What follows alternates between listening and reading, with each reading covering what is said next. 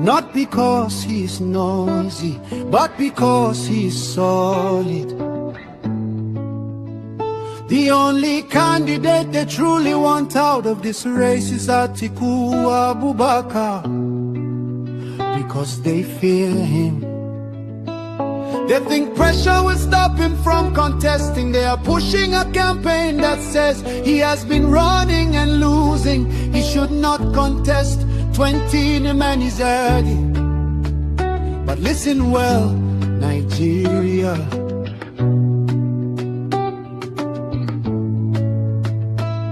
Since when did persistence become a crime? Since when did courage become an insult? Since when did experience become a disqualification? They want Atiku out because they know he can win.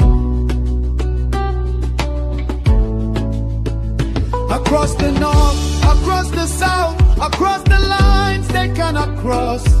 If he ran before, it means he is ready. If he tried before, it means he is strong. Only cowards quit in silence.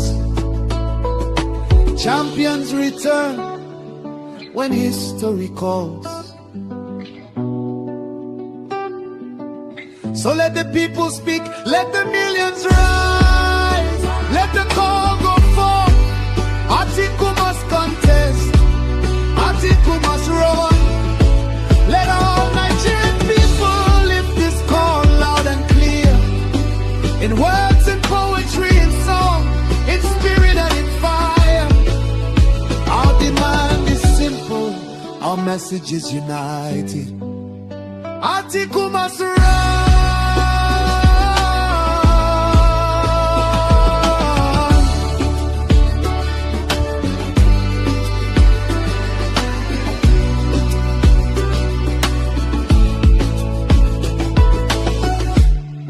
He's loved by millions across Southeast, Southwest, South, and the North.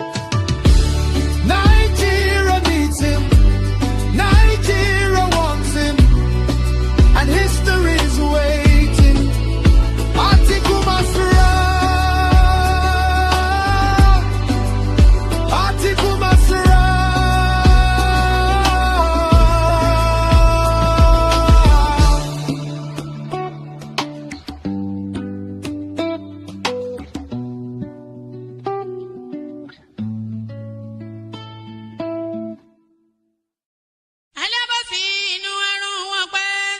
Jìnnà sí wọn bí sánmọ̀ sílẹ̀ o, ara ló ń ta wọ́n ṣe mọ́ o.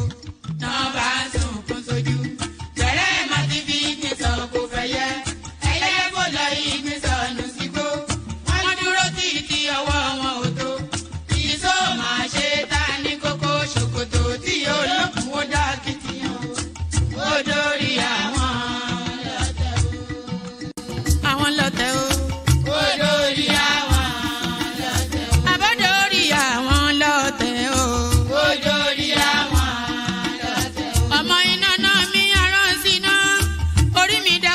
Ṣí mi lọ́nà o, mo tẹríba fàdàgbà o, àgbà ẹ foríjì ni, ojoojúmọ́ ni mo ń pọ́n wọn lé, mo ń ṣèyá sí àwọn àgbà o, mi ò fojú tí rìn wọn láyé, ọmọdé ẹ má fàgbà ṣe yẹ̀yẹ́, torí oníkọ́ tó yọ lání, ọmọdé ń bọ̀ wá dàgbà o, màmá ń bọ̀ wá dàgbà o. Máa ń bọ̀ wá dàgbà o. Ọmọdé ń bọ̀ wá dàgbà. Ọmọdé ń bọ̀ wá dàgbà o. Ọmọdé ń bọ̀ wá dàgbà. Bọ́lájú kòkòrò bá pẹran nígbó, tó bá fúnra ẹ̀ pín ló dára jù o. Kọ̀wé mi á jẹ́ ká gbà o.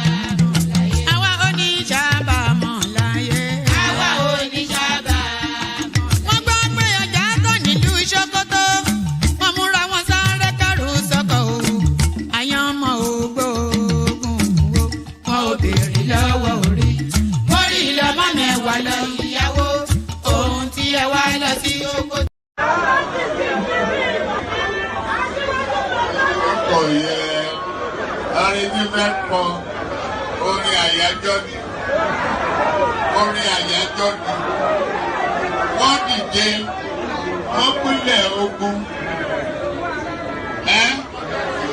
oyin tí mo rí ká bá mi wá yẹn dà ká ní kó bá mi wá.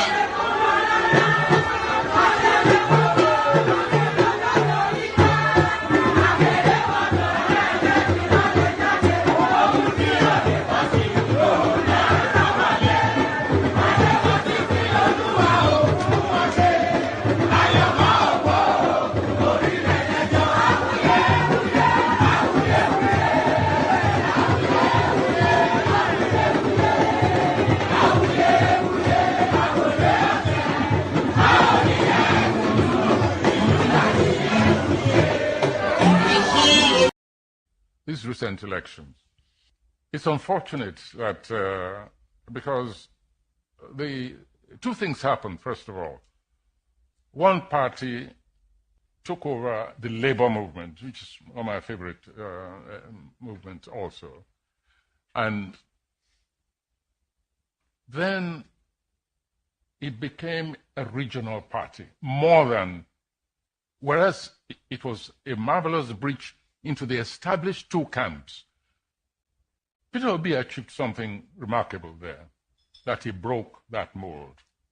Yes, however, he did not win the election.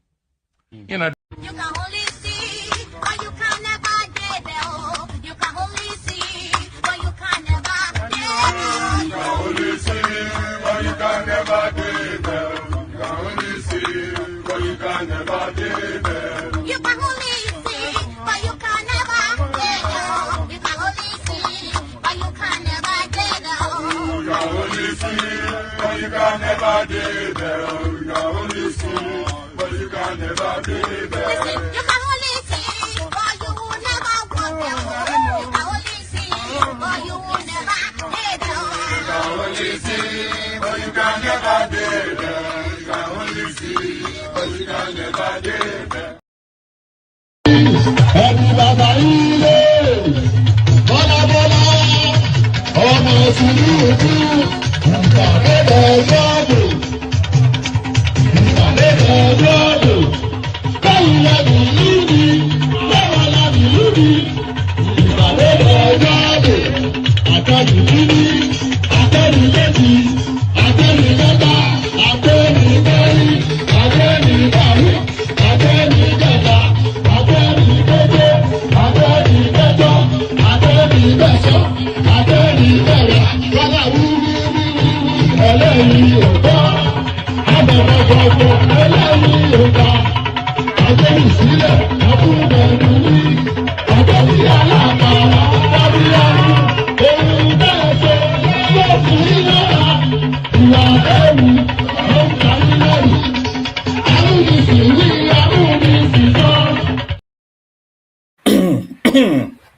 And that is right there. Agbelu Sile Atunfenu, we put down the drums and we uttered spoken words. Look at that. Ìpàdé dọjọ́bò and all that. Ìpàdé di ọjọ́bò. You know, let me play you this clip. We are starting to hear confessional statements out of the obedient space. You know, all that Sakama J, all that abracadabra, all the gaslighting that they've been attempting for the last 3 and a bit years, I think they finally run out of steam. And we're now starting to hear confessional statements out of the obedient space. So let me play you 2 confessional. I have several, but let me play you 2 confessional statements from the obedient space. Watch this. That was part of what virtually everybody who left talked about. But I've said one thing that maybe people are not listening. I have made up my mind not to belong to any movement that cannot stand their ground and do what is right and win elections. Nigerians came out in millions to support the obedient movement and Labour Party. We dashed their hopes. We failed them. We couldn't defend the vote. Common agent we couldn't raise. We couldn't pay the agent, even though because the monies you were have raised. sat here and said exactly that you believe that Peter Obi won the election in 2023. That is a past tense. No, it's not past tense. I'm asking. I said I believe because yes, you believe, I said you I said believe, you but we couldn't believed prove that. it. You couldn't prove it. Yeah, but you said you believed that. So that Charles, meant what do you that expect? What do you expect for somebody who was a deputy campaign manager of a party that gave out? I gave my all. So basically, I gave you my lied then if you said that Peter Obi won, and now you're saying that he did. You don't believe he won. I'm trying to understand no, what you're you see, saying. these are two separate things. Whether he win or I am telling you here that we went to court and we had no from EC agents because we had no agents. Yeah, but there's a place I'm going to. And I put my resources. There's a place I'm hold going on, to. I with put that. my, you have to listen to this, please. I put my resources. Call the top 12 campaign support organizations. Raise almost 300,000 support groups. Put my resources. Organize a training for the agents, and the party and the campaign council showed no interest. Then election came, there was no agent to give up from EC8As. Then you're telling me now that I should stick to that platform that doesn't believe in structure or doesn't believe in logical way of doing things.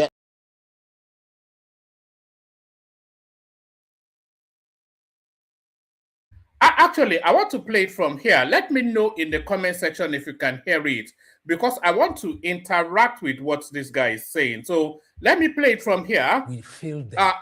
Tell me in the comment section if you can hear what this guy is saying, if you can hear the sound, the audio of this clip that I'm playing you, because I want to interact with it, and I can't interact with it in the studio. I have to interact with it by playing it live online. So let me know in the comment section if you can hear it. That was part of what virtually everybody who left talked about. But I've said one thing that maybe people are not listening. I have made up my mind not to belong to any movement that cannot stand their ground and do what is right and win elections. Nigerians came out in millions to support. Can you hear the guy speaking in the comment section? Let me know. Can you hear the guy speaking? You just say yes or no now. There's sufficient enough of you watching. Can somebody let me know if you can hear this clip that I'm playing? Otherwise, it defeats the purpose. Can you hear it? All right, brilliant. Thank you, Bosu. Yes, let's carry on. Support the obedient movement and Labour Party. We dashed their hope. We failed them. We couldn't defend the vote. Common agent we couldn't raise. We couldn't pay the agent. All right, I'm going to pause it there because I'm going to be pausing it to highlight one or two things to you. So it said they failed them and all that. I don't really care about them. But it's telling you now that common agents, they couldn't even pay them. So note that as number one. This was one of the campaign room agents. This is the guy that was coordinating the Peter Obi election results in the last cycle. So listen, it said they couldn't pay party agents. Because you have sat here and said exactly that you believe that Peter Obi won the election in 2023. That is a past tense. No, it's not past tense. I'm asking. I said their ground and do what is right and win elections. Nigerians came out in millions to support the obedient movement and Labour Party. We dashed their hope. We failed them. We couldn't defend the vote. Common agent we couldn't raise. We couldn't pay the agent. Even though the money. So they couldn't raise agents and they couldn't pay agents. So note that. You have sat here and said exactly that you believe that Peter Obi won the election in 2023. That is a past tense. No, it's not past tense. I'm asking. I said I believe because yes, I said I believe, but we couldn't prove it. You couldn't prove it. Yeah, but you said. So how can they believe it but not be able to prove it? So there's an inherent contradiction in that. You said you believe you won. Peter Obi won. And now you're saying that he did. You don't believe he won. I'm trying to understand. No, you see, these are two separate things. Whether he win or I am telling you here that we went to court and we had no from EC8As because we had no agents. Yeah, but there's all right, that's the second thing I want you to notice. So it said they had no polling agents and they because they couldn't pay them, so they had no agents at the polling booth. And then he said they went to the court. And they had no form EC8, EC8, ECA8, or is it ECA? Let's just get the terminology right. He win, or I am telling you here that we went to court and we had no Form EC8 is because we had no agent.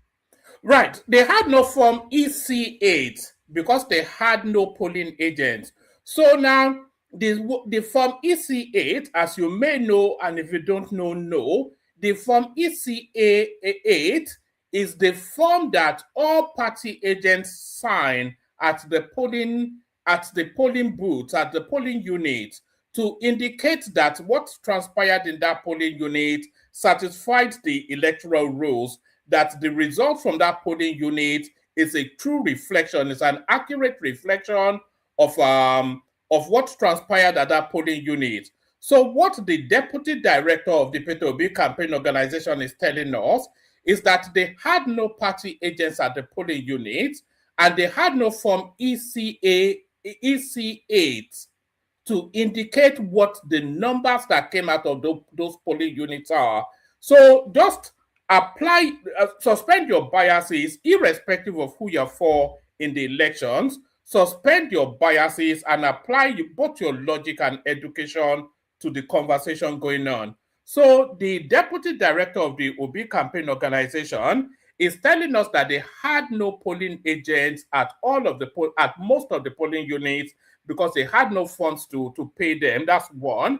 And then he said there was no Form EC8, which is the form that party agents sign at polling units to indicate that the results coming out of that polling unit is a true and accurate reflection of what transpired at that polling unit. So those two things. And then marry that then with Peter Obi telling us he won the election. So you had no party agents at most of the polling units. You had no Form EC8 to give you the figures coming out of those polling units, but then you tell us you won the election. So describe then the correlation between what is known as factual and what is being stated as an argument. It's just, it beggars belief, it's mind-boggling stuff. This is the sort of things that scramble your brain and make you doubt yourself. That am I normal, or are these people insane? Because those are the two questions. Are you normal, or are you? It's just like a funk, isn't it? It's like a parallel universe. It's like a universe conversely running in opposite direction to norm. It's like a universe running conversely, running anti-clockwise. You know, they say there's a parallel universe. These people are the inhabitants of those parallel universes. Sat here and said Exactly. that you believe Yeah. that Peter Obi won the election in 2023. That is a past tense. No, it's not past tense. I'm asking. I said I believe because yes, You believe- I said you I said believe, you but we couldn't believed prove that. it. You couldn't prove it. Yeah, Uncle Charles. but you said you believed that. So Uncle that Charles, meant what do you expect? What do you expect for somebody who was a deputy campaign manager of a party that gave out? I gave my all. So basically, I gave you my all. lied then if you said that Peter Obi won, and now you're saying that he did. You don't believe he won. I'm trying to understand. No, what you're you see, saying. these are two separate things. Whether he win or I am telling you here that we went to court and we had no Form EC8 is because we had no agents. Yeah, but there's a and place I'm going to. I put my resources. There's a place. Oh, all right, so you can see that Charles is pushing him there, telling him that there's a place he's going to. So Charles said to him then that he was one of the people pushing the narrative that Peter Obi won that election. So he's now saying that, did you lie then? So it's either you lied then, and if you lied then why are we to believe that you're not lying now? So that's where Charles was trying to push him to. Charles Anyagolo, of course, one of the senior elites from Anambra State, Peter Obi, of course, former governor of Anambra State. So, but marry the two together and then conclude where you think his prejudices are. Hold on, you have to listen to this, please. I put my resources, call the top 12 campaign support organizations, raise almost 300,000 support groups, put my resources, organize a training for the agents, and the party and the campaign council showed no interest. Then election came, there was no agent to give up from EC8 is. Then you're telling me now that I should stick to that platform that doesn't believe in structure or doesn't believe. So when the election came, there were no agents for them to give the Form EC8 to. So they had no agent manning most of the poll. And by the way, the Labour Party is even an established party which has antecedents in history. This NDC now is just some beer parlor something that Sirika Dixon cooked up in his front room. So as lacking in structure and organization as the Labour Party was at that last cycle of election, this NDC now is even worse. So what the Obedient movement is entirely, what the Obi campaign is entirely reliant on is that they'll be able to hack into the INEC servers. They attempted that in the last cycle, as you know, and that's just the totality of their strategy now. The singular strategy of the Obi space now is to attempt to hack into the INEC server.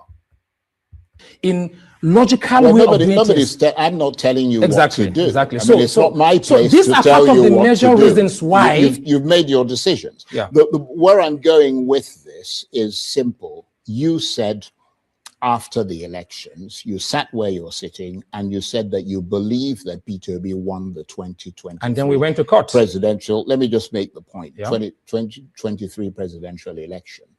And the upshot of what you were saying is that he was essentially turfed out of that victory, conned out of that victory. And as the upshot of what you were saying is that the person who is in power at the moment was the architect of that turfing out of Peter Obi. Whatever happened to that thing that you spoke so that you spoke about as a principled position that you had taken? That has now disappeared. No, and principle has nothing to do with who won and who did not win. The court. So this is a pragmatic decision on your part. No. You see, the court proved that.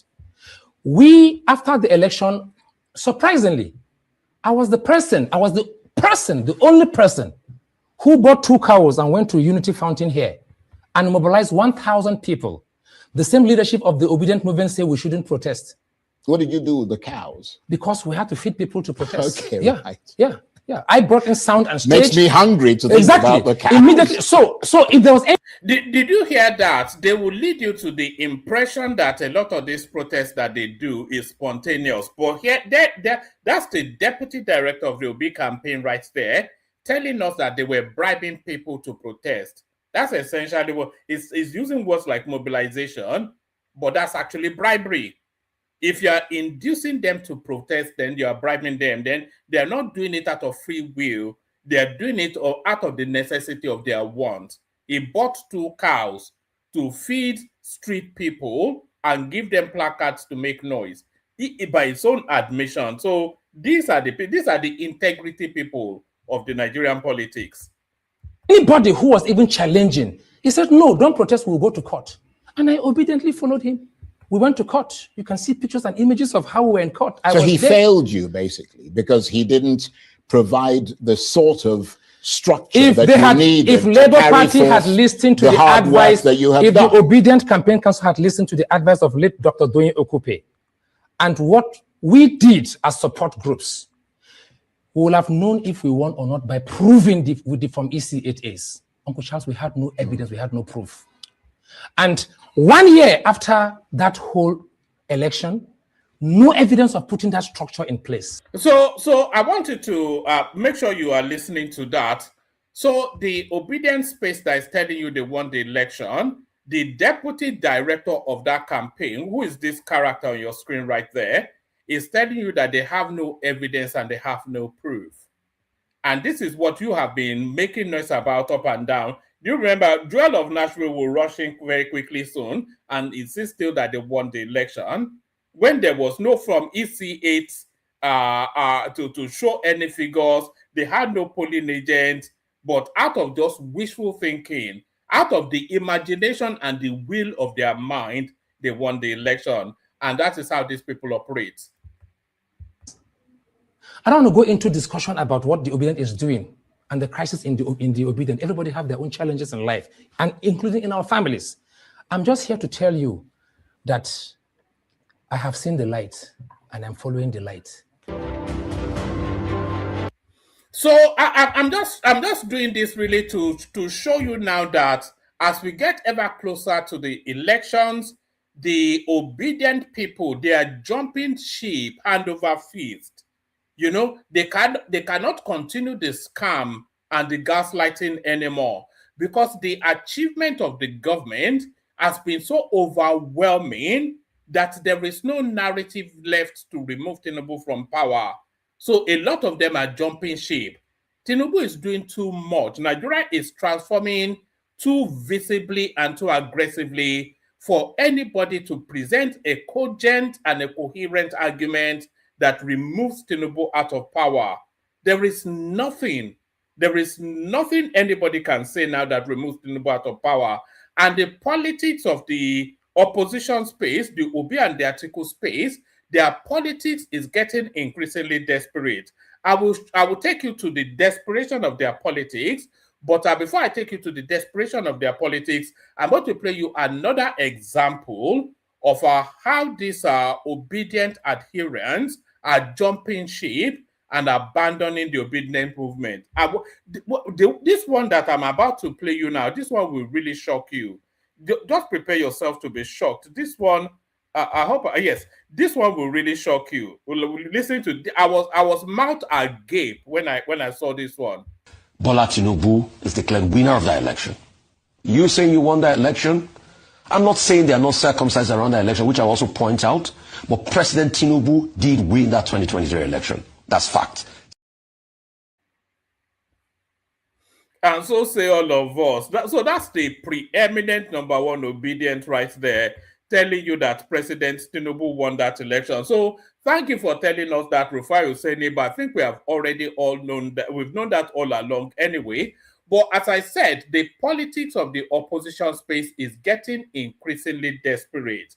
And that desperation is once again highlighted, is once again exemplified in this next clip that I'm about to play you now. So I'll play you this clip, and I want you to follow the trajectory of all of the outlandish statements that this guy has been making in recent times. So follow the trajectory of the outlandish statements that this guy has been making in recent times. And this is the latest installment in those, this is latest installment of those outlandish, desperate commentaries that this guy has been making. Listen to this. This one will really shock you. Just yesterday, I was asking somebody, I said, when last did our leaders visit secondary university where our children are going to school? As governor, I visited every secondary school in Anambra State. Every. So now that's Peter Obi right there, indicating that he's going to visit every secondary school in Nigeria. And off the back of Peter Obi also telling us that he's only going to govern Nigeria for 4 years. So there are 60,000 secondary schools in Nigeria. Nigeria has about 60,000 secondary schools. 4 years is 1,461 days. Any candidate promising to visit all of them is promising 41 schools in a day, no weekends, no governing, at half an hour a school. It finishes in 2034. That is assuming his presidency has no other duties. As serious Nigerians cannot afford to indulge candidates who have no broken relationships, who have a broken relationship with numbers. Nobody around him said, Oga, this one no go work. I don't think they understand numbers and how things work in that group. Noise and noise only. Sound bereft of even common sense. Save that for Unity schools, King's College and Queen's College. So this is, it's just the nonsensity of it now. So that is just how it. And he also promised us that he will visit all the local government areas, the 774 local government areas. He will visit them. He will visit every single secondary school in Nigeria. he also promised us that he will be going into the forest to fight bandits, but he also tells us that he's not desperate to be president. But the jig is up, the palongo is up, you know. Did I even say hello to you guys? Let me actually play you this one as well. I was saying that Tinubu's achievement is too much for anybody to present a cogent argument that removes him from power.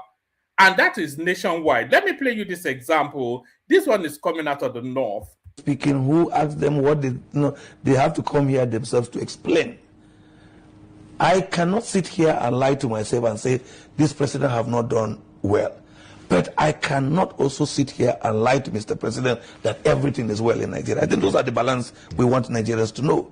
I came in from Kaduna yesterday and I saw the progress that is being made concerning the road from Kaduna to Abuja, and I said I wish the previous government that served 8 years before them had done what they were doing.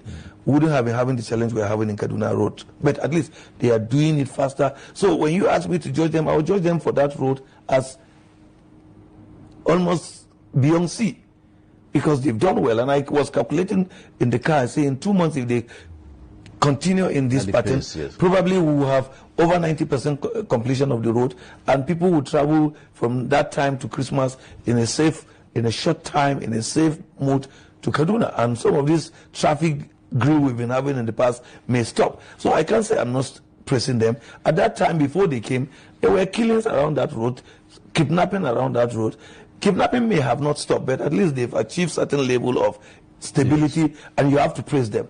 But can I say because they've done this, then I say no, there's no hunger? I will not also say that, because I will praise them for what they've done wrong, but remind them that some things are not done right. So they have their reason for saying, so I'm not going to start defending the national when they call themselves national. So that's coming out of the north. As I said, there is no argument. There is nothing anybody can say, not even Omoyele Sowore. There is nothing anybody can say in terms of an argument that removes Tinubu out of power, because it's done too much. There was one other clip actually that somebody sent me. I just don't want to be, if we were to be doing the achievements of the Tinubu administration, I think we can spend a good 5 hours just going through that. The guy has achieved too much. He has achieved too much. It's impossible. It's just impossible for anybody to argue that. You remember when they used to say that he has not done anything in 3 years? Are you still hearing them say that? It's just not. You sound ridiculous, and you mock yourself in your own mind. You know, if you make statement like that, you know when you are making a ludicrous statement and your own mind is arguing against you. If you are still going around saying that Tinubu has not done anything, then your own mind, the inner recesses of your consciousness will argue against you. Let's see. I'm just looking for that clip that was. You know, there's just too much that's been done for you to continue that argument. Anyway, let me abandon that. I've got a whole stream, a whole slew of Tinubu achievements, so we can play that all day. Let me play you this one actually. So that was Kaduna that I played you. Let me go to the middle belt. Let me just show you what's going on. When I tell you that Tinubu has achieved too much for you to present a cogent argument to take him out of power, this is why I'm saying so. The 3 local governments are closing the liver here, and most of people lost their lives. Yeah, the process of closing the liver, most of them are students are closing to the main local government here to go to school. They have lost their lives. This is quite a monumental project, and we term it as a golden gift to the people of Benue State by our president. If you know the history of this bridge, we've come a very long way with it. This river has consumed lives and property. This bridge is a major link route between North Central and the Northeast. That is from Benue to Taraba State. You can see the quality of work. You can see that Setraco, one of the leading companies in this country, are the people constructing this bridge. And the people of Benue are indeed very, very happy with Mr. President for the accelerated manner in which this project is going. The project is actually expected to be completed in 2027, by December 2027. The project is under the Renew Hope Intervention Fund. With this bridge down, there is direct access to the YAM headquarters of Benue, which is Ukum local government. So we thank and appreciate the president for doing a good job. So there it is right there. So as I said, there's a, for you now, and that's just 3 and a bit years that all of these things you're looking at. So for you now to remove Tinubu out of power, you have to convince us that all of these infrastructural projects, we saw Kaduna, the guy from Kaduna, we saw Benue, and we've not even spoken about Lagos Calabar. There was one other one that somebody sent me. Do I have it?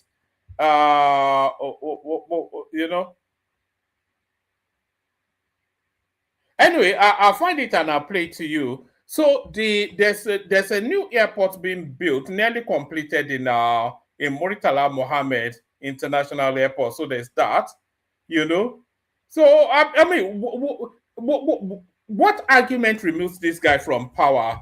People are hungry, people are starving. Now road we go chop. Is that the argument? People are hungry. Tinubu took over. How much was dollar when he took over? That is my. Even Buhari, he better Tinubu. How much be dollar when he better? I don't know now. Come on now. Let's not be idiots now. How much a dollar? How much was a bag of rice? Better. People are hungry. People are starving. Don't worry now.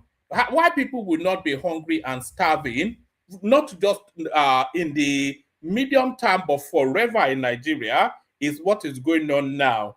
So it's those infrastructural developments, the improvements in electricity, the tackling of insecurity, all of those things that Tinubu is doing now is what will ensure and guarantee that people will never be hungry and starving in Nigeria again. If you don't understand that, then you are beyond help, You simply, then you are retarded in the head.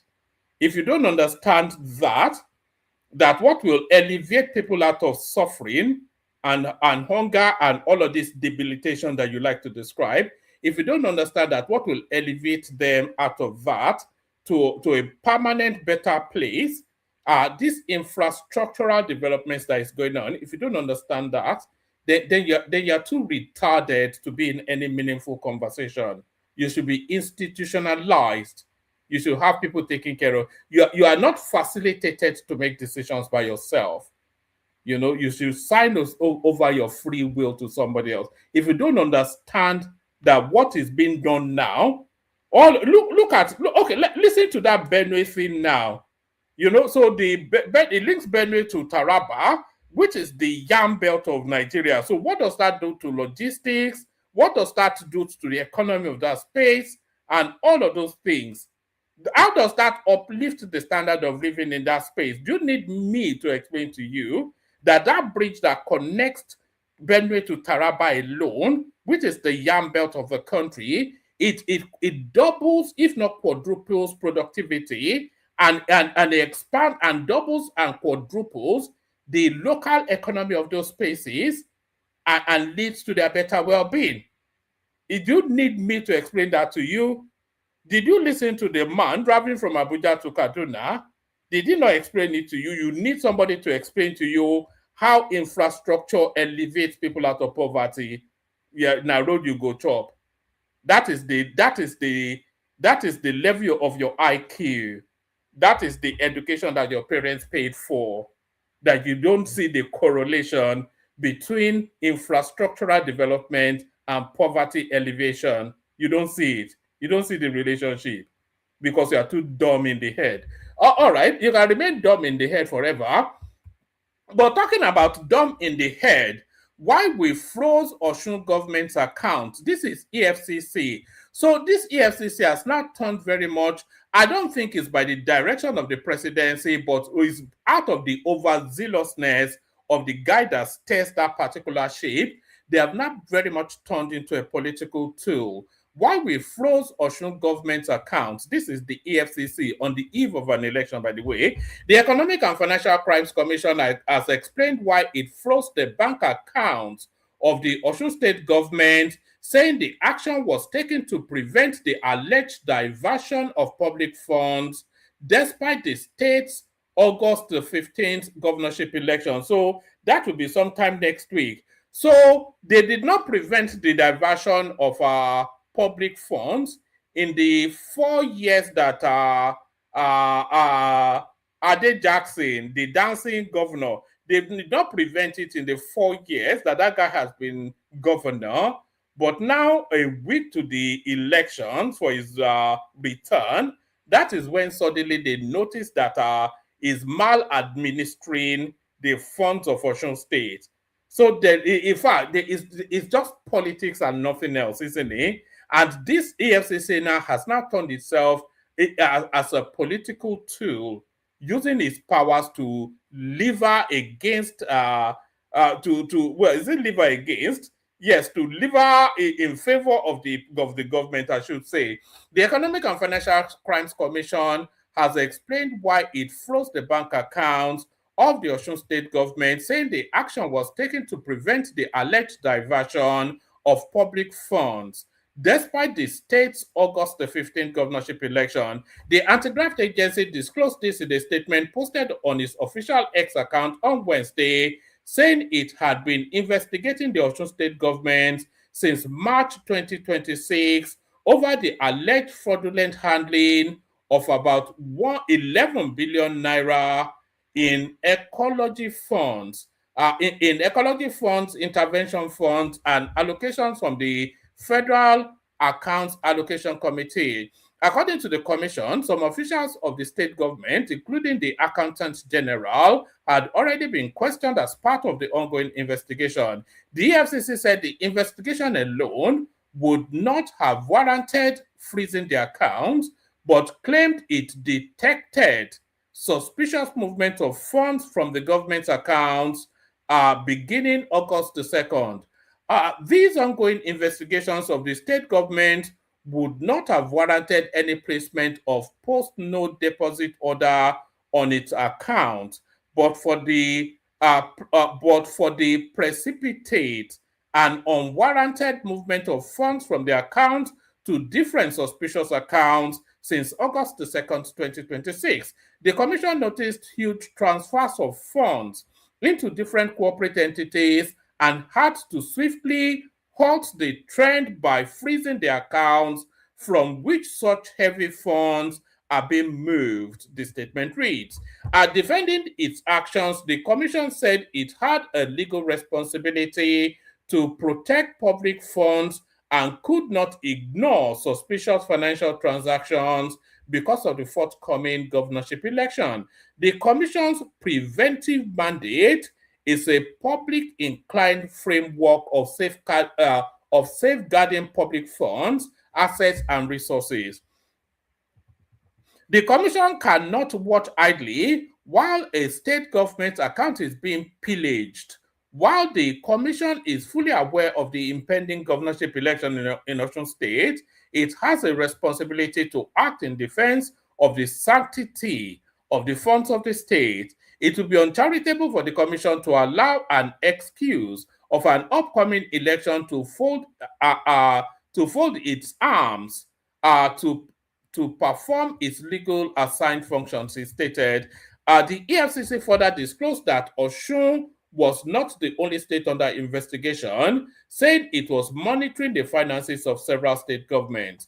It is equally needful to state that the commission is keeping watch over the finances of other states like Osun State. Many of these states are on the investigative radar of the commission to ensure accountability and probity. The commission has always pointed out that it is non-partisan and non-sectarian, but always working in the overall interest of Nigerians.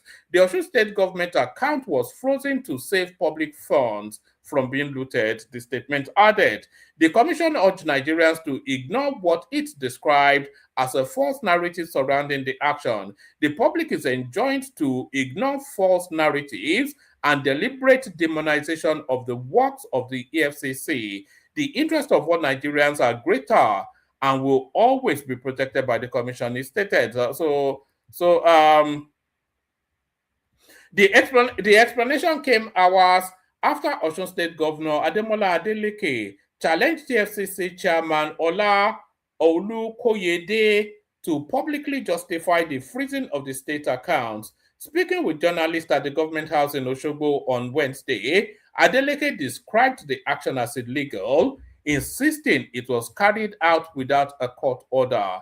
All I ask is for the EFCC chairman to explain to the good people of Osun State and to Nigerians in general why he froze Osun State government account and show proof to support whatever reason he presents, the governor stated. He also directed the State Attorney General and Commissioner for Justice, Oluwole Jimi Baba, SAN, to challenge the action of the federal government to challenge the action at the Federal High Court in Osogbo. Jimi Baba argued that while the EFCC had the power to investigate government accounts, it lacked the authority to freeze them without first obtaining a court order. He said the state government will seek judicial redress. So that's an overreach right there by that EFCC space. And curiously, Tinubu has called them to order. So Tinubu calls them to order. So we'll go to that first. Then we'll go to the implications of Tinubu calling them to order afterwards. I am embarrassed by the timing of EFCC's action on Osun government account. This is Tinubu. So there's just no getting away from the fact that this is a totally politically motivated move by the EFCC. You cannot, on the eve of an election, suddenly make the decision then that this was exactly the right time for you to take action against a rival participant. And you have to say a rival participant because the EFCC seems to be acting in consonance with the interest of the APC. I am embarrassed by the timing of EFCC action on Osun government account. This is Tinubu. President Bola Tinubu has said he finds the timing of the Economic and Financial Crimes Commission (EFCC's) action on Osun State Bank accounts embarrassing. According to President Tinubu, he was yet to be fully appraised of the facts that informed the EFCC's action, but I feel compelled to intervene. In a statement on X, the Tinubu said, it should be the president wanted to write, I think, I must state that I feel deeply embarrassed, not by the EFCC's exercise of its mandate, backed by a court order, but by the timing of the agency's action. This is so because every action taken by an institution of state, especially at the federal level, is always credited to me as the president, even when I may not have had prior knowledge of the action. While I am yet to be fully appraised of the facts which informed the action of the EFCC in approaching the court to obtain the said order freezing the Osun State government account, I am not in the slightest doubt. That the timing of the action of the EFCC is inauspicious, and therefore I feel compelled to intervene. Since assuming office, I have consistently maintained that anti-corruption and law enforcement agencies must be allowed to discharge their statutory responsibilities independently, professionally, without fear or favor or political interference. I have therefore deliberately refrained from directing or interfering in the operational activities of the EFCC or any other investigative or prosecutorial agency, because I firmly believe that strong democratic institutions operating within the confines of the law are indispensable to democratic good governance and the rule of law. Osun State is only a few days away from its gubernatorial election. Therefore, nothing ought to be done to give the impression that the EFCC or indeed any other agency of the federal government is being used to intervene with the election. Recall that the EFCC. So I think subsequently Tinubu has ordered him to unfreeze that account. Do I have it here?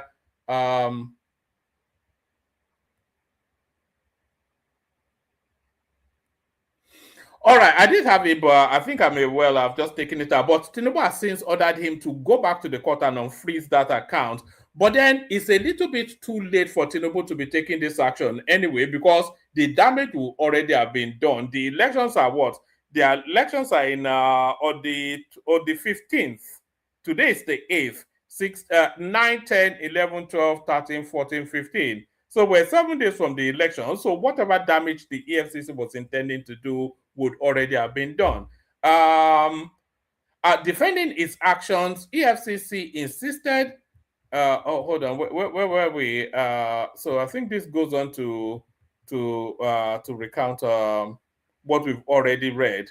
However, the development elicited. Recall that the EFCC froze the state government account domiciled with a first-generation bank. However, the development elicited angry reactions as Governor Ademola Adeleke, the Accord Party, as Governor Ademola Adeleke, the Accord Party, the African Democratic Congress ADC, and legal practitioners faulted the move.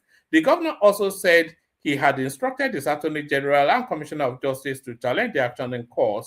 Defending his actions, EFCC insisted the action was aimed at stopping the alleged diversion of about 11 billion naira in public funds under investigation and was not connected to the state's forthcoming governorship election. So no, it's everything to do with the governorship election. But I think there was a news I just saw now. Let me see if I can find that headline where Tinubu told them to reverse that decision. So with Tinubu now telling them to reverse that decision, it now opens up another package entirely, another cesspool, it opens up another set of intricacies. Because all the way through, Tinubu has maintained a non-interference stance with all of the agencies of government. So they've been asking him to use his offices to release Nnamdi Kanu. He maintains that non-interference stance. They've been asking him to use his offices to release El Rufai.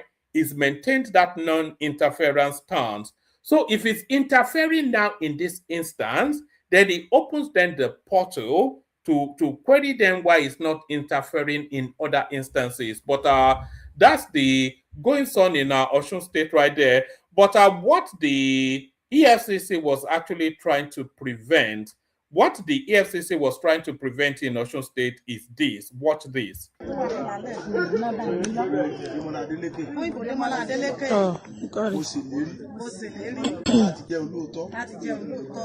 Àti láti ṣe ohun tí ẹ fẹ́.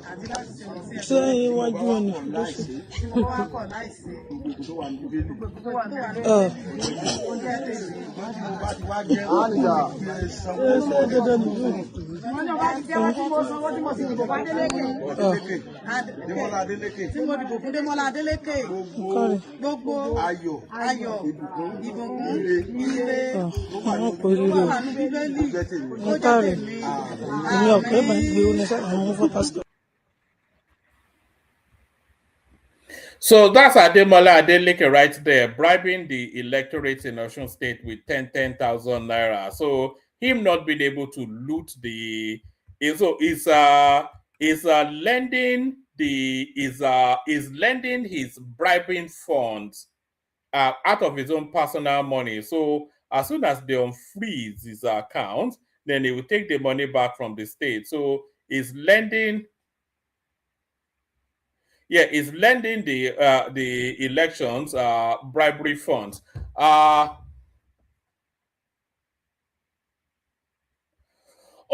up for discussion as well. I just thought that would not have traction. So somebody is asking when we're going to discuss somebody was asking when we're going to discuss um the report exonerating Gbajabiamila from that fake agency scam. That was I just didn't want too many stories, but everything is up for discussion. So I'm going to just start to roll them out just as headlines now.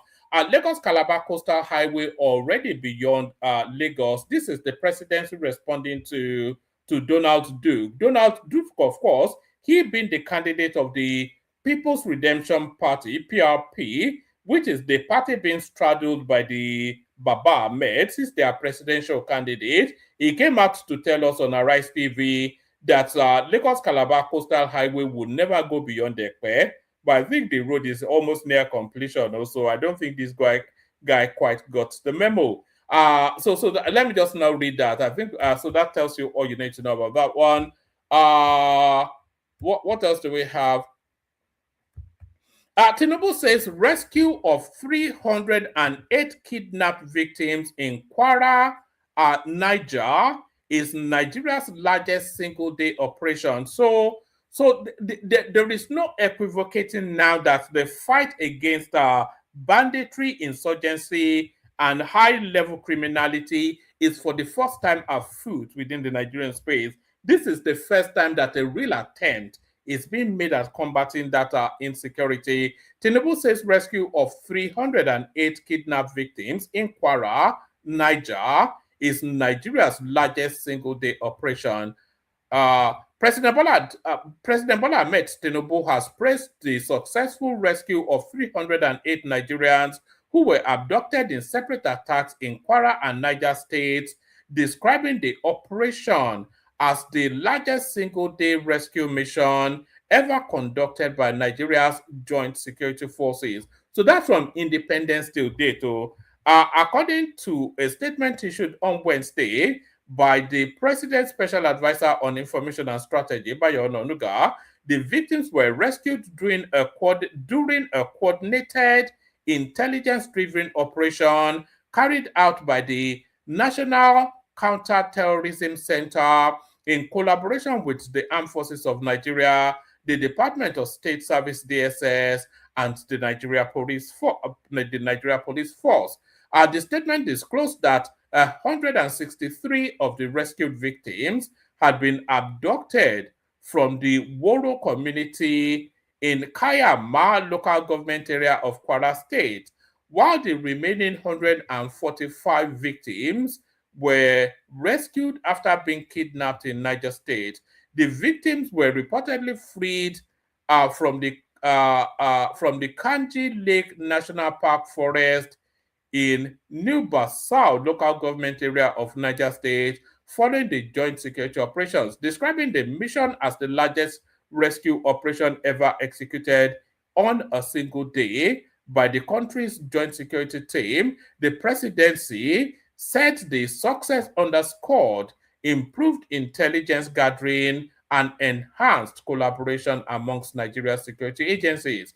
President Tinubu commended the leadership and personnel of the participating security agencies for what he described as their courage, professionalism, and seamless interagency cooperation, which led to the successful recovery of the abducted citizens. The successful execution of this intelligence-led operation demonstrates the growing efficiency and collaboration amongst our security services. I commend our gallant men and women in uniform for their bravery and unwavering commitment to safeguarding Nigerian lives, the president said. So that's right there. It is unequivocal. The fight against insecurity in Nigeria for the first time is taking place. Here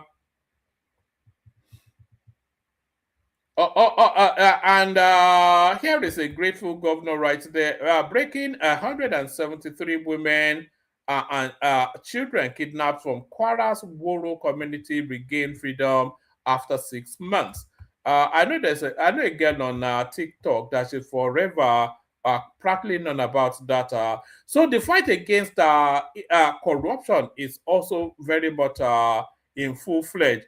this is this was the former minister of power, by the way, Maman Saleh, the one that cannot speak English, but is a minister of power. So quite well. So there he is in handcuff right there. So there he is in handcuff from the EFCC. He's been fully jailed. He's gotten he's gotten the longest sentence that a corrupt politician in Nigeria has ever gotten. This Maman Saleh.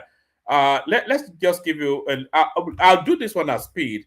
When the let's do this one. We'll do this one at speed. I'll go through this one fairly quickly, rapidly. Inside corruption trial that sent ex-minister Maman to record 75 years in prison.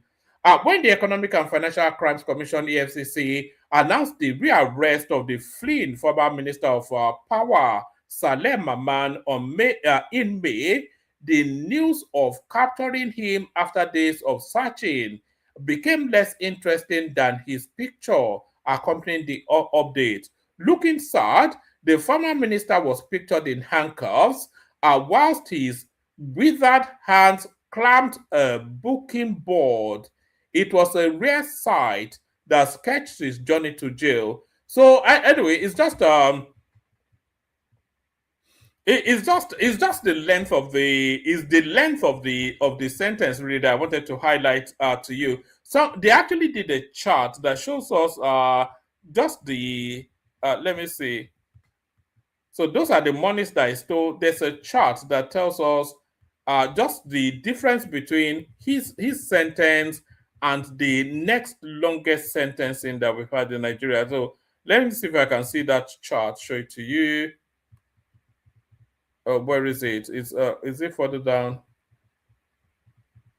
Oh, all right. So it's there. So here it is. Nothing else has come close. Premium Times review shows Mr. Maman's 75 years is the severest punishment any politically exposed person has received for official corruption under Nigeria's democratic dispensation. Bars show the sentence as first handed down, and the notes record what happened afterwards. So this is Maman Saleh, who has had the longest sentencing yet. Saleh Mama, ex-minister of power. So he stole 33.8 billion naira. Is on 12 counts, and the counts are to run concurrently. So he's going to die in prison unless, of course, the next mala that comes in will grant him clemency. So he got 75 years. The nearest closest one is Joshua Dariye, who got 14 years. So Joshua Dariye's sentence could have gone into Maman Saleh's sentence at least 5 times. So and then Jolly in Yame, 14 years as well. Ojuzo Kalu, 12 years. I don't think he spent 12 days in prison, Oje Kalu, before the Senate released him. Robert yeah, he got 10 years. Abdul Rashid Meina, he got 8 years. So etc. So the nearest closest one is 14 years. So that's that one. Abdul Razak receives rescued Woro victims, hails Tinubu's response. So that's the fight against insecurity right there. And this one is a curious one somewhat. Article raises the alarm over suspicious credits to his bank account. So yes, this story now is it's a very short one, so let's read it. Atiku is alleging that somebody credited his account outside of his knowledge. Former Vice President Atiku Abubakar has raised concerns over a suspicious credit into one of his private bank accounts, alleging that his confidential banking details may have been compromised. Atiku, who is the presidential candidate of the ADC, disclosed this in a statement on Friday signed by his senior special assistant on public communications, Frank Shaibu. The statement said the transfer was made by an individual unknown to the former vice president with the narration, contribution electioneering campaign. Neither His Excellency nor his campaign are solicited, authorized, or has any knowledge of the individual or entity behind the unauthorized payment, the statement reads. According to the statement, the circumstances surrounding the transaction were deeply troubling as the account was strictly private and its details were not publicly available. The account is a strictly private one, whose details are not in the public domain. This raises a fundamental question. How did unknown persons obtain the confidential banking details of a private citizen? It added. Article said the alleged access to his banking information raised broader concerns about the protection of Nigerians' financial privacy. If the private banking information of a former vice president and a leading presidential candidate can be accessed and deployed for reasons yet unknown, then no Nigerians' financial privacy is safe. So I'm not quite sure what underpins that narrative. I'm not quite clear on what's going on there. But that's all I have to offer. Let me send the link. Anybody that wants to come in. If you feel you want to participate, if you want to be part of the conversation, come in. So I'll play the Kegite music, give you time to come in, and then if nobody comes in, of course, then we just say good night. Only water, only water, where they see ma. Water, only water, where they see ma.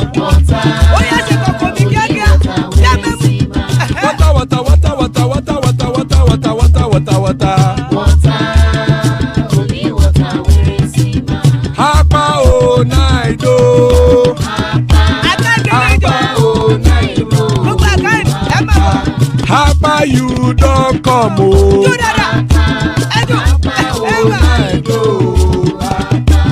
Hapa o naido.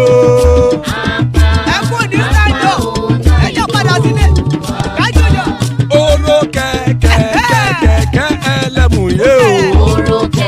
Ilé sọ́dí àkẹ́kẹ́ rẹ̀ ẹlẹ́mù rẹ̀ o. Bọ́bí màsà kẹ̀kẹ́ rẹ̀ ẹlẹ́mù rẹ̀ o. Chifu Fáìlà tí kẹ̀kẹ́ rẹ̀ ẹlẹ́mù rẹ̀ o. Eruku lẹ̀lẹ̀ ẹlẹ́mù dé. Eruku lẹ̀lẹ̀ ẹgbẹ́ ẹlẹ́mù dòde ojàre o. Eruku lẹ̀lẹ̀ Ghana ti dé ẹgbẹ́ bọ́dì o.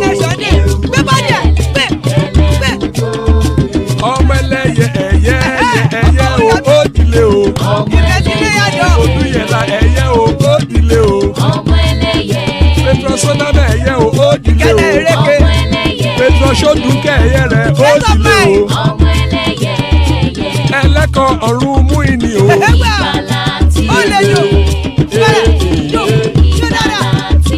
Àkùkọ ọ̀run mẹ́kọ̀.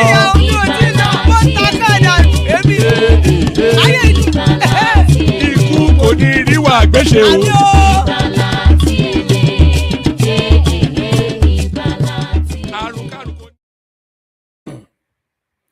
And Ikuko Niru Agwese. So I forgot to show you the headline piece, which is the Sharia Council of Nigeria rallied against state policies. So let me give you a little flavor of that. Give people time to come in.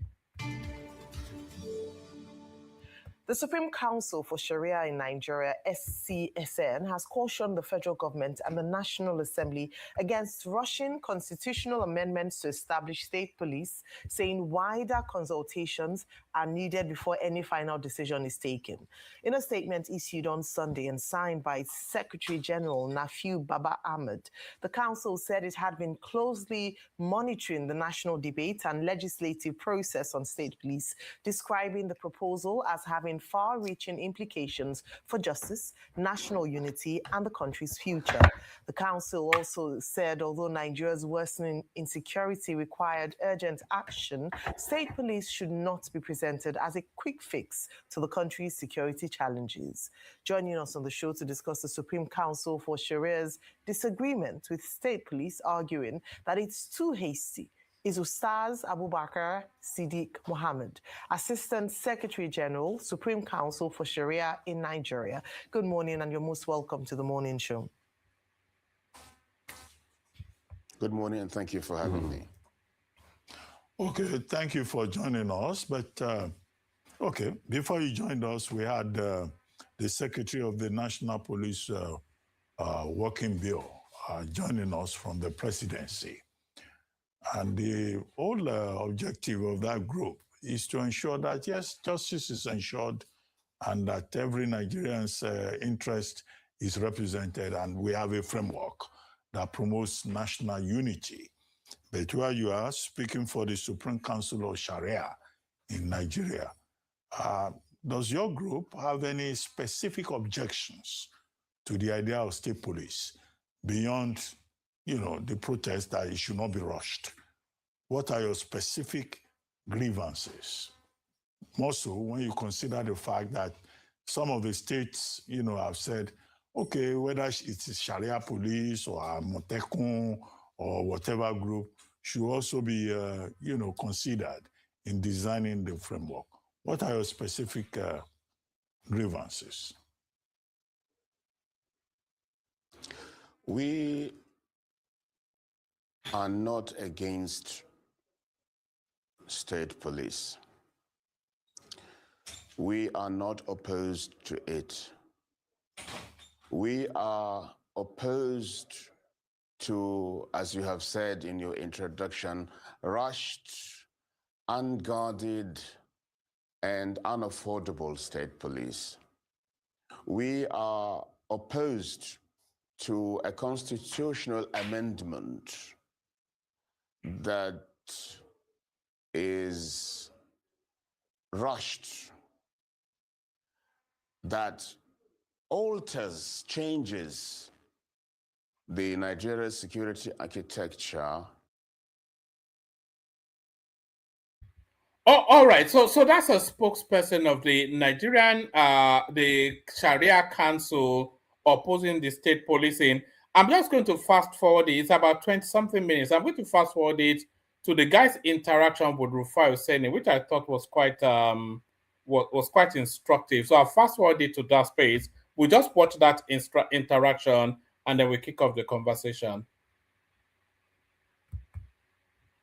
There has to be the process of having people come, make presentations, and say their minds to whatever committee is said. Not only a written document, but there has to be public hearing to that effect. Okay.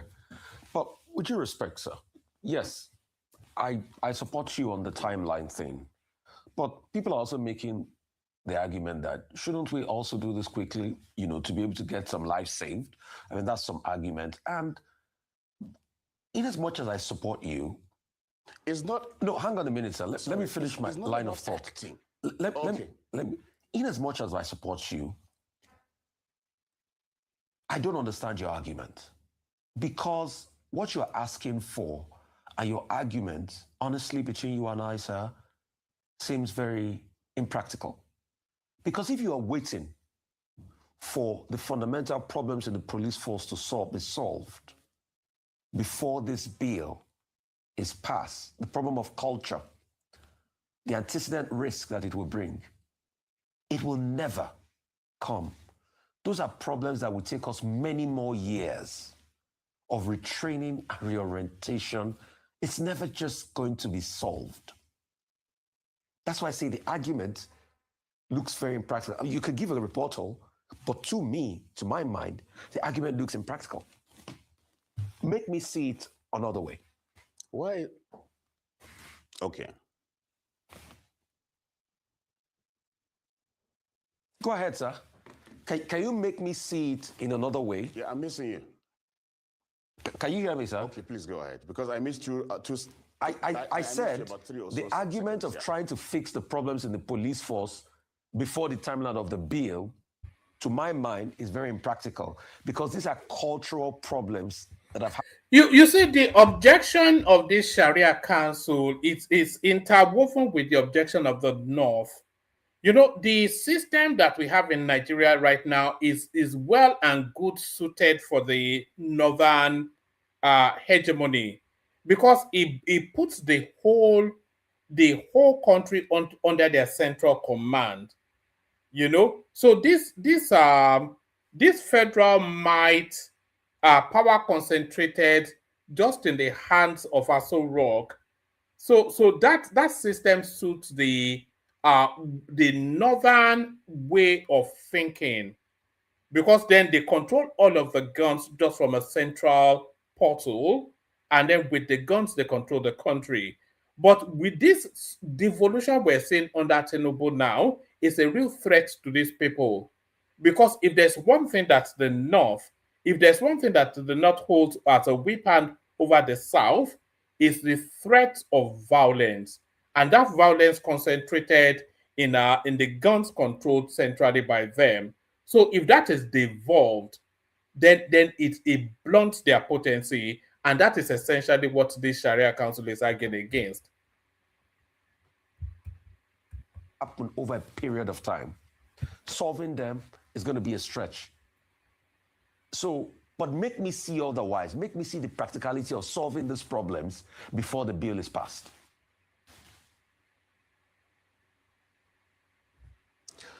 What is to be done? Are we to correct the deficiencies that we already have now within the force, or to take them to 36 states? We have to solve these problems that we have now. The personnel itself. So that's the argument being presented by the Sharia Council. They are insisting that the problems in policing in Nigeria, the problems we've been having for 60, 70 years, so that those problems have to be resolved first before we can introduce state policing, which is to tell you then that the state policing should never happen, because of course they don't want the southern regions empowered in terms of having oversight over. Look at what we suffered under the Buhari administration when the Fulanis were running amok in the forest all over the south. And when you go to the presidency for protection, they will say you have to go and look after yourself. There is nothing to do with him. So if you had your own security structures, then you can combat them directly in that forest without recourse to the federal space. But then, of course, they don't want that. That's essentially what's being said. But we've got people coming in now. We've got Zita already. We've got Hassan here as well. Rational Mind joins us as well, so we might as well just kick off the conversation. We kick it off with Hassan, just in deference to him being in Nigeria. Salam alaikum, Al-Haji. Al-Haji, what loss on the year? Kí ló ṣẹlẹ̀? Ọmọ Yorùbá, ọmọ Manchester ní Kent nígbà yìí. Hassan, I'm hearing myself back from you. I mute one device. I think you may have two devices running concurrently. I was about to accuse you of drinking Burukutu. Okay, let Madazita go first. Let me put out. All right. Yes. Because I think you may well have YouTube on one screen and then the studio in the other. So that's what usually does that. So mute the YouTube. Don't come out of it because we need the view. Is Zita with us? Zita usually likes a slow build up. Zita, wagwa, close. I told you. When is it going to be my turn? One man. Oh, all right, of course, ever ready, Irrational Mind. So Rational Mind, the goings on in Nigeria, I suspect you, especially coming for this Osun State space, that even Tinubu is now telling us that this is too much. Are you following the freezing of the Osun State account by the EFCC just on the eve of an election, claiming they've identified corruption there? So this is yet another example of using federal might to interfere with elections. Yeah, Woman, thanks a lot for having me again today. Yeah, I've been following it just to answer your question.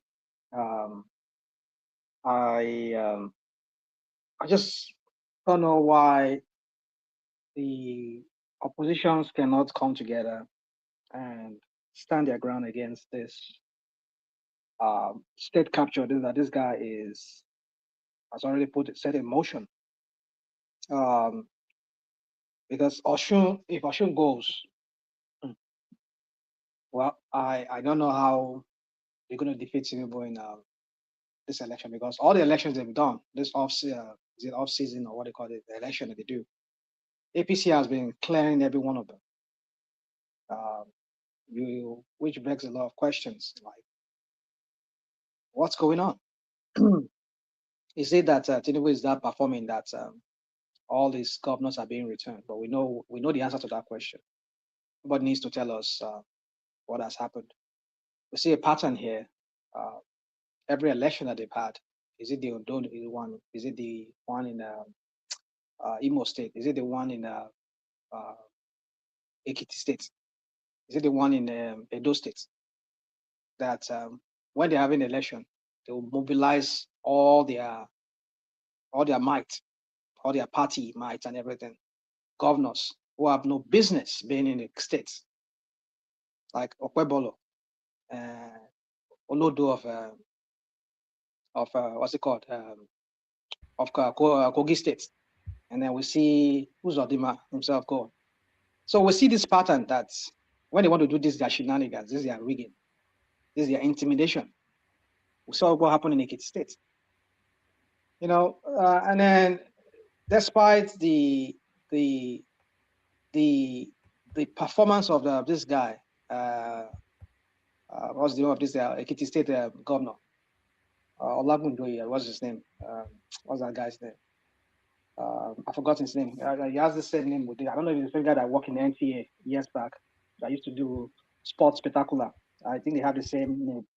What's that name again, woman? Remind me that name again. What's that name? The Ekiti State governor. I'm trying to remember it myself. The one that succeeded. Toye, I don't know. Toye, I don't know. Oyedele, is it Oyedele? No, Oyedele now. No. Oyedele.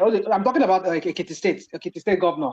I mean, despite its lackluster performance in that state, the state is just still backward. We didn't hear that these idiots from what's it called, EFCC. He didn't go and freeze the account. So we saw all the Oyebanji. There's Akinloye Oyebanji. Do you remember Akinloye Oyebanji? Yes. But this one is Biodo Oyebanji. Is this one? I don't know, maybe they are related, but I used to remember that sports guy that back then in the 80s. Anyways, so my point is just what I'm driving at here with this point is just that we didn't see EFCC go and freeze Oyebanji's account, their state account, because we see all the robbery, all the corruption that was going on in Ekiti State.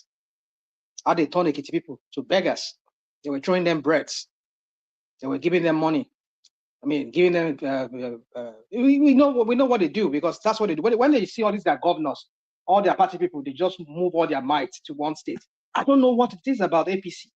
What is it that are they afraid of a free and already we heard what the Oga said, the Asuwaju himself, when he said it's in politics, everything is fair in politics. So that's what it meant. So if you carry all your might to go and intimidate the opposition, so as to force out some kind of results for you guys. We saw that pattern. We saw it with the Edo State, where all of them, of Ogun State and all of them, they went there. And we saw the outcome of that election. So that's the pattern we've seen with APC. So I'm scared. Let me just say I'm scared. I just fear for this Davido. But even Tinubu said he's embarrassed by I beg you, go. He's embarrassed. Does it? No. It's not the same. But that's what he's telling us now, that a lot of these agencies sometimes they don't come through him because he keeps a distance from them. And it's ordered them to unfreeze their accounts anyway. No, I beg you. So who are the people using his name to be doing all this? All these things they're doing in his name. Is he not benefiting from it? I bet let's forget those things that Tinubu likes to pretend like as if he doesn't know what he's doing. I mean, this was somebody that was telling you that what's it called? Before because this is the same guy that was saying that Nigeria is Otishe Corner. their economy has shaken corner. He has turned the corner. And this is the same one brother is telling us that we know that hunger has always been there even before I was born. So what is he admitting there? That he is aware that Nigerians are hungry. Nigerians are going through problems. My point is just that, I mean, I just hope somebody will just come to the head of Nigerians. Because if Tinubu completes his state capture, I mean, like, I don't know how we're going to rescue that. The only thing that would take him is just death. Because that guy, and I don't know why some of these governors are so blind to see what Tinubu is trying to achieve. I mean, why would you have all the state governors, even the ones that are in your party? How have they transformed their states? So what's the point of you having all the state governors in APC? What is the point? When even right now that you have most of them, tell me which of them is performing, that we can say that his performance is just, oh my goodness, this guy performed very well. No. Is it not the same Tinubu that was saying that when they give them money? What about Lagos State or Niger State? Even Governor Bago is not performing. Go Niger State now. How many of government spaces they get there? How many of government spaces they get there? So go to Mina, go to what's it called the other Sulejade or whatever. Go to other parts of Niger State. Go and see how measurably the people are living there. You're telling me that it's performing. So is it because it's this audio? Who is this person now? Is it this audio? It's a son. We're bouncing off your son. Okay. Yeah, I think you've got two devices. But I switched it off now. Maybe it's the Bluetooth. Let me see. Yeah, it might well be. So let me continue. Yeah. So my point is just that woman is just I just fear. I have this fear of if Tinubu completes his state capture, I just don't know who's going to wrestle him. That's why that guy must not come back in 2027. He must not come back. Tinubu must not be re-elected. Just have to. But there seems to be an inevitability to it now. No, I don't want to believe that. I don't want to sound like I'm defeated. I feel like I mean, it's just. Are you not noticing that the political language of Peter Obi is getting increasingly desperate? Well, are you noticing it? Well, I don't know what you mean by desperate, being desperate. Are you saying himself has been employing threats? Is that what you're saying? No. He's saying some really outlandish stuff. Do you remember when I played the clip when he told us that if he was president, he would be going into the forest to fight the bandits? And then as early as a couple of days ago, he said when he becomes president, he will visit every secondary school and all these things. There are 60,000 secondary schools in Nigeria. So it just, and then it's just so. And then he told us how he went to rescue somebody from fire, and then he went to rescue somebody drowning in the sea. All of this, anytime it comes, it's just some. Well, I'm here to hear some of those things you just mentioned now. Some of them I did hear them, but not all of them. I've said it that before here. You know my stand on this guy. That sometimes he gaps. Hold on 1 second. Let me just give you a 20-second flavor. Just yesterday, I was asking somebody.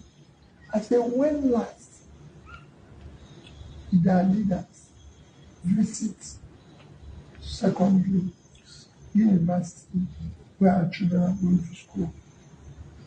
As governor, I visited every secondary school in Anambra State. Every. He said he visited every secondary school in Anambra State. So what's the problem with that? If he did, he did. So but now the way you make it sound is like he said he's going to visit every secondary school in Nigeria. No, it goes on to say that. But what I've just got is a 20-second snippet of that. If you want the extended version, I can get you the extended version. Maybe I was wrong. But the point is that I know sometimes Obi has been saying certain things like when he was being asked a question by this guy that works in Arise, like he give us his blueprint as to how he's going to solve this power issue. And he's like, he said he wasn't going to say anything. He said whatever he's going to. So why you campaigning? Why are you running from? I mean, you can just give us like. But that's his answer to everything. In insecurity, No, also, not he said no. he's not going to divulge his strategy. Well, So well, so on what basis is he asking us to vote for well, him? I know you people You don't will want lash. us to know Yeah, I your know you people strategy will lash on. on that. You will lash on that as you know, I heard this guy, this one that is that speaks in on Tinubu's TV station. What's his name? Otitoju. Otitoju, that black guy. So I saw him when he was saying That that. black guy, would he have been white, or did you say that black I mean, guy? it's so dark. Would that be Ale? Okay, Odudubi Omogana, abi. Odudubi Omogana. Do you It's okay. remember back in the day? Well, that's how we used to Odudubi Omogana or carry on. Yeah. Anyway, so my point is just that I just don't know. Sometimes Obi needs to sit down and put his thoughts together before saying certain things. I know that sometimes in the heat of the whole questioning and everything, you want to sound like you are prepared, you know the problem and all of that. Sometimes you just have to dial back a little bit. Like when our president here was asked how he's going to if he scrap the Obamacare, and I was asking him during the during the whole campaign and everything when he was having when he was having debate. Sorry, rational mind. Sorry, sorry for the interruption. Can you see the irony? Comparing the EFCC chairman now, forget about the former FBI director that was disgraced. That woman. Compare her with Todd Blanche. Todd Blanche with this Mumu that is in EFCC. Isn't there a similarity? Well, I don't know. I think there's a similarity. I agree with you. True. Todd Blanche is a personal lawyer to. So make we dey cut ourselves some slack now for Africa. I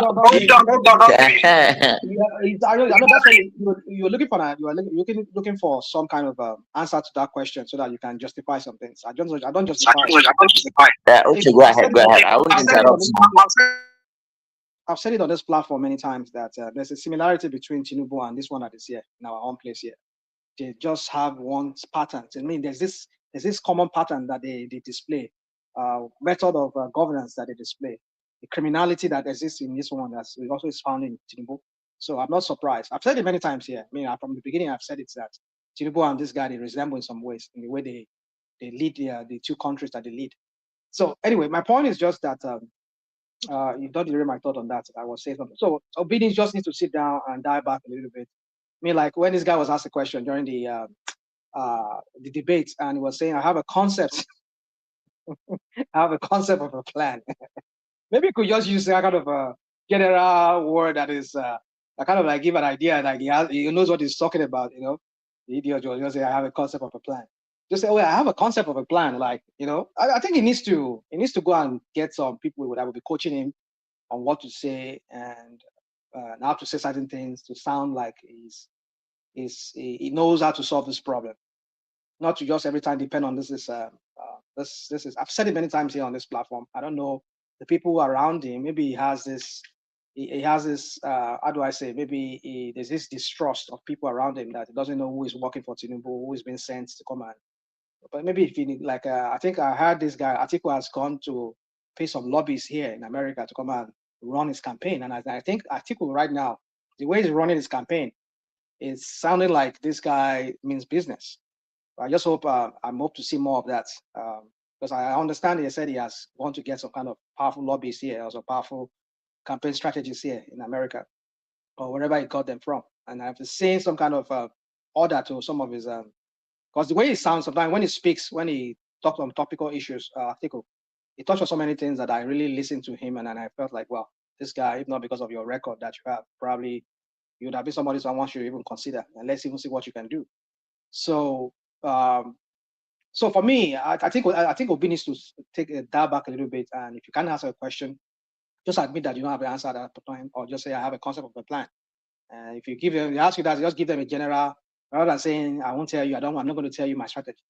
My point is just that going back to this whole thing about Osun State, I just see this guy might lose the election because I've seen that pattern that whenever they carry all these their governors and everybody go the state, that is their rigging. They want to do that rigging.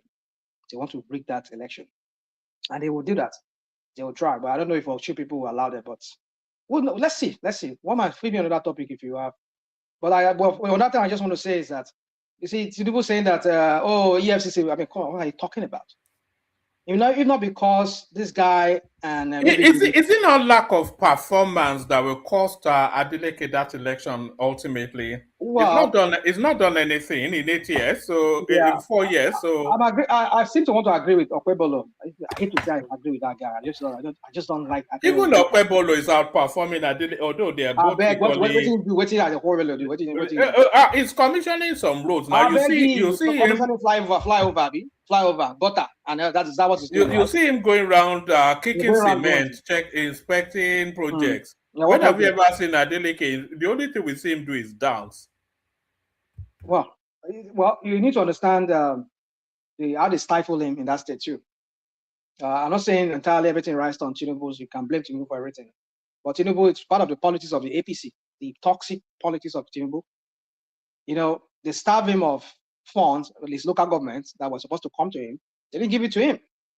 They didn't give it to them because all the other states, despite all the crap that we said this guy went to do in the Supreme Court, still the state government still controls the money that goes to the local governments. Even the APC governments, APC governors, they still control their money. Even they give this illusion of the state is getting the local government are getting their something directly.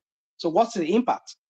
Well, you see, my point is just that they are just frustrating the guy. They frustrate him just so as to make it look like he doesn't know what he's doing. But I blame him too, because even the one that is receiving, how have you used that to resolve or to help the people of Osun State? So if he lost the election, maybe in all honesty, Adeleke should not be the governor of a state. There's nothing. Well, I don't think the guy is serious. Yeah, I don't see him to be serious. It's not serious. There is nothing that qualifies him. Well, I would say that, well, maybe it's not qualified, but then I don't think there's not a single thing apart from his brother's name that is carrying. He's an unserious person. He has no antecedent in anything. He lacks education. He's no intelligence. There's nothing at all. There's nothing at all that I hate to say I agree with you on that, but I agree. I would say I agree. I hate to say I agree with you on that, but I agree.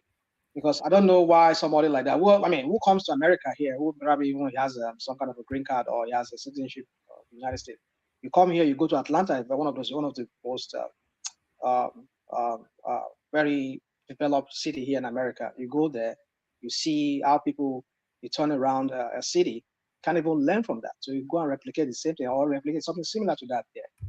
But then if you go talk now, you go say that Tinubu is stifle land. You don't give her money we're supposed to give her for development. But then my point is just that, maybe if he loses the election, maybe he's deserving of that. It's deserving to lose that election. But the point is, if APC gets there too, Kilo Mashi, it's not the same. Apart from being Oyedele being Tinubu, I think it's Tinubu's cousin, even the guy that is likely to replace Adeleke. He performed. I think they said he performed somewhat in his first term.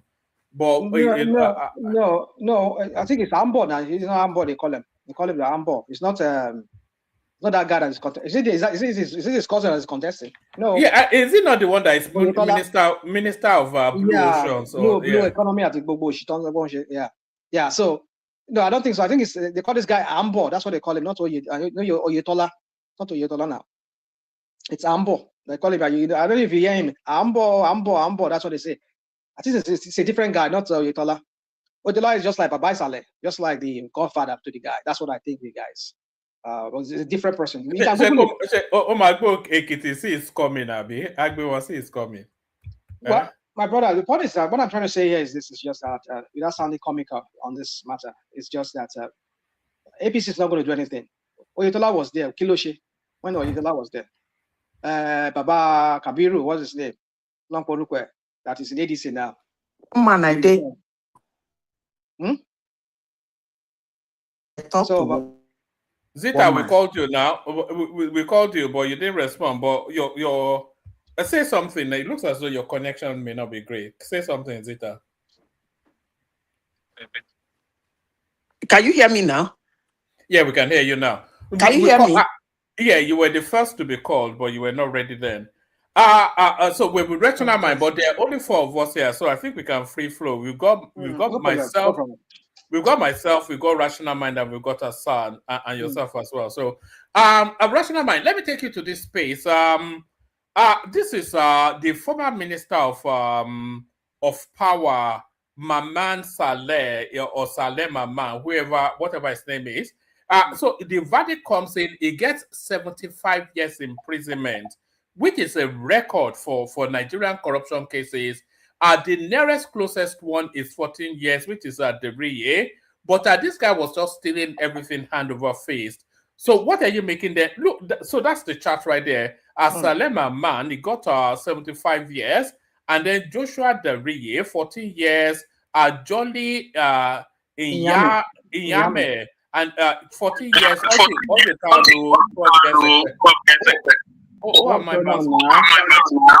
Oh, I think that's still Asa. We're still bouncing off your Asa. Asa, maybe go out and come back in. Maybe do that. Or buckle the Bluetooth. Yeah, so what are you making of the sentence of Mamen Salah? Yeah, well, yeah, I hope they can do that for everybody, including Bajagbe Mila, if he's found wanting to be, because I know Tinubu, this is selective justice. They've exonerated Baja, by the way. I beg you, I'm exonerated by Baja. I mean, you see, forget. You see, oh man, I mean, it's okay. I don't. You see, Nigeria matter. I just don't want to. This guy would not come out and accuse Baja if Baja was not complicit in this matter. I'm sure he will never do that. Why would he want to do that? Why would he want to jeopardize himself or put himself, knowing that he's against certain people, some bigger force in Nigeria? Not even Gbajabiamila, but if anything happen to Gbajabiamila, it's going to affect the president, because it's the chief of staff to the president. Because if anything happens to that president, which is the Tinubu, it means that the chief of staff is not deficient in some things. Why would you make the president sign some things? Which means even the president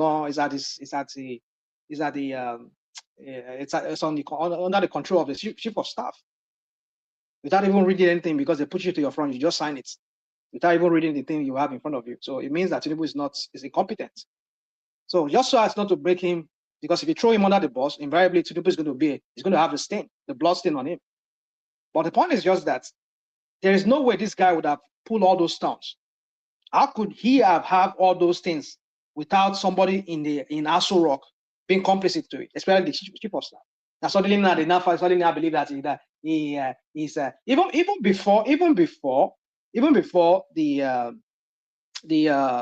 body that was set up to investigate the matters, even before they could come with a verdict or say conclude on that, he has already put a vote of confidence in Gbajabiamila.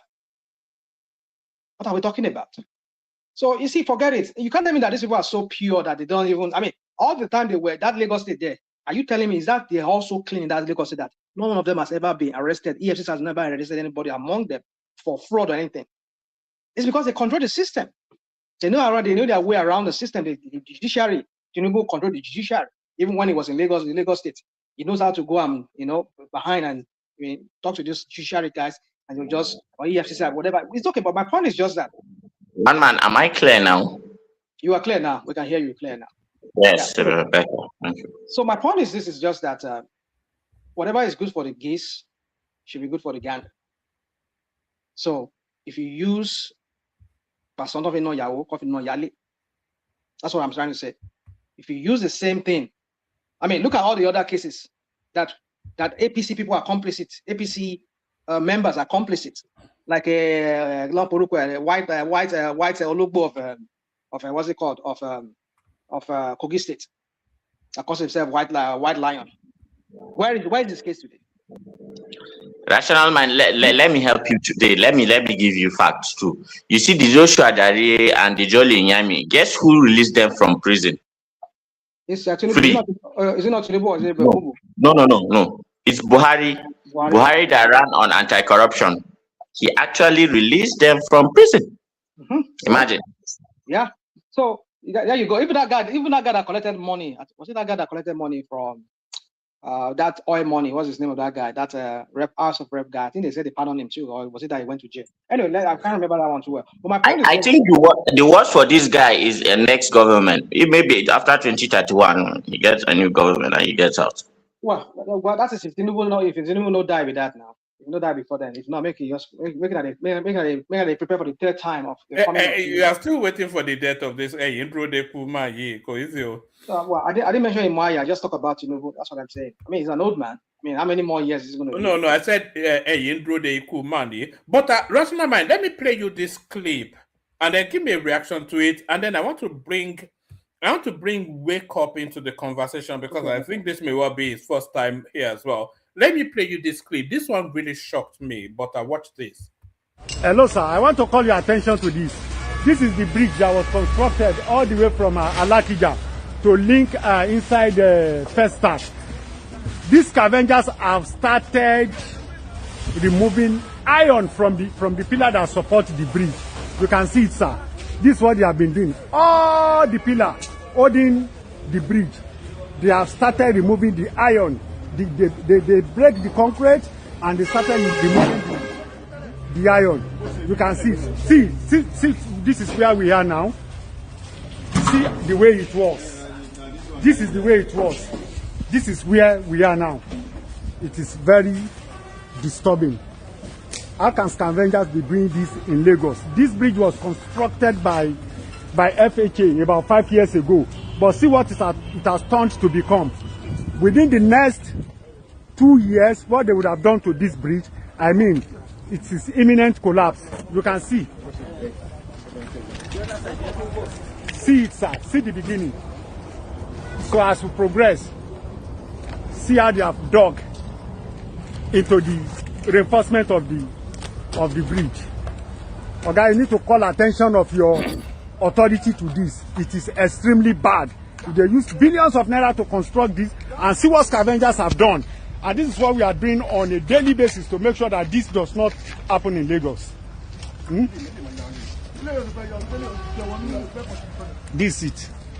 I think we can hear the audio, woman. Can you believe that, Rational Mind? So, you know, yeah, of course.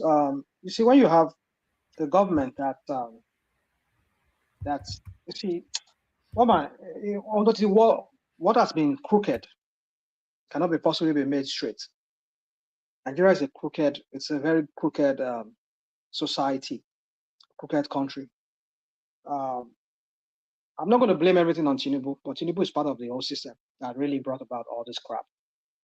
Because if you impoverish people, you set people backward, thousands, even hundreds of years back. Because one thing that we humans don't really give thoughts to is that our actions or inactions affect certain people. Because my point is that if Tinubu, with all the way that with all the things that people have said about you, people keep saying about him that he's a master strategist, he's a technocrat, he brought people that knows how to govern spaces. If truly that's what he is, Lagos should not be at that level where it is. The other day I was having this conversation with somebody here, and it was like, go and bring it. I hope you got that link I sent to you, woman, about Lagos being one of the most dirtiest places, or maybe Nigeria. I saw it in one place. It said second most dirtiest place on earth. Then I saw other ones. They said fourth. Even some of them doesn't appear among first 10. That was why I sent that one to you. I don't know if you want. People can play it for us. On Earth, on Earth in India. I know. Like I said, it depends on who is doing the ranking. Online, you will find different rankings. Even some of them, they will tell you that what's it called? Congo DR is the most dirtiest. And some of them will tell you that Japan is the most cleanest. Some people say, no, it's Denmark, it's Sweden, it's whatever. So my point is just that it depends on who is ranking it. Maybe the one I saw said second. That was why I sent you that one that says fourth. Lagos is the most dirtiest place on earth. But let's leave all of that. My point is just that if truly Tinubu is a manager of a space. Are you blaming Tinubu for scavengers digging up bridges. You see, I don't know why some of you don't show insight into matters. Right. When you show insight, you might understand what I'm not. Again, like I said, I'm not blaming Tinubu entirely, but it's part of the blame. It's part of the whole thing.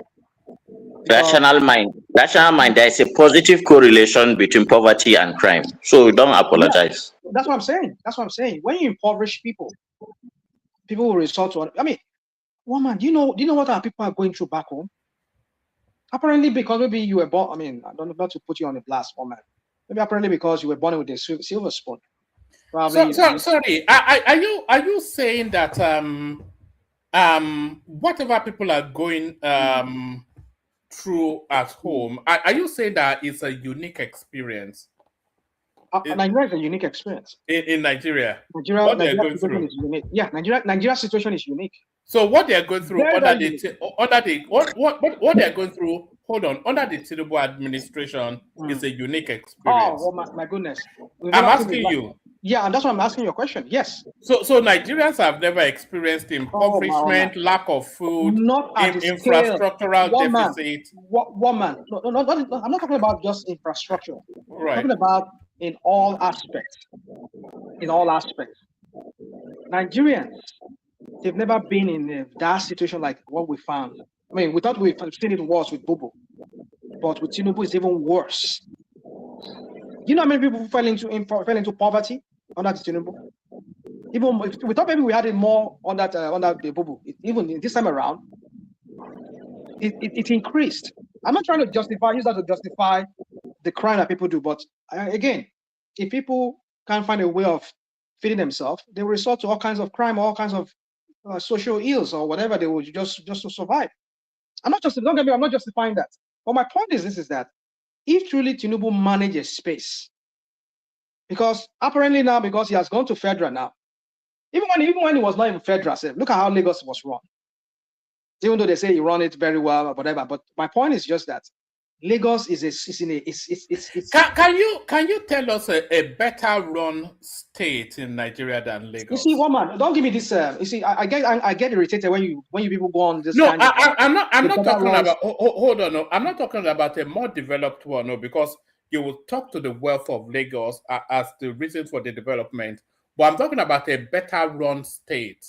Mama, I'm not going to give you the answer. We have 36 states. Name one that is better run than Lagos. Woman. It's just like which one is better run? It's just like there are several or less. One or less now say I'm better than you because maybe it's better than the other or less. Like weaklings. There are several weaklings, and one is saying that I'm better than the other weakling, maybe because he has an edge over the other weaklings. But they are all weaklings. That's what I'm saying. So my point is that Tinubu, with the resources Lagos generates, Tinubu is able to put Lagos on a map to some extent. But because that money was not judiciously used for the people, but rather to fund some of his ambition or whatever thing he has in mind, or just to create some kind of dynasty for himself that will make him eventually realize the goal that he has achieved today, which is becoming the president. And now living off Lagos to himself now with all the cronies that are out there that are just to. But my point is this, woman. There's no way you contribute either directly or indirectly to the ruination of people that you will not get this kind of things happening happening. That's why they say the evil that people do either live after them after they are gone or live even while they are still there. So what I'm trying to say here is this. Maybe I'm not really doing justice to this this topic as you're asking me, but my point is just because I'd like to do this. Try to look at the broader spectrum of what it's really at the very bottom of a situation. That's why I'm blaming Tinubu. Even if Tinubu agreed that, yes, he was part of it, why don't you let local government function? Let local government function. Let them have let them have the What's preventing the local governments from functioning? No, one man, we've told them already, after 2027, they will function now. Finish this election. It's not as if it's strategy. One man, you've not. I mean, it's okay. One man, you see, my point is no. Now I'm trying to, because of course you've identified the problem. I'll give you an example. I'll give you an example. Yeah. When you talk about certain projects, local government handles those things. I tell you, I work in local government here in America.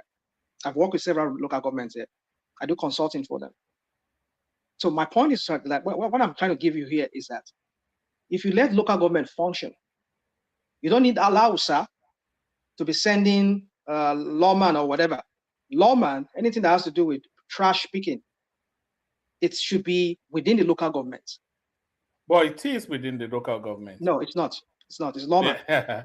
Lawman, kilo so woman. It's about if you don't know anything, say you don't know. I mean, what I mean, I was speaking to a lawman local government chairman. Just okay. You said what? You were what? I was speaking to a local government chairman what just a couple of days ago, What did he say? and he was telling us about the because there's a particular hotspot in Lagos that has refuse problems, Okay. and he was telling us about the measures that he's taking to That he's tackle taking, that right? he is taking. Yes, He's taking. So yes. what in Lagos? Who is responsible for lawman? But Anyway, that's a statewide entity now. That's a statewide. So no, it is not. It's not local government. Local government doesn't take care of trash in Lagos. All right. When Tinubu Okay. began, I don't know if you remember in 1999 when Tinubu came, he contracted out picking up trash. People, some companies just come.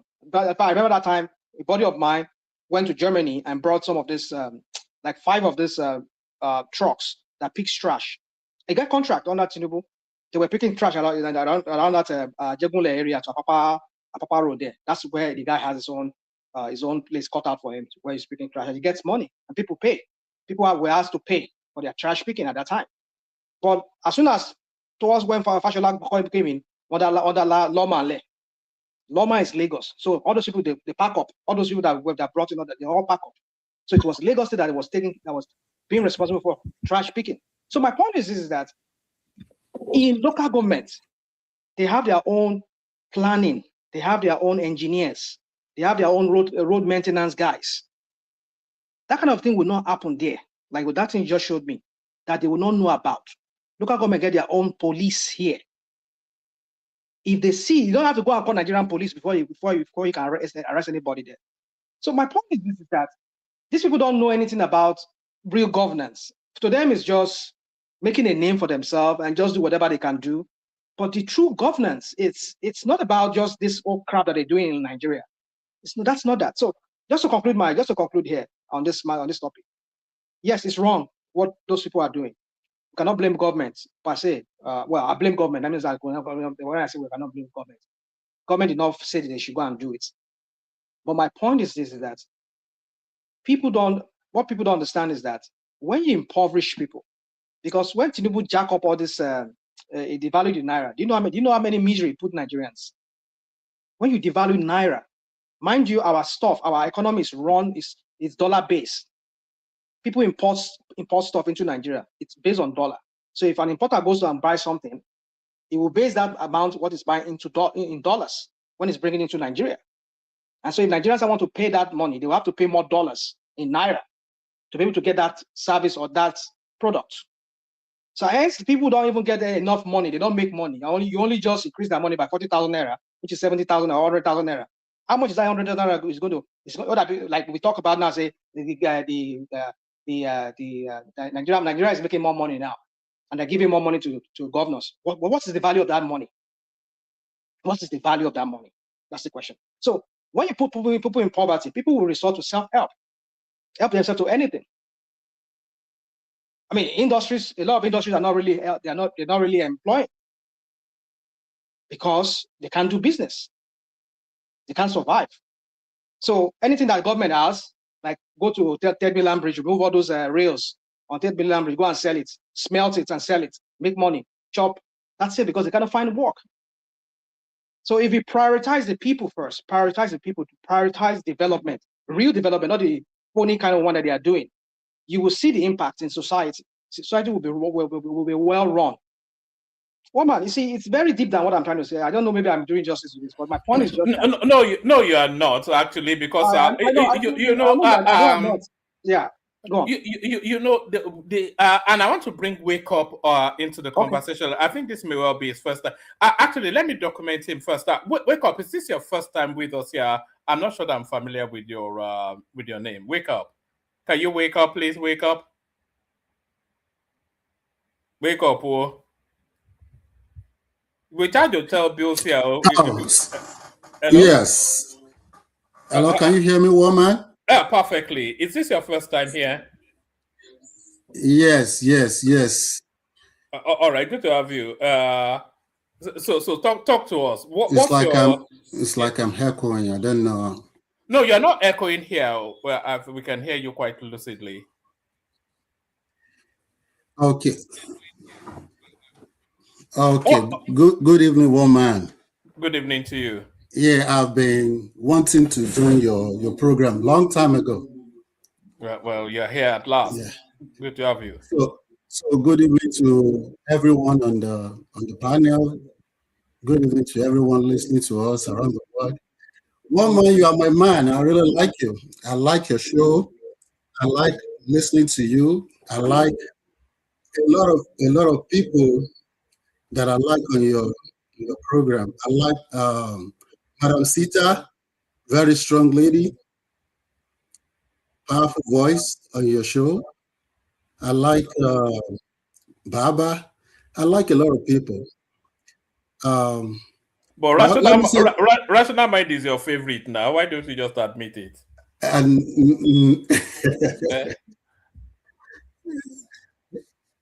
I don't want to say anything about that. I don't want to comment about that. All right. Good of you to join us. So I mean, where are you joining us from? What are you making of the conversation? And more to it, what are you making of the politics? So do you know that we're in August now, September, October, November, December, January. Do you know we're 5 months more or less away from the elections, and there is no sense of something imminent?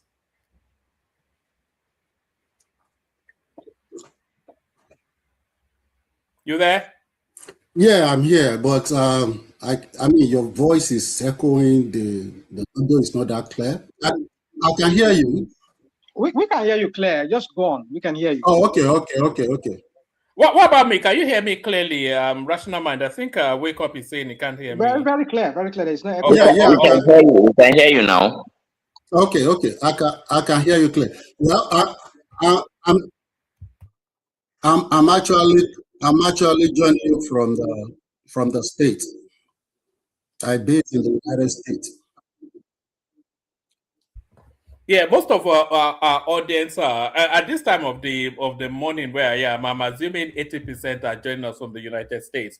But take us through your politics. Give us about 3 minutes of your politics. I suspect you might well be a Tinubu guy. What are you making of the politics? What are you making of Tinubu's performance? What are you making of the criticism? And what are the prospects of Carry on. Well, yeah. To me, Tinubu is not doing badly. If you have a is there, you know, I know a lot of people. Put it off. Hello. Can you guys hear me? I think Madam Zita is talking. We can hear both of you. Okay, if you have electronics with you, yeah, put it off. That's why you are hearing the echo.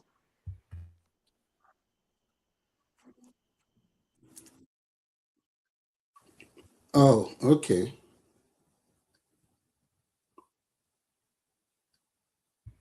All right. I don't have anything more, so I can continue to talk.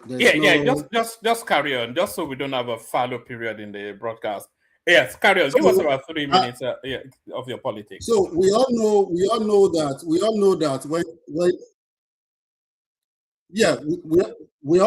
when Tinubu came into power, we know that economy was in shambles, and the guy met terrible economy, being handed over to him by Buhari. So at that point, I mean, we know that Nigeria was using about 97% of its federal revenue to service interest on debt, on loan. And we know that Nigeria was paying for subsidy, borrowing to pay for subsidy. And we know that Nigeria was literally bankrupt when Tinubu came into power. So the gentleman doesn't have any choice at that time than to say subsidy is gone. So, and the other policy that he also had to announce or had to also put in place is to float the currency so that it can have some room to breathe. So I know that those two policies have caused a lot of hardship within the system. That is why people are complaining about inflation, about loss in their purchasing power, about all the pains that they are going through. Their pains came from those two policies, and Tinubu did not have a choice than to implement those two policies. Yeah, but did he do anything to insulate that pain? Because what essentially, do you know what happened when Tinubu came into power? The government then invoiced corruption to the citizenry. So all of what got us to where Buhari took us to was corruption under the Buhari administration, Shagari, etc., etc. Those people looted the country, and then the penalty for that looting was then vested on the people. One man. You can't blame the corruption that took place in the era of Buhari on Tinubu. Yeah, I'm not blaming it on Tinubu. So hold on. Let me make this point. You see that fuel subsidy is gone. That fuel subsidy is a cesspool of corruption. A good 80% of the invoice of that fuel subsidy was just stolen money. The exchange rate as well, it was a cesspool of corruption. Buying money from the CBN, selling it back at 3 times the amount, inflating the economy. And this went on for years and years. And this was what balkanized and hemorrhaged the Nigerian economy to the point that the economy could not.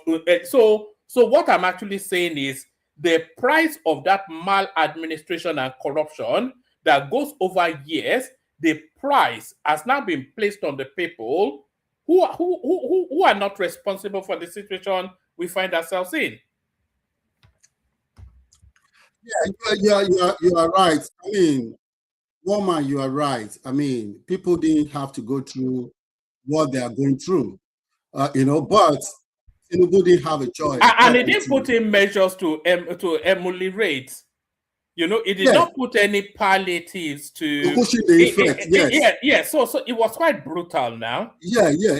And I think he was actually willing to sacrifice I understand a portion of the country as collateral damage to his policies. Yeah, so, I understand. It was quite brutal. I mean. Yeah, I understand your argument. Yeah, I understand your point, but there was no money. Nobody was willing to lend Nigeria money because we are literally bankrupt. We don't have no money, no revenue. It is when government make revenue and there is excess of that money when you take out the liability and Can I ask a question? But he had money to buy presidential jet. Exactly. How much was that? How much was that? Oh, how much was that? How much was that? Hold on. It's not how much was. It's the optics. No. You are asking the citizenry to tighten their belt, and then you are buying some high class jets when we already have a fleet of jets. Okay, so one man. Let me take this conversation money, in a different direction. Let me take this conversation in a different direction. Let me tell you something. You see, the current system that we are practicing in Nigeria is a faulty system. Let me tell you, if Obi and Atiku, if they are actually fighting for the people, if they're actually speaking about restructuring of that country, I will line up behind them. I will come to Nigeria and follow them to protest or to walk on the streets fighting for restructuring of Nigeria. The system that we currently have is going to be very, very difficult for any president to have a meaningful progress. Tinubu is really trying. Let me give you 2 examples. I will use 2 countries as a case study. Then I will bring it back to Nigeria. Okay? Okay. We say we are practicing democracy. Let's take United Kingdom. United Kingdom consists of 4 countries. Okay? Scotland, Ireland, England, and Wales. Right? They have autonomy. They control their laws. They control their region. They control their system, even though they are within the United Kingdom. Okay, look at the United States. In the United States, we have the FBI as the federal police. We have I live in Maryland here. We have the state police. We have the county police. We have the city police. We even have the campus police. We even have a national guard. We even have a national guard. The national guard is like a state military. Yeah, hold on. Someone is interjecting me. It's interrupting my thought. I interjected to just tell you to add ice because you are comparing Nigeria with all these declining European powers. Let me finish. No need to. They are not near peers. Oh my God. Go ahead. Go on. I think it's making a wider point. Carry on. Wake up. Wake up. Carry on. Okay, so we have in the state of Maryland here, we have a state police, we have a county police, we have a city police, we have campus police, we even have interstate police, we even have national guard. National guard is like a state military that let's say federal government is going rogue, the state governor can use that, can deploy the troop within the state to protect the territorial integrity of the state. But the state governor cannot deploy those troops across beyond its border or boundary. Okay, so look at that system, look at that structure. Okay, let's take it back to Nigeria. What we are blaming Tinubu for is this fault of the system, because you have a centralized police that is inefficient, ineffective. How can you be running a system like that? You centralize power. You take power from all the states and you put it in one man, and you are expecting miracle to happen. That system needs to be dismantled. They need to break that system down. They need to send power to the state or to the regions. If you don't do that, people will continue to cry. People will continue to live in agony. People will continue to live in abject poverty. You need to break this system. You need to bring the constitution down. That stupid constitution. You need to break it. You need to bring it down. You need to bring people together. Let everybody come together and say, this is how we want to be governed. We need to come up with our own constitution, people's constitution. So if you want, you might be saying, you can say for all I care that we are practicing democracy. We are not practicing democracy. What we are practicing in Nigeria is a civil rule. We have civil rule. And Tinubu is the only one. Let me ask you a question. Wake up. If they bring down the constitution, then what will the state run on? What will the Nigerian state run on? What will they use to run Nigeria if they bring down the constitution?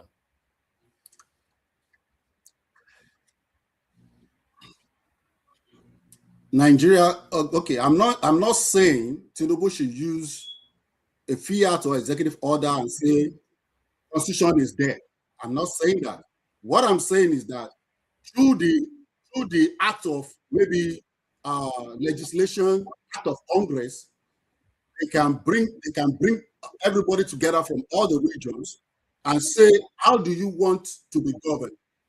But we've already done that now. We've done that 3 times. We did that under Obasanjo, under But the only person that can do that under now, Buhari. the only person that can do that now is true. The only person that can do that I believe has the political will. You see, wake up. You see, rather than say bring down the constitution, what you might want to say is to amend the constitution, because if we bring down the constitution, then there's no government. The country does not stand on anything. So then we revert to a state of bestiality. But so you can say amend the constitution, but then constitutional amendment is already ongoing, as the Sharia Council is fighting against it now. Well, I can see that you're arguing about the syntax. Okay, that's fine. You can. Well, there is nothing to really amend in that constitution. That constitution is faulty.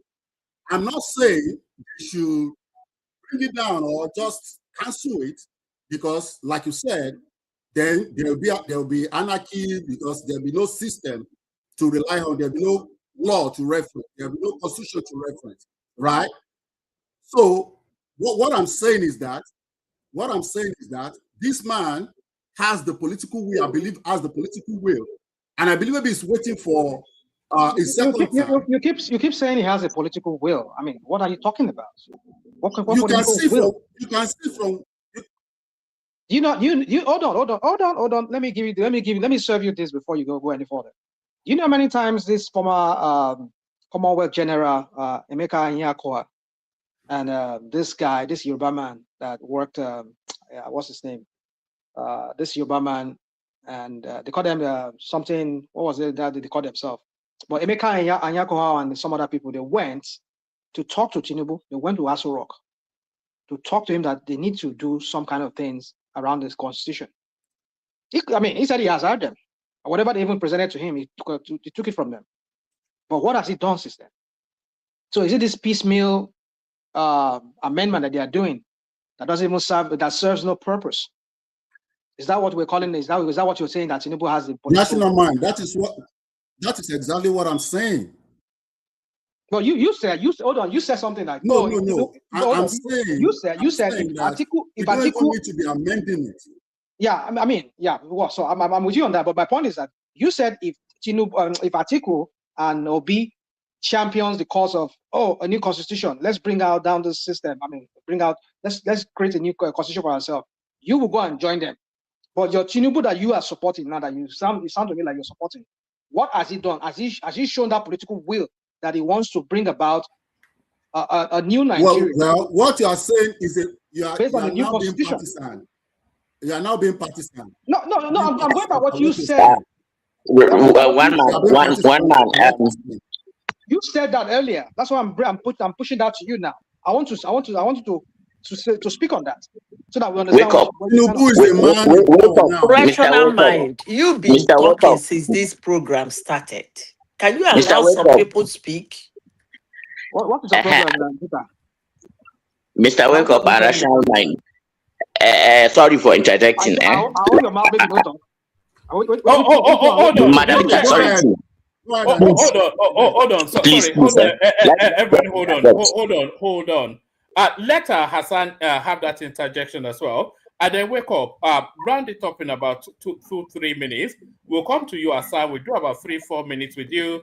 We'll go to Dorothy and Zita. So just so that everybody gets in quickly. So put that position to wake up. Yeah. So Nami will come to last. Okay.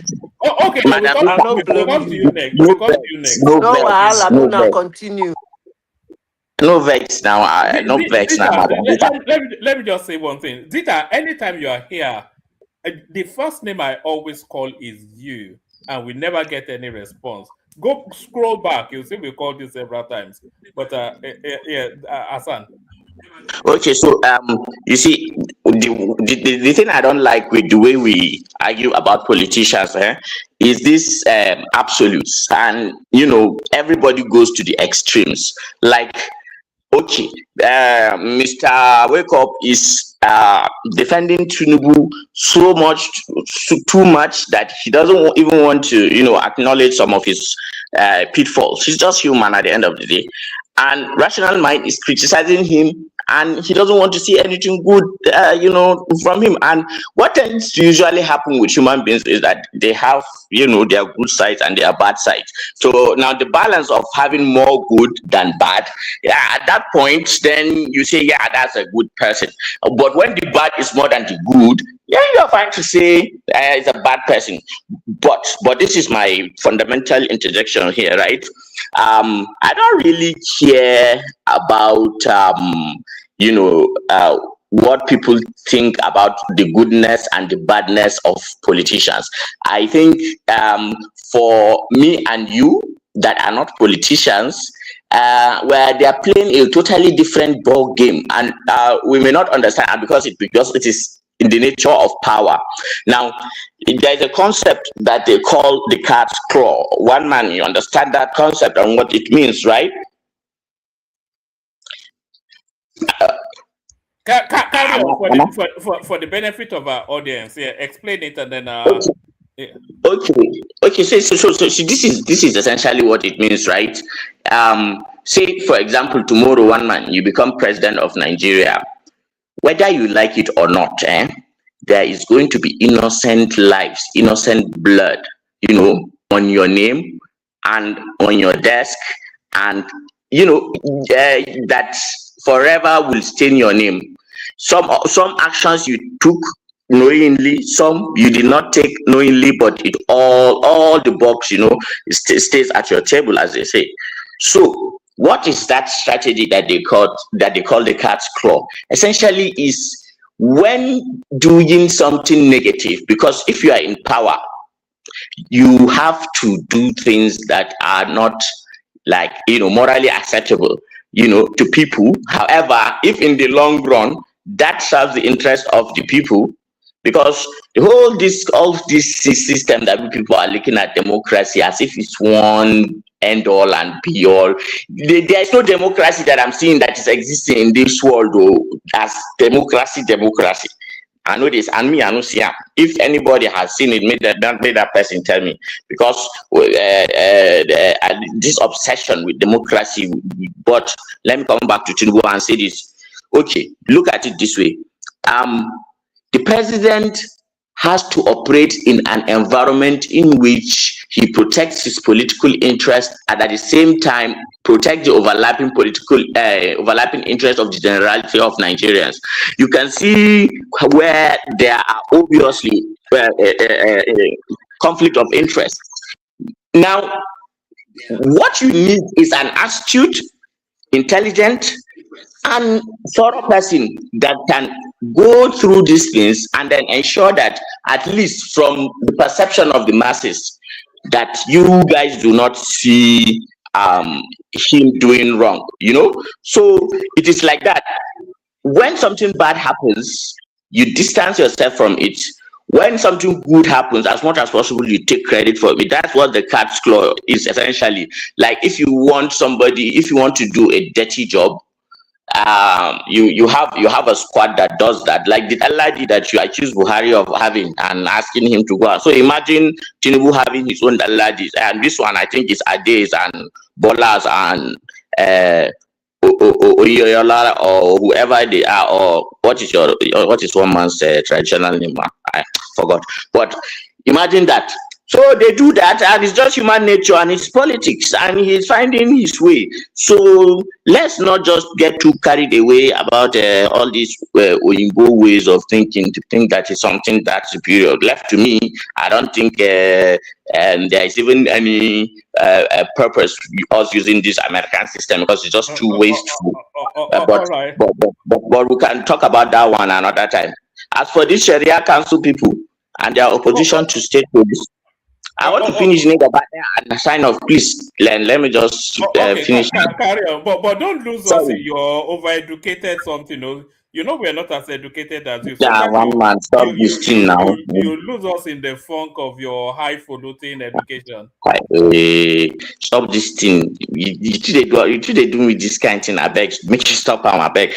So for this Sharia council people, look, a lot of people are hungry in Nigeria, and me right now, anybody who wears a religious if you have a pulpit or you claim you have people following you based on religion, and then you keep putting your mouth into the civic space, yes, there's a place for it when things that have to do with community, charity and all that are being discussed. As for policy, who the hell wants to hear about what you've got to say? Like, I mean, if you know of the subdivisions of the subdivisions of the subdivisions within the Islamic community, I mean the sects, roughly in Nigeria alone, I think we have nothing less than 18 to 19 different sects. And those sects, each of them, some of them, there are also other sects behind them. So it amazes me when people like this come online and say things like this and give the impression, and especially you, the southern media, and consume it hook, line, and sinker as the voice of the North. These guys are just political players. And that is why I don't, I liked it when the president, how he addressed those bishops last time. And I wish this time, because I'm hearing now that they are planning for the imams to go and visit the president in Aso Rock. Those ones, Dama, but I know Northerners now. Northerners, they know how to deal with talk to power, how to navigate their way. But because essentially, na money go carry them, go make you see as they go do their own. It will be flashy, it will be welcoming, it will be different. But they will serve their own personal interest. They will fill their babariga with money and come back and tell people the nonsense. So it's high time that we do away with let's not give them oxygen. Giving these guys oxygen is the reason why there is this once. There is another one from Kwara, one madman, one like has schizophrenia all the time, that comes over and says Muri, because it's something like that. I don't know his name. I've forgotten his name. He's a very annoying man. Hold on, Hassan. Is it one that wears this heavy scarf on his head? There's one particular character from Kwara State that wears this really heavy turban on his head. That one is a total lunatic. Yeah, the very, very useless. You can't follow his logic. You don't understand. And when he complains, it's not even something that is worthy of complaint. Now, this is not to say that this is just a Muslim problem. Let me repeat it. It is both ways. All of the religions, the only ones that I will give the benefit is the traditional, the ones who are using traditional religion. Those ones we never already see them. We don't see their footprint for all this. But as far as these ones, as far as I'm concerned, they are not representing the people. They are representing certain interests that are within the elites, and then they are filling their own pockets too. So, they give them oxygen. I will sign off. I'll sign off. Yes, one thing too with Osun State and the election that is coming. Look, we have had always. Sorry, wake up. Give Hassan the space. He's joining us from Maiduguri. Before you go, Hassan, I've got a clip for you. Give him the space because I think he's ready for his bed. You are in America. You are just waking up. Hassan, yeah, carry on. Okay, so as for Osun State, and the overzealousness of the EFCC chairman, obviously, what happened was the president was not aware. If Baja can do all those things that he's been doing, and the president is not aware, you can imagine, like, our presidents are actually put in skiffs. The skiff in America, but this one is a mental skiff where he is being guarded, and all his perceptions, all the information that comes into him and goes out is being guarded. So what he usually gets are intelligence briefings and all that. And if those two are controlled, he may not necessarily know. However, there are people under him that have certain interests and that they pursue them. That does not mean that the bugs will not stay on his table. That just means that the tendency to overplay your hand because you have interest and you are under the federal government and you have power, and then you use the EFCC to MFLA during Buhari's regime, was used by people inside the presidency, inside Buhari's government, not the president himself, to enrich some of his family members. And it happened. The president did not know. I doubt if Buhari had all those, after he had all those ear infection, whatever, if he had ever become the same Buhari again. So let's not be too one-sided about life. Life is not black and white. There are different colors and other shades of gray. As for Tinubu and 2027 and local governments, there's a reason Tinubu is giving governors to have leeway now. When he comes back for the second term, at that time, he will not need any governor's approval and all that. And my prognostication is that it is then that local government will actually get their freedom. And then after that, it will be so institutionalized that when the next batch of governors come in 2031, it will be almost impossible to reverse that trend. Sorry for taking your time. I've got to go. Thank you very much for listening to my rambles. Before you go, Hassan, you've been keeping a secret from this platform, which has just been exposed. What is it? Okay, watch this.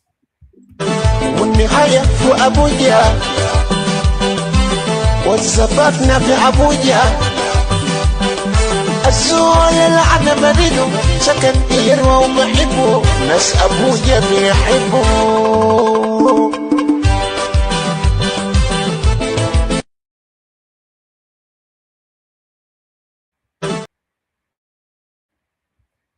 So where was that? Where was that clip from? Hassan. Sorry, that is Maiduguri now. So why have you been telling us that Maiduguri is just some backwater savage space? Me tell you that? No, one man. Why have we been lying to us that Maiduguri is some backwater Who told savage? you that?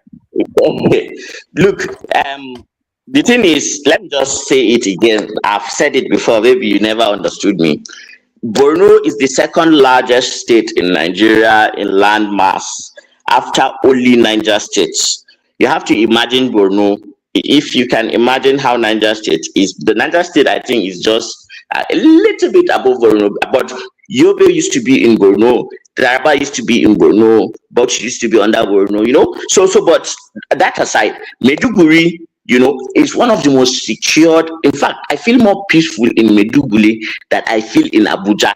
Whether you believe this or not is left to you, but I swear to you, to God, because if I'm walking on the streets of Abuja and Lagos, I am hyper aware. But when I'm in Maiduguri, I am calm. I am in my elements. There's nothing that will threaten me. Absolutely nothing.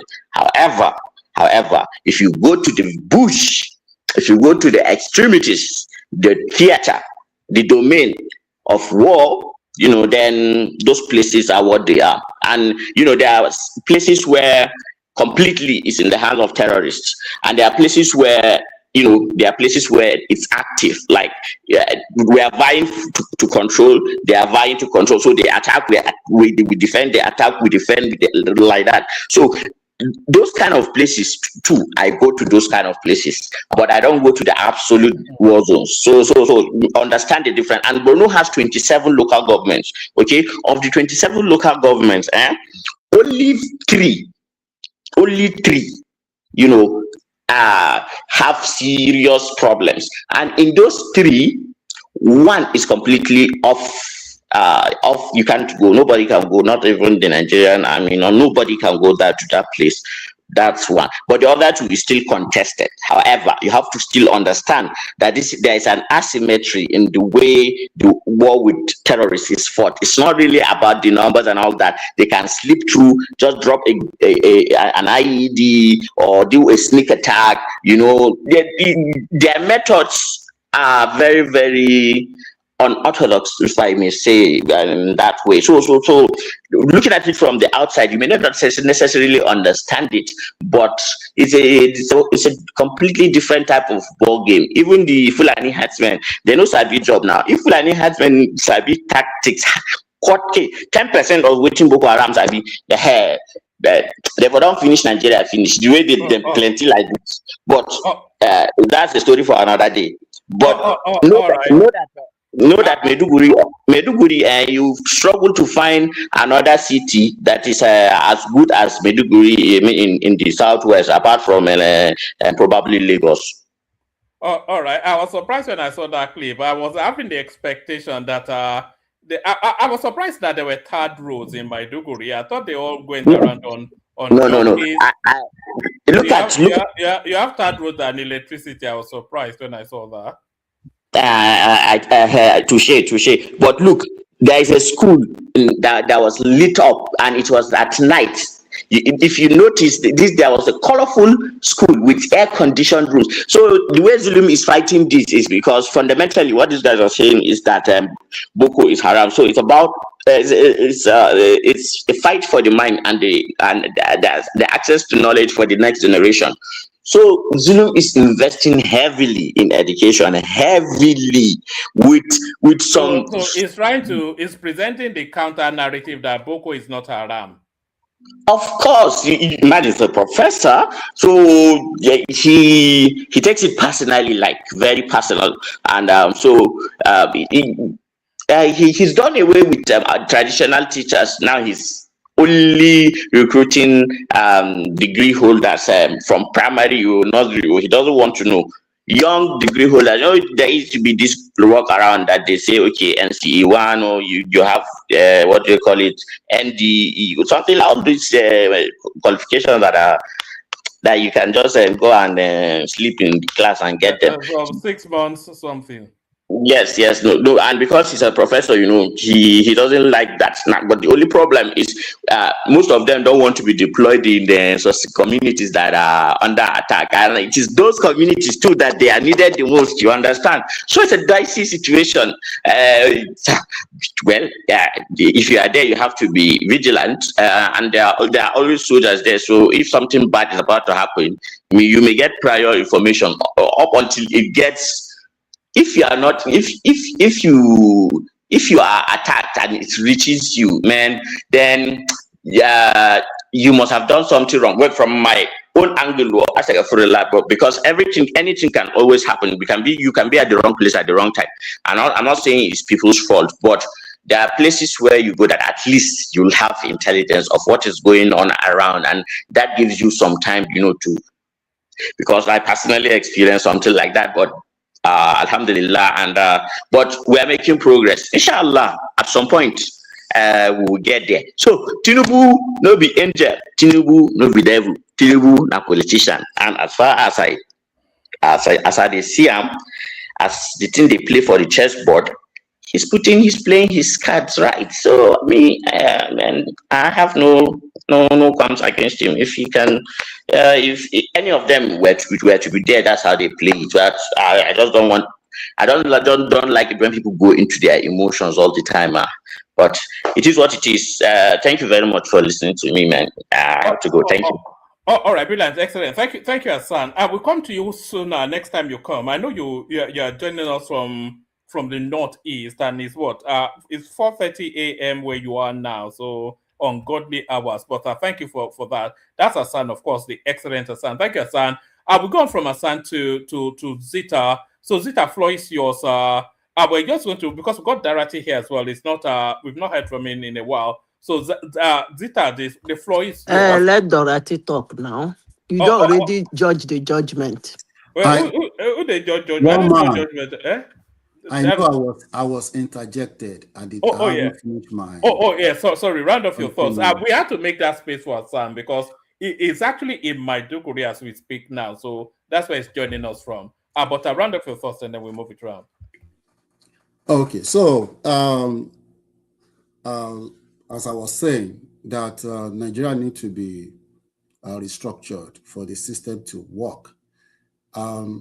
I don't know, maybe the obedient people, I don't know if they have ever thought about what would happen under the system if Peter Obi wins the election. How would he govern? Right? How would he govern in this structure, in this system, where you have the people in the House of Rep, vastly diverse, people in the Senate, vastly diverse, and they are likely not to be in his party. Is it going to be using executive order? They're going to impeach him. He's not going to achieve anything. I listened to him a lot. I mean, initially, in 2022, when he came out and started campaigning, I used to listen to him. I used to connect with him, but after a while, I went and investigated the man. Then I said, okay, no, I don't think this guy can govern Nigeria. I wasn't a supporter of Tinubu, either. I was actually rooting for Oshibajo, but he didn't get it.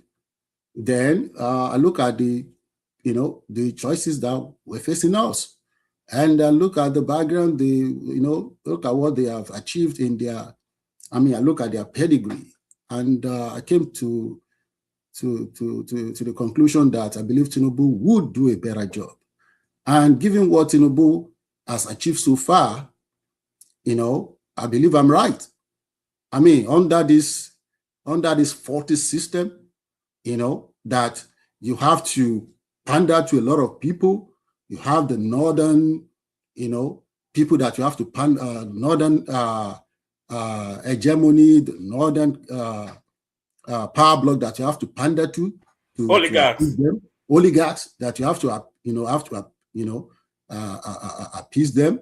You can't just do certain things. They're gonna come down on you, scream blue murder, or start causing problem for you. You have people in the south too that they are highly civilized. They just want to criticize the government for anything. You see Rufai Oseni always criticize Tinubu for anything. He doesn't like him. So I like it. I like the fact that people in the West, they are highly civilized. They are not. They don't just put all their heads in one basket and just line up and start following just one. No, they will criticize you. It is okay. But as anyone among the obedience, have they even talked about it, that how is Obi going to govern under the structure? So that's why I was advocating for a total restructure of the system. You need to restructure that system, break it down. You need to take power from the federal. Tinubu doesn't have to be that powerful. A president that can just call EFCC, can you stop what you're doing? Stop it, and EFCC will comply. That's too much power in one person. And Atiku will have done the same. Peter Obi will have done the same, because they have that system. That system is faulty. Anybody, even if you put Jesus Christ on that system, Jesus Christ will overuse his power. Come on. Just because. I'm sorry. Sorry. I'm still talking.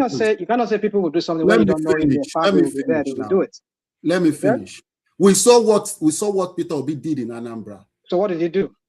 Peter Obi did not conduct local government election for 8 years. It's because of the faulty system. Oh my goodness. Here you go again.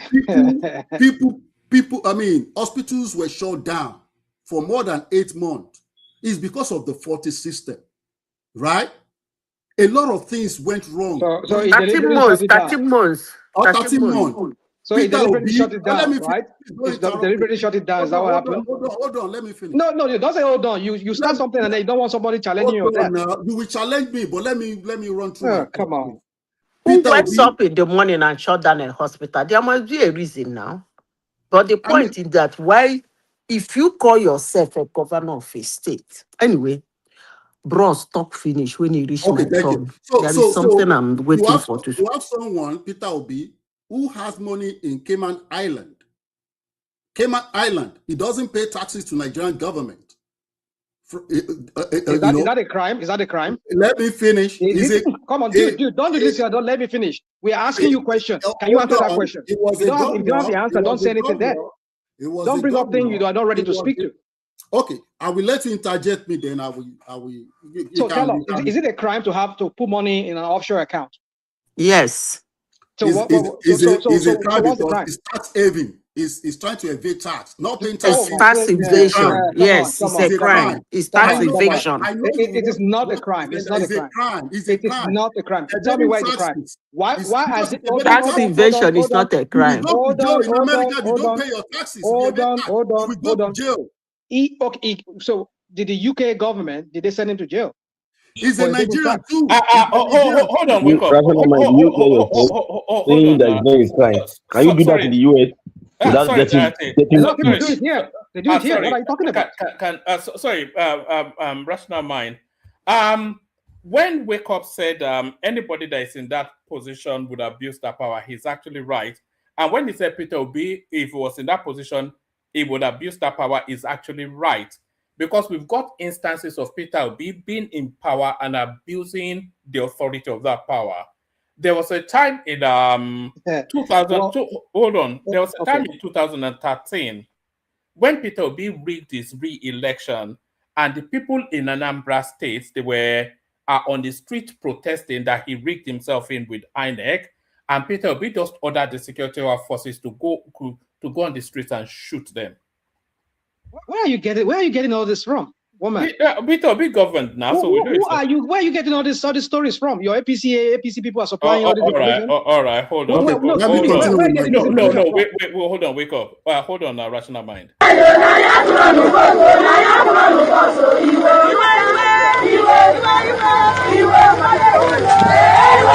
back home, what began as another peaceful protest by scores of women in Anambra State degenerated to fisticuffs, with the police dispersing the women with tear gas yesterday. The women had embarked on a protest to the office of the Independent National Electoral Commission, INEC, to protest against the agency's handling of the Anambra governorship election, where the protesters, who identified themselves as Anambra women, asked for the cancellation of the exercise as against INEC's plan to run a supplementary election.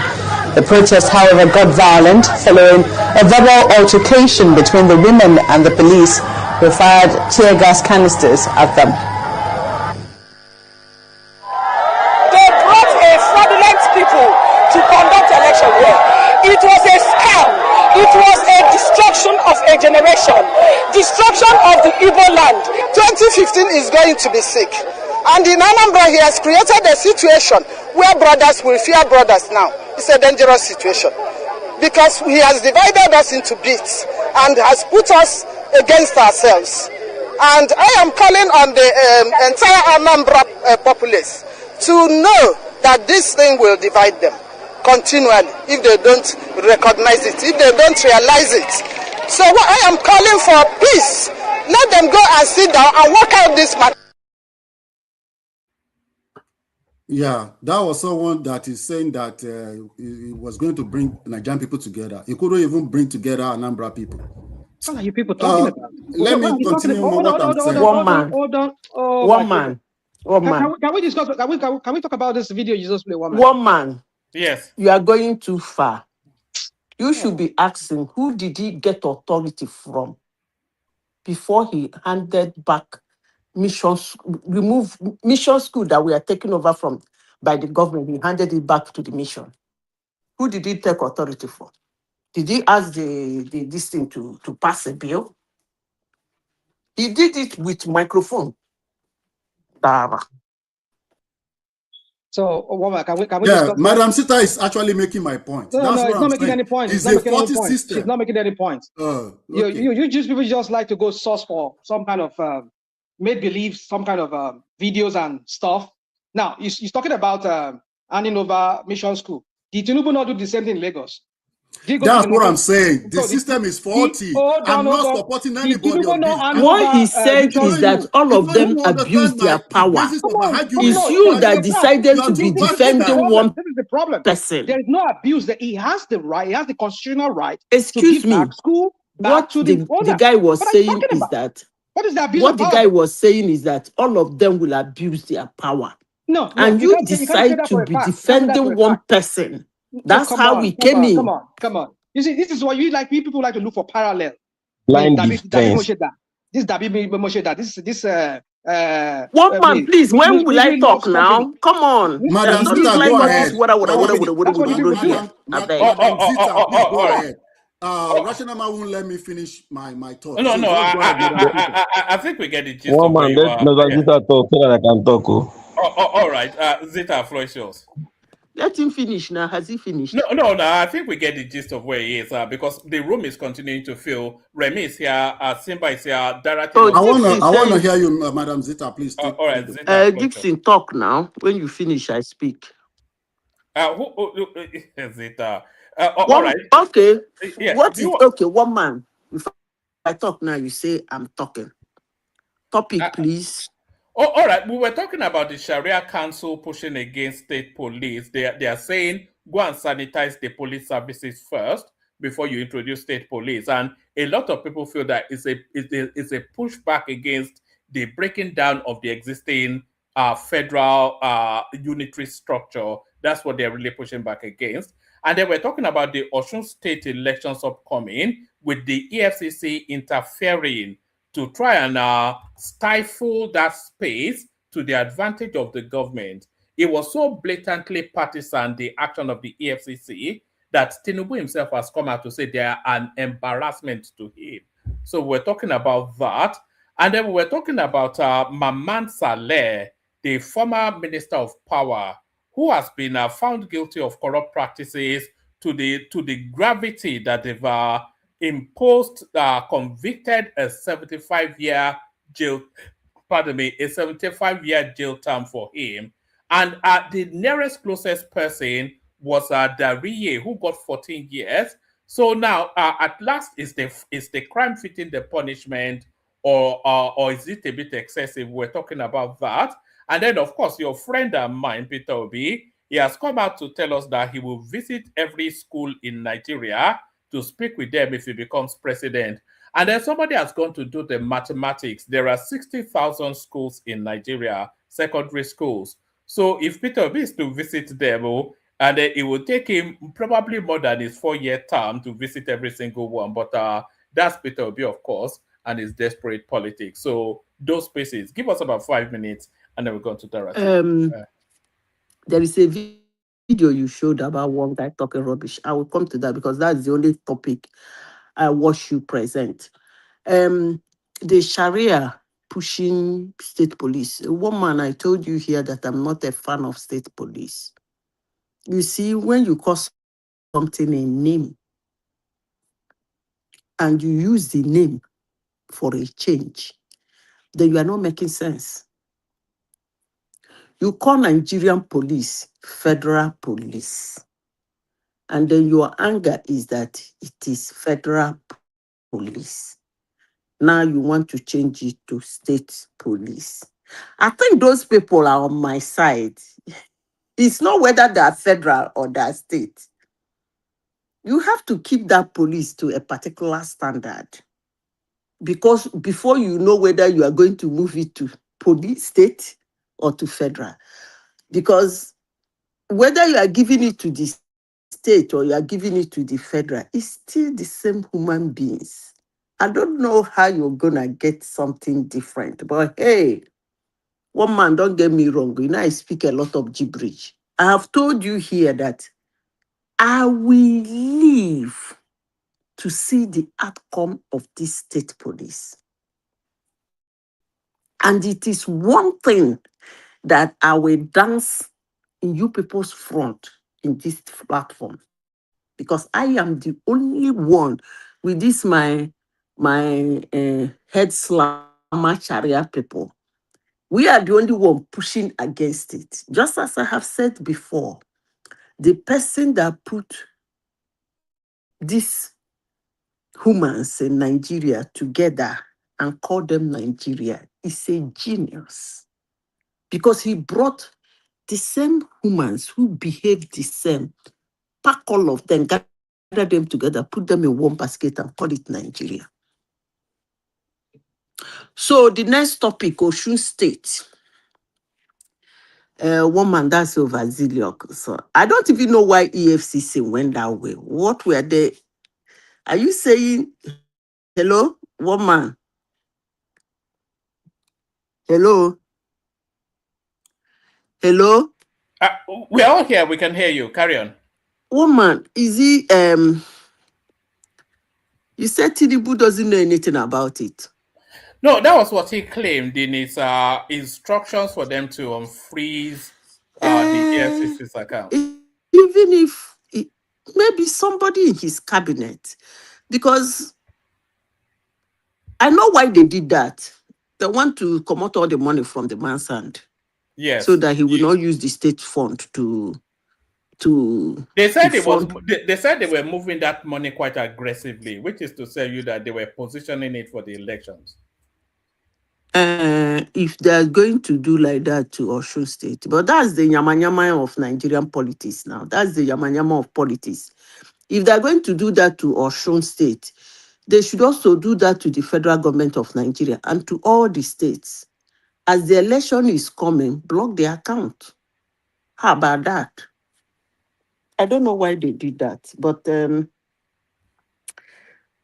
are they dance herself now. Wow. I don't know how we got here. The other one, you said how many people were sent to jail? Madam Zita, can I chip in something real quick? Why not? About the timing. I don't know that crime has a time. If someone is committing a crime, I don't know. You have to look at the time before that person, can be arrested. If EFCC identified that Osun State government was trying to move money illegally from one account to another, and they have the constitutional right to intervene and freeze the account, it does not matter whether it's a day to the election, 2 days to the election, a week from the election, it does not matter. Once crime is being determined to have been committed, the constitutional authority has the right and the power to intervene. So I just don't understand why didn't they do it 2 years ago? What man? You just said that he was moving the money so fast. If there was no crime 2 years ago, would they freeze the account 2 years ago? We are talking. I don't know why people always. So this is the first time that Adeleke is trying to loot Osun State. Nobody cares about that. You need to listen to what EFCC says. They said some money were being moved, right? And they believe maybe it's illegal, and they intervene. They have the right to do that. If they don't have the right to do that, it's a different ball game. We are not talking about maybe constitutional violation here, or they are acting beyond their authority. That is not what we are talking about. If we are talking about that, then let's talk about that. Do they have the authority to take action? If the answer is yes, okay. Why has the president called their actions an embarrassment? Because it's political. Everybody was seeing it as political anyway. Is it not political? Is it not political? One man, you see, I don't even know why Tinubu called that thing off.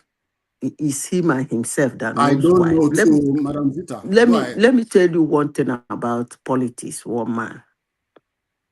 Anyhow, you go press your opponent neck, press him.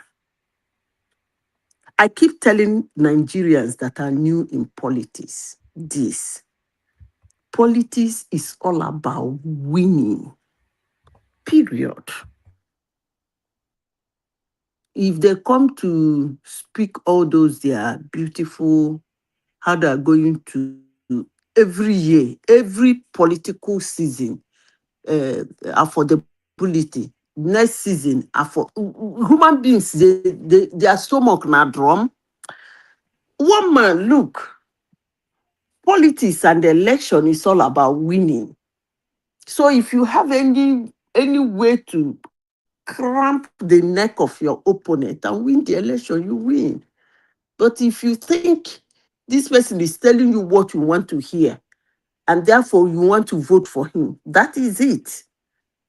But if the opponent has a way to clamp his wings and really clip it from him flying, they're gonna do that. So I don't even know why Tinubu called that thing out. Because he too, Tinubu, is doing it around Nigeria. One man, from all indication, I don't even know, unless people from diaspora, like Rational Mind, will be donating into Obi's account. Look at what Tinubu has done. He took all the, well, he would say he did his own smartly. He took all the governors. Who is going to sponsor presidential opponents? None. So the opposition in Oshu did the same thing. So why did he stop it? That won't use the FCC. So why did he stop it? I Stop don't it. know why he stopped it. He shouldn't have stopped it.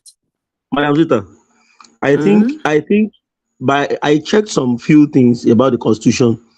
The FCC actually had the right to do that. No debt, no post no order or something like that for 72 hours. Anything more than that is illegal. They can do it for 3 days. Anything after 3 days is illegal. If they want to do it beyond 72 hours, what they should have done, like they normally do before, is to quickly go to the courts. Or you know the reason why they normally do that, give them the constitution give them that power, is to actually, if it is a real case. The reason why we are speaking about this was because it's political. We know it's political, just like you said. The ruling party will always want to test the opposition to break their neck, whether you like it or not. So we know if it's criminal, you need to first of all stop the flow of money from a particular account, then move straight to the court to go and get an injunction to extend it indefinitely, as far as the case Let me is ask you a possible. question. Does that guy So look like somebody who will win that election in November? the guy is to me, don't forget that the Adelekes have deep pockets. That's the state of my mom. So I know, at least I know some of the politics, and I have some contacts there. That guy still has some grassroots support. So the game is still almost like 50-50. If you look at the last, let me tell you, go and check the last Osun Is he governorship. I doing mean, the very last well? three, Is the he doing last very three well? elections. You see that it's always a close call since 2015. After Aregbe, it has always been a close call. But is he doing some few things for the local people? He's You not said? doing anything. Madam Zita. He has not done a single thing. Do you know that his nephew Davido, he has said if they don't let him win, that he'll get Donald Trump to remove Tinubu. That one That's is what not. It's being childish. That one is being. that's Is what being that's what childish. that's what that's That what one is he being will go and childish. use his music influence. You know that the video wants to spray money. He wants to spray money. I saw a video where he was talking that he said something go hot. So he wants to dip his hand into the pocket to spray money, but he quickly withdrew his hand. If he spread the money, he'll be arrested now because You'll be arrested. there's I a was law very against shocked. that. That it's going to All be. right. All right. Make that point. Make that point. Then let Zita land, and then we'll come to you. Zita can continue. Madam Zita, continue, please. I've made One my point. man. You said they put who in the prison? Who do you mean? You How do said you mean? who and who that was jailed. Oh, I was talking about the former minister of power, Maman Saleh, who has been jailed for 75 years for corruption, and which is by far and a clear distance the harshest sentence yet in corruption cases in Nigeria. The nearest closest one was 14 years.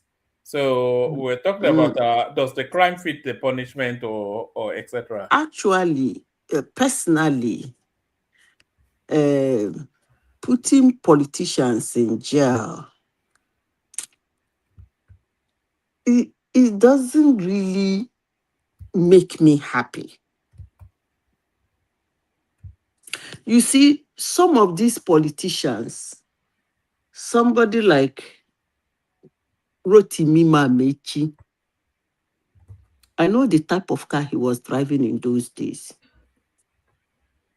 before he entered this his politics.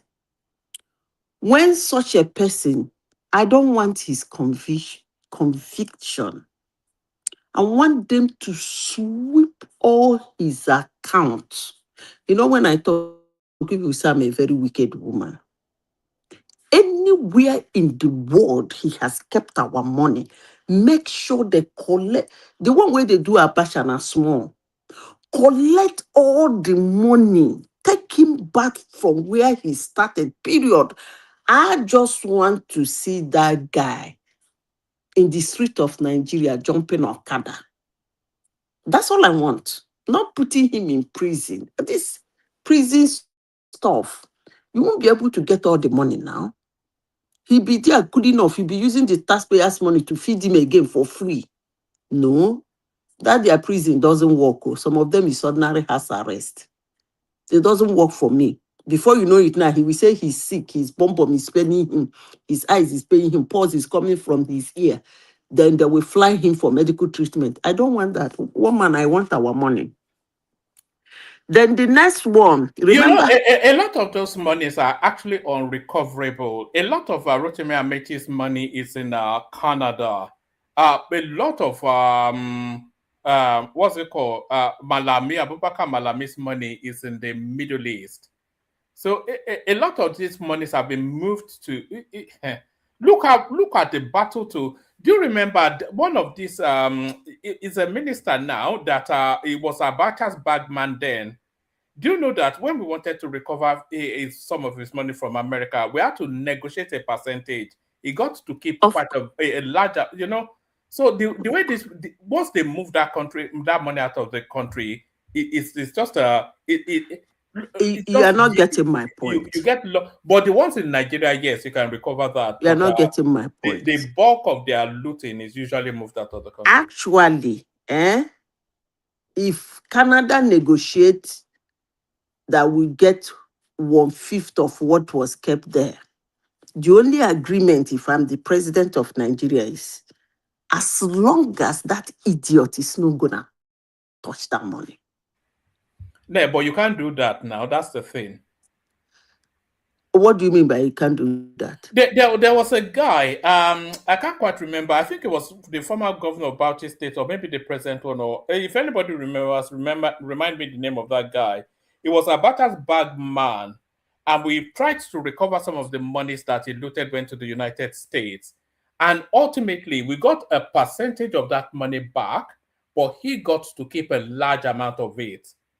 You know, because there are laws also that bind these things in those countries, and because of the vast amount of money that they've stolen, they can afford, you know, you'll just be locked in some legal mire that, you know, once they move that money out of the country, they are going to keep a large amount of it. Somebody like Rotimi Amechi, I don't think he knows where his own. No, his money is in Canada now. You no, know, but do you know they said Rotimi Amechi owns an airline in Canada? That's what they said. He might not remember all the. You see, Rotimi Amechi. You see, Wike is a bit smarter. You see, Obasanjo. I don't think those people know all the money they steal. I don't think they still know where they kept them. Where they remember some, but some they cannot remember. Oh man, you don't have idea in what those people are doing to that country. That Nigeria is even standing today is it's a miracle. Let me go back to the one that we irritate people. You said there's a video of Charles and one other guy, right? Oh, you mean the ex-director of Obi campaign? Is it that one? Yes.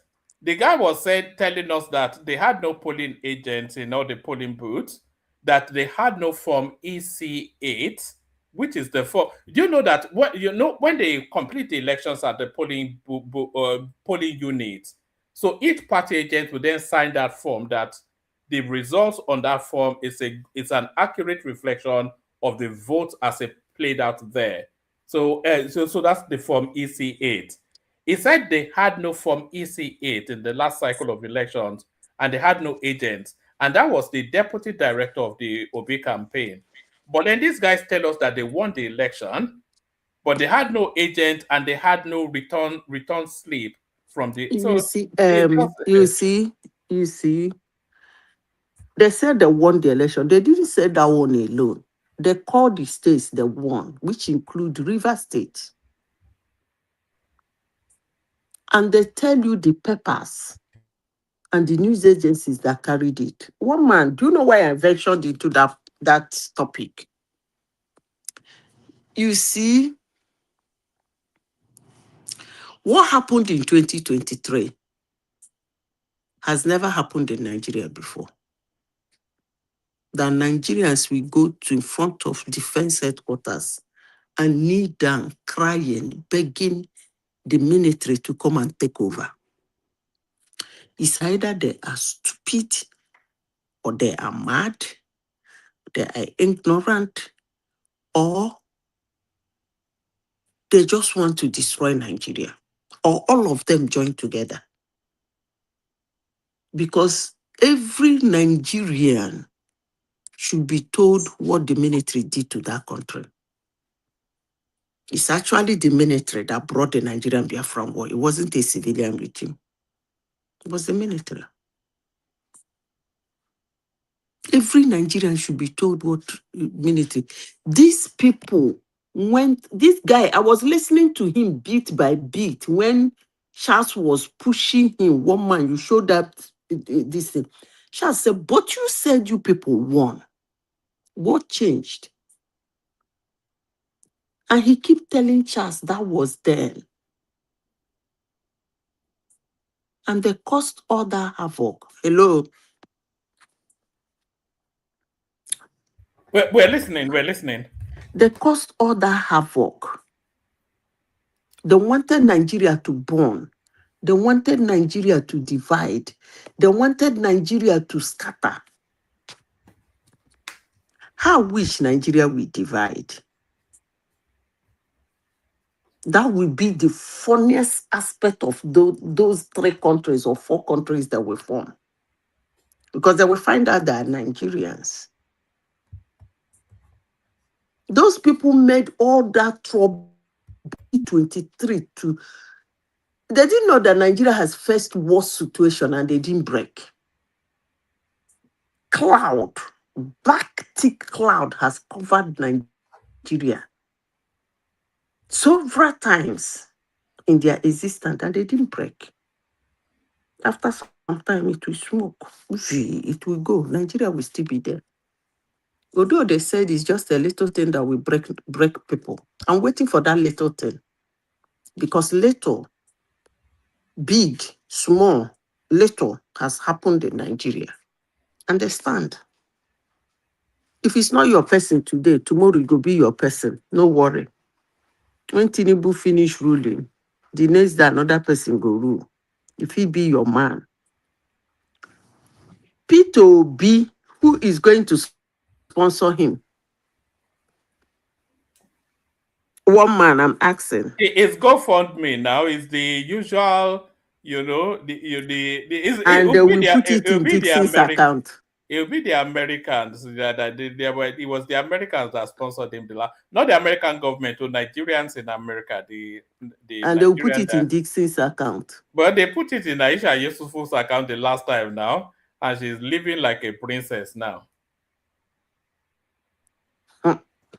You know, that's what Dixon insisted, that any donation to that party must come to him.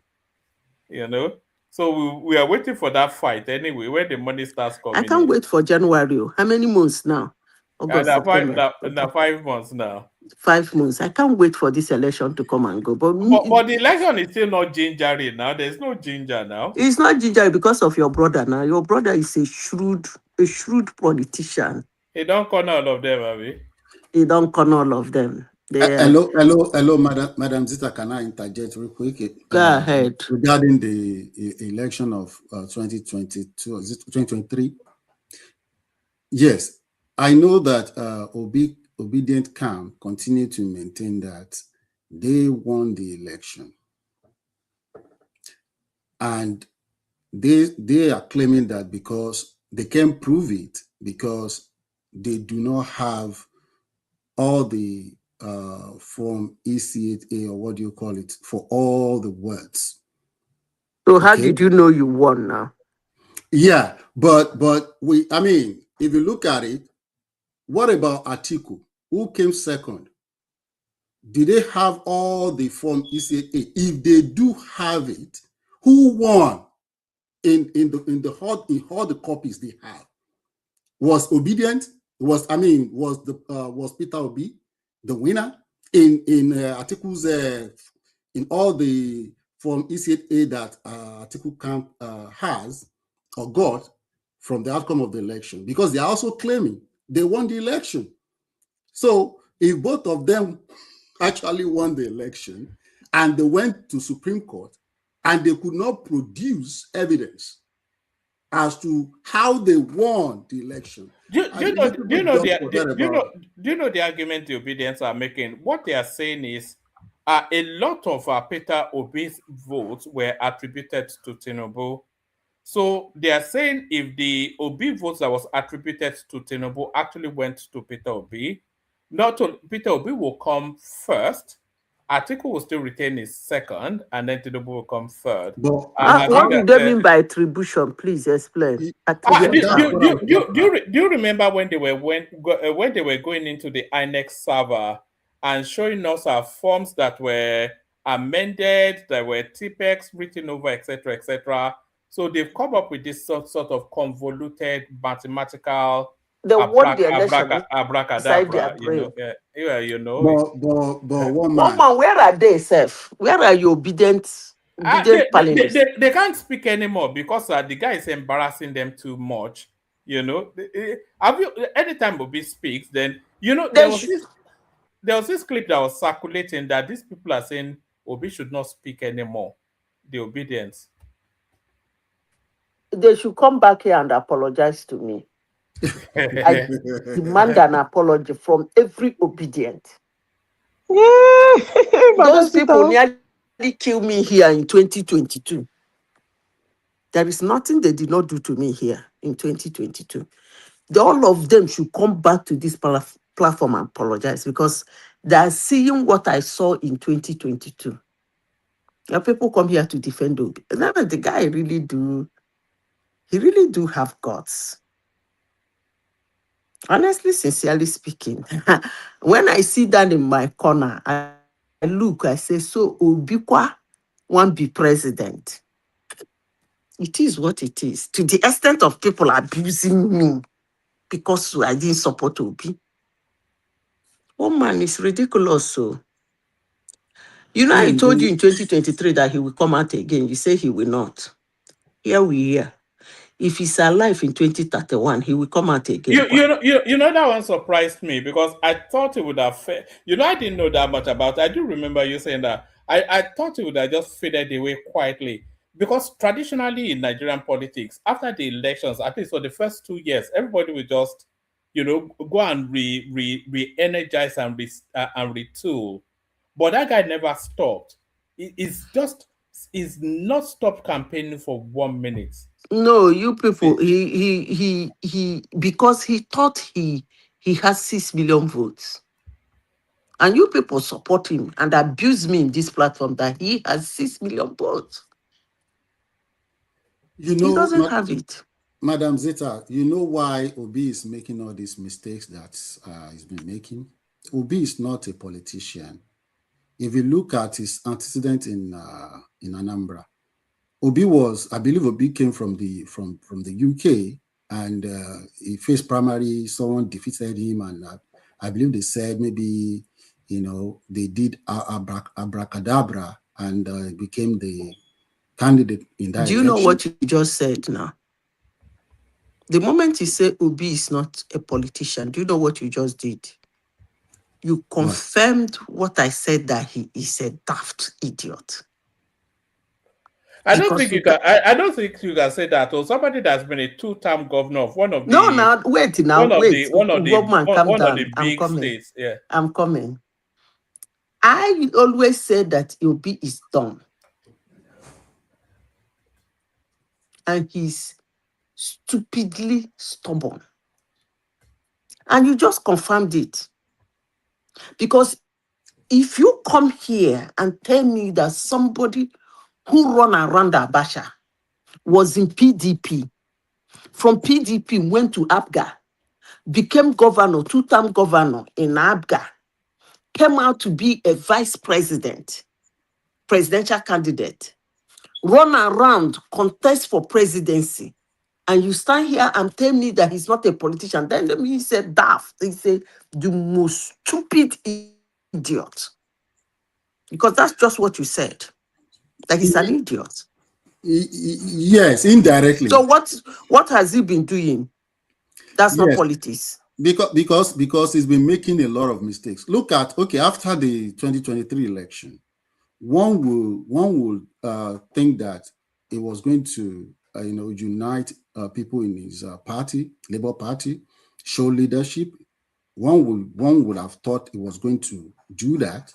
Instead of doing that, he left the party, disintegrated. And one would have also they gave an excuse why he cannot handle Labour Party. They gave an excuse why he left AFGA. They gave an excuse why he left Atiku in 2023 to go and become presidential candidate. But now, I still want those people to come to this platform and give excuses for this blah blah boo. Madam Obi is going about doing. Madam Sita, one would now ask a question that why wouldn't he just go and, I mean, because he knew he was going to. If Tinubu no flog that guy, see, bros, let me tell you, make una dey hear my voice for this platform. There are two things Tinubu did one thing he did that I'm very angry with him is leaving Nnamdi Kalu to be breathing. I am extremely angry with him. Now, come January, if Tinubu no flog the living devil out of Peter Obi, then he will be getting double anger from me. Madam Sita, I even think you will give Tinubu some credit for even putting him in jail, because they gaslighted him. I thought he was going to, kind of back out from, prosecuting him and put him in jail. I mean, we should still give him some credit for even having the spine, to do that. A lot of people, I mean, some people might all right. Zika, land your thoughts, and then we're going to Dorothy. I think we've held Dorothy in abeyance for long enough. My final thought, landing my point is that if Tinubu no flog Peter Obi and Kwankwanzo down Bachege come January, he's going to get another anger from me, from the one from what's his name, Nnamdi Kalu, still wagging his tail, breathing. All right, brilliant, excellent. Just on that, Nnamdi Kalu, do you know that Simon Ekpa's trial in Finland started, I think, yesterday? But Dorothy, floor is yours. Sorry for the long wait. So floor is yours. As you speak, I'll leave. Simba will bring it home. Thank you, everyone. See you tomorrow. I'll be listening to you in the background. Dorothy, good to see you. Thank you, everyone. See you tomorrow. And I think thank you very much. Sorry, and I think somebody signed up. Somebody signed up as a member of the platform, Cyber Secure. So thank you for doing that. Other people can join them as well. There's a join button on the platform. That's me. Oh, was that you? All right, brilliant, excellent. Yeah. Well done. So other people can join Wake Up as well and become a member. Thank you, everyone. See you tomorrow. Dorothy, floor is yours. Yeah, thank you, woman. Yeah, you see what I just thank you, and Madam Zita as well, for your excellent Thank you, my brother. a lot of issues that crop up in that country. Sometimes just look at it sometimes and you will laugh. The issue of the state police, to me, you know, we are just I'm just of the opinion that probably we should not just allow our fears to us to just take the best of us. Of course, our governors and they have been one of the weapon fashioned against us for a long time too. Because whether you like it or not, the president always kind of pander to them one way or the other because of the way the country is structured. For elections, you have to pander to them. But I think Tinubu himself will begin to see that if he doesn't do these things, he himself will have some issues. And I think he's already using that opportunity. Now, he himself did not probably think he would be doing this. I say this with all sense of decorum. What had really happened, I think the North actually pushed him probably to do it more. Because if you look at what is happening in terms of insecurity, these guys were pressing his neck and was trying to tell them, come, your brothers were the ones that are heading the security architecture of the country, from NSC to the Ministry of Defense. So I expect you guys to be able to call these guys to order and talk to them. But nothing is happening. And the opposition is holding my neck and my scrotus are like I'm not going nowhere here. So it's like look at what happened. This week he's already in the US. Alake is in the US negotiating with the Americans on how to come in. The Chinese have been dominating the space in mineral mining and stuff. Now that's their own what do you call it? But I mean, what do you call it? How do I put it? Self their own gift for coming to Nigeria. That's people just need to quit this politics of bitterness. See, the politicians know how to play their games. So Tinubu just feel like, okay, if I can do this thing once and for all, then I'll get Trump off my neck. I'll negotiate with him to come pick some minerals, and we also gain some few things from it.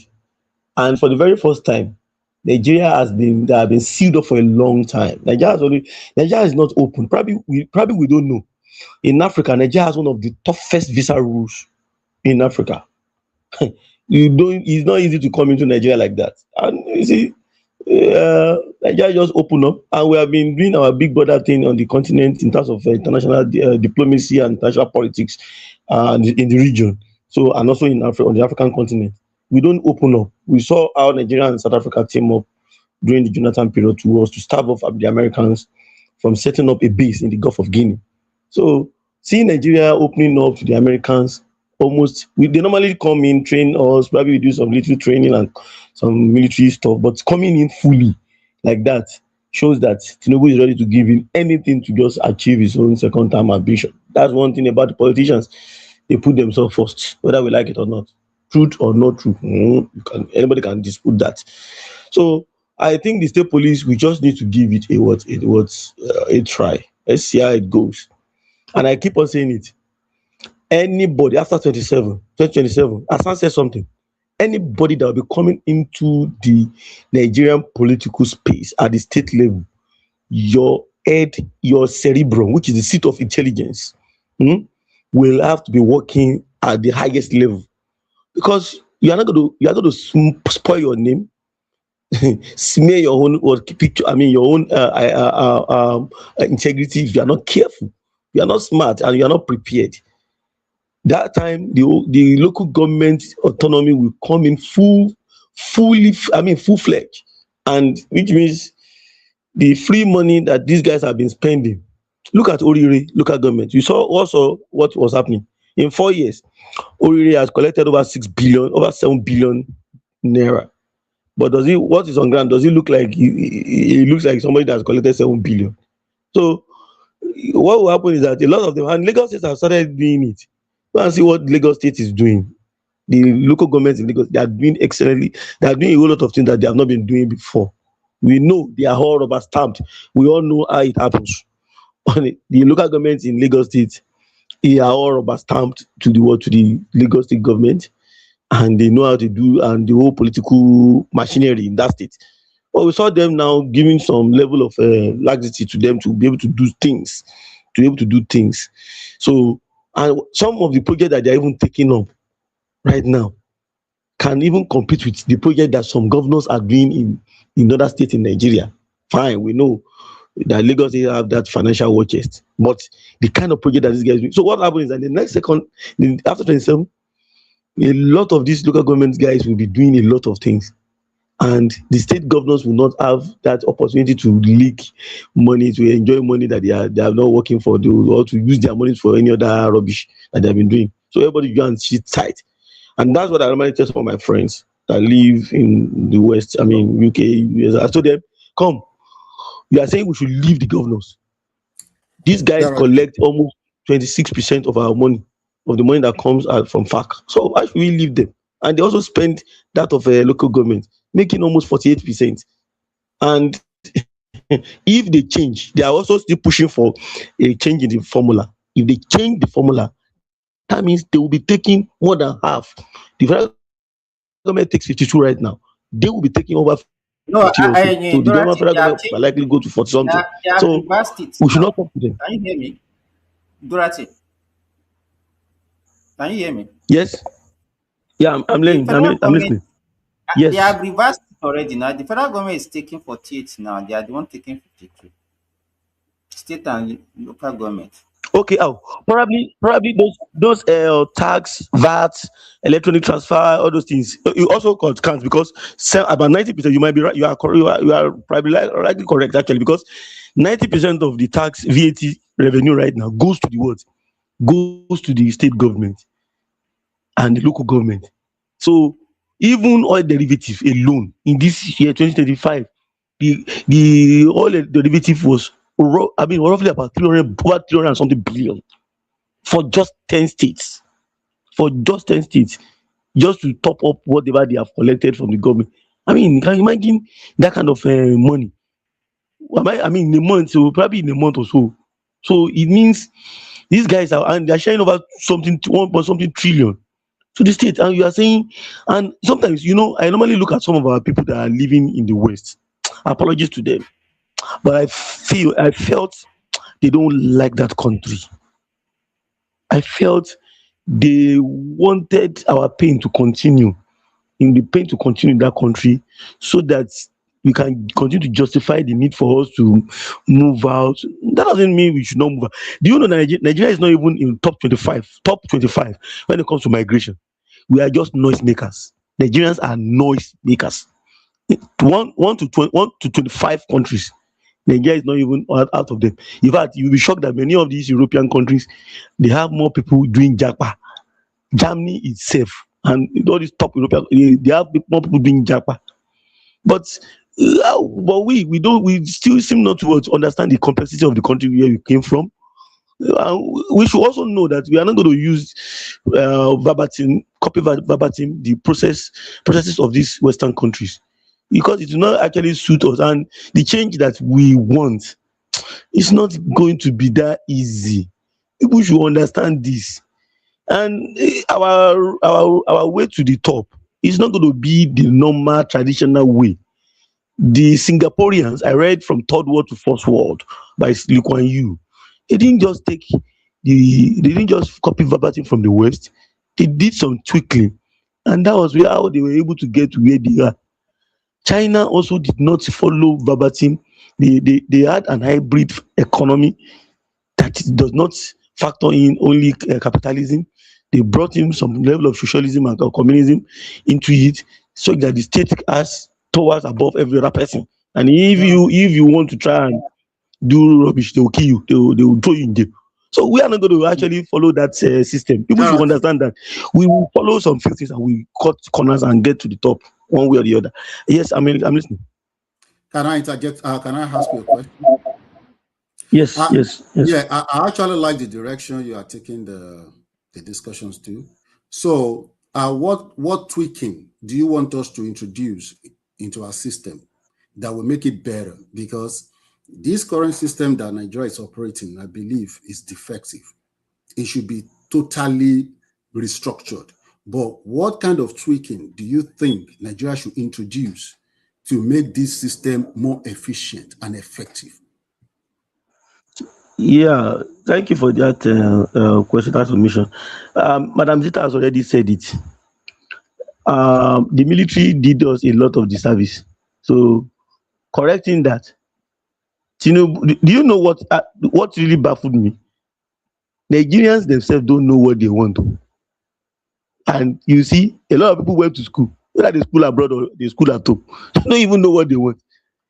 The same people that are complaining about Nigeria is not working, and they are living in a working country, a working system. They are still the same persons blaming the president for giving the opportunity to the state government and local government to breathe, so that um, dividend of democracy can go to the grassroots. We will still have to go back to that regionalism. I mean, that's regionalism to some extent. And look at it. Some of these things that we are talking about or that were even in confab have been have been tampered with what? With Tinubu himself. Look at it.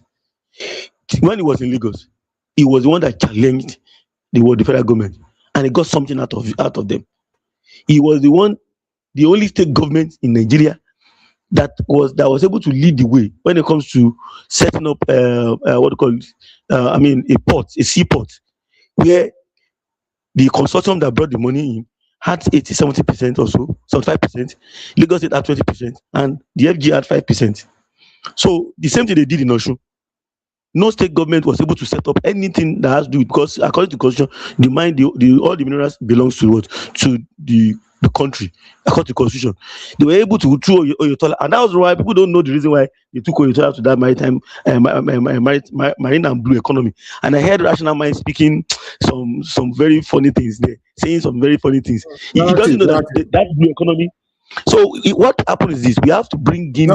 Sorry. Before you go, you mentioned something about mineral resources that maybe Osun State has or something like that. That it belongs to the nation, to the federal government. Is that not part of the problem that states or states in Nigeria should be able to control their resources and pay certain the revenue to the federal 20% federal government, but at least they should own it. There is their resources. Okay. We will have to what? We have to take those tweak in those things. I mean, tweak those parts of the constitution. Let me say this. Let me say this. Nigerians, we always we have this mentality that once some people started talking about something, we have this bad wagon effect that we always think that okay, that would be the best way to go. Because I've been hearing people talking about resource control and because we think that because states are not controlling their resources or the regions are not controlling their resources, that's why we are not making headway. You people should remember that we have tried that system before, and that system was actually what culminated in the problem that we have in 1966 up to date. The major problem of Nigeria is because the attitude of the citizen, whether the leaders or the followers, if you don't have attitudinal change, the same thing that is affecting us today will even be worse under regional governments. Will be worse. So if you are thinking that, so if everybody is controlling their resources, it will change the corruption, the attitudinal problem that we have. We think that that's control of resources that will solve this. Can I interject and say something about the point you just made? Can I interject and say something?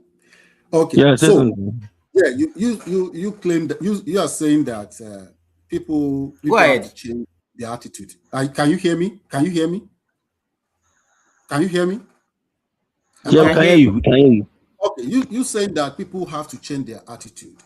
I agree with you to some extent, but I think government needs to change its attitude, and government needs to introduce policies and programs and laws that will force people to change their attitude. Let me give you an example.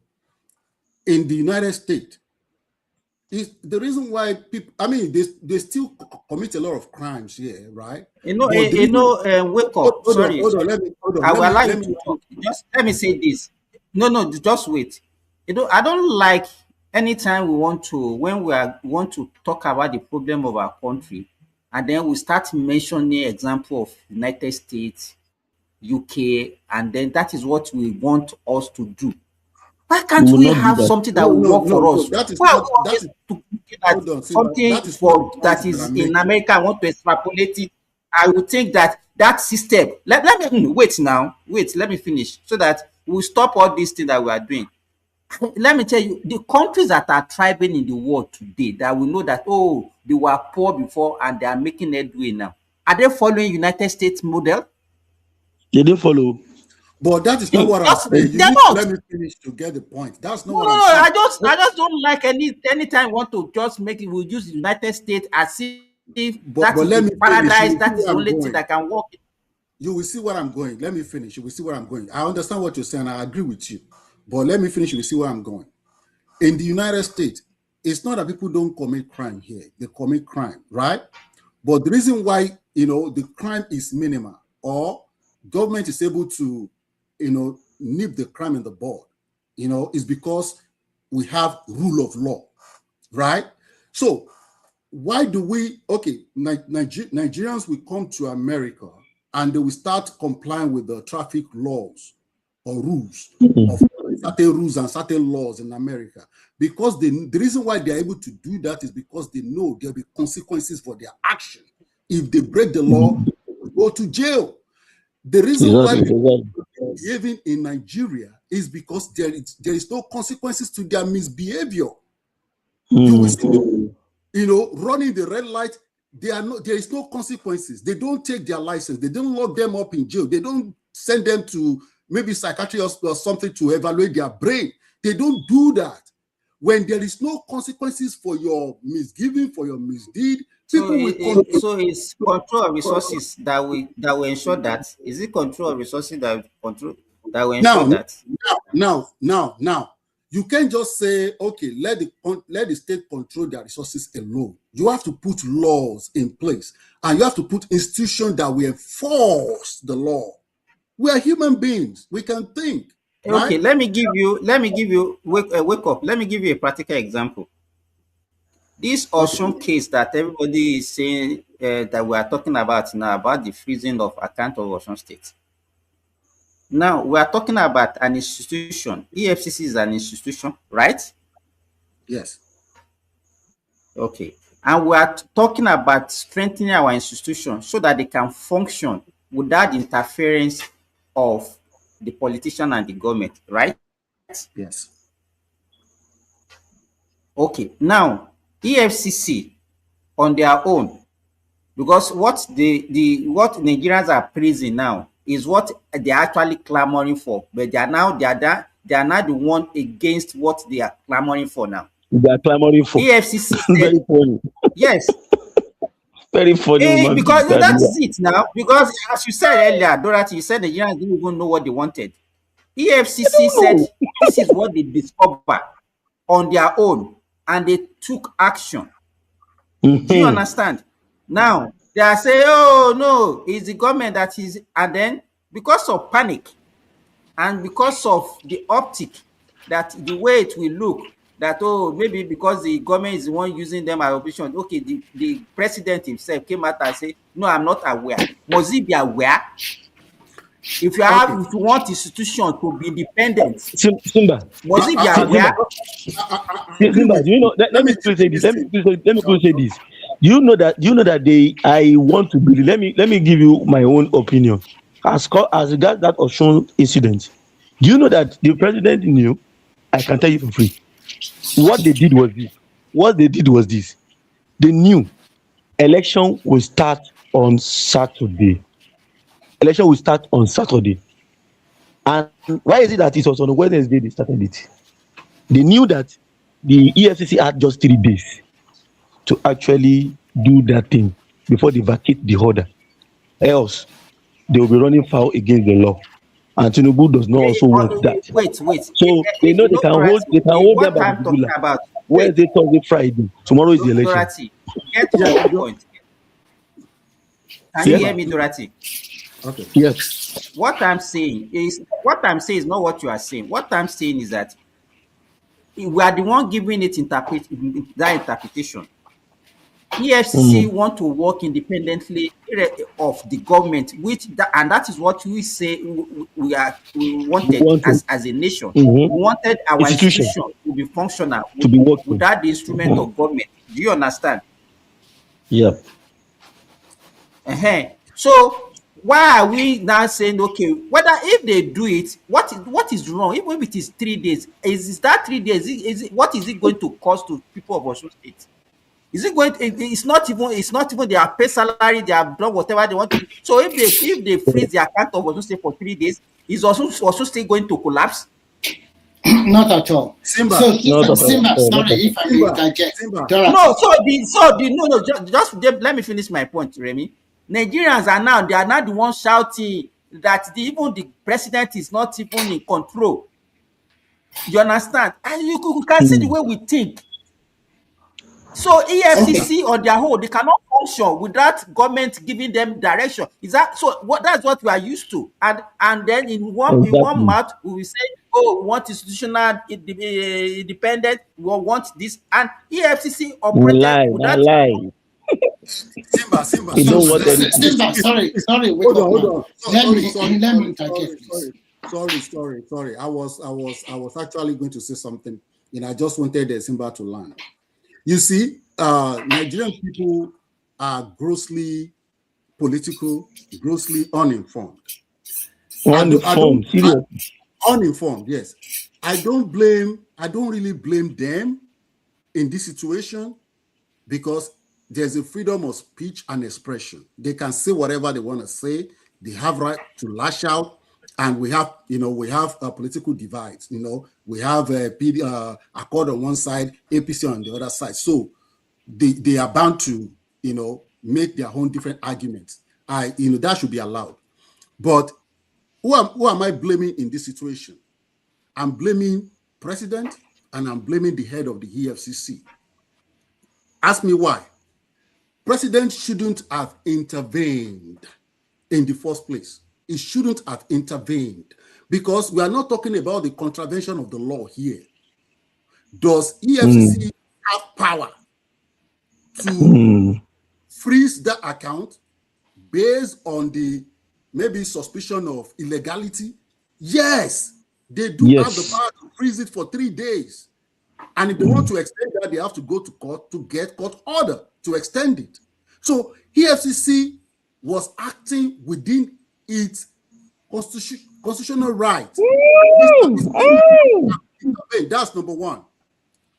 And now the second blame we go to the head of the EFCC, who should have stand his ground,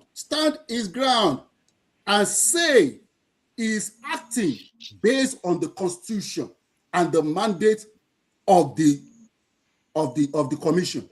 It shouldn't have yielded to the Mr. President. It should have maintained its independence by not following the direction or the directive of Mr. President. So I blame both of them. The citizens allowed to. I don't think you have done that. Tarati, let me interject, please. You are talking this way if you are talking to a sane society, whereby majority of the people understand the rules and regulations very well. You are talking to a population that even are educated. They are educated illiterate. Say it the way you say it. Educated. That's who many of us are.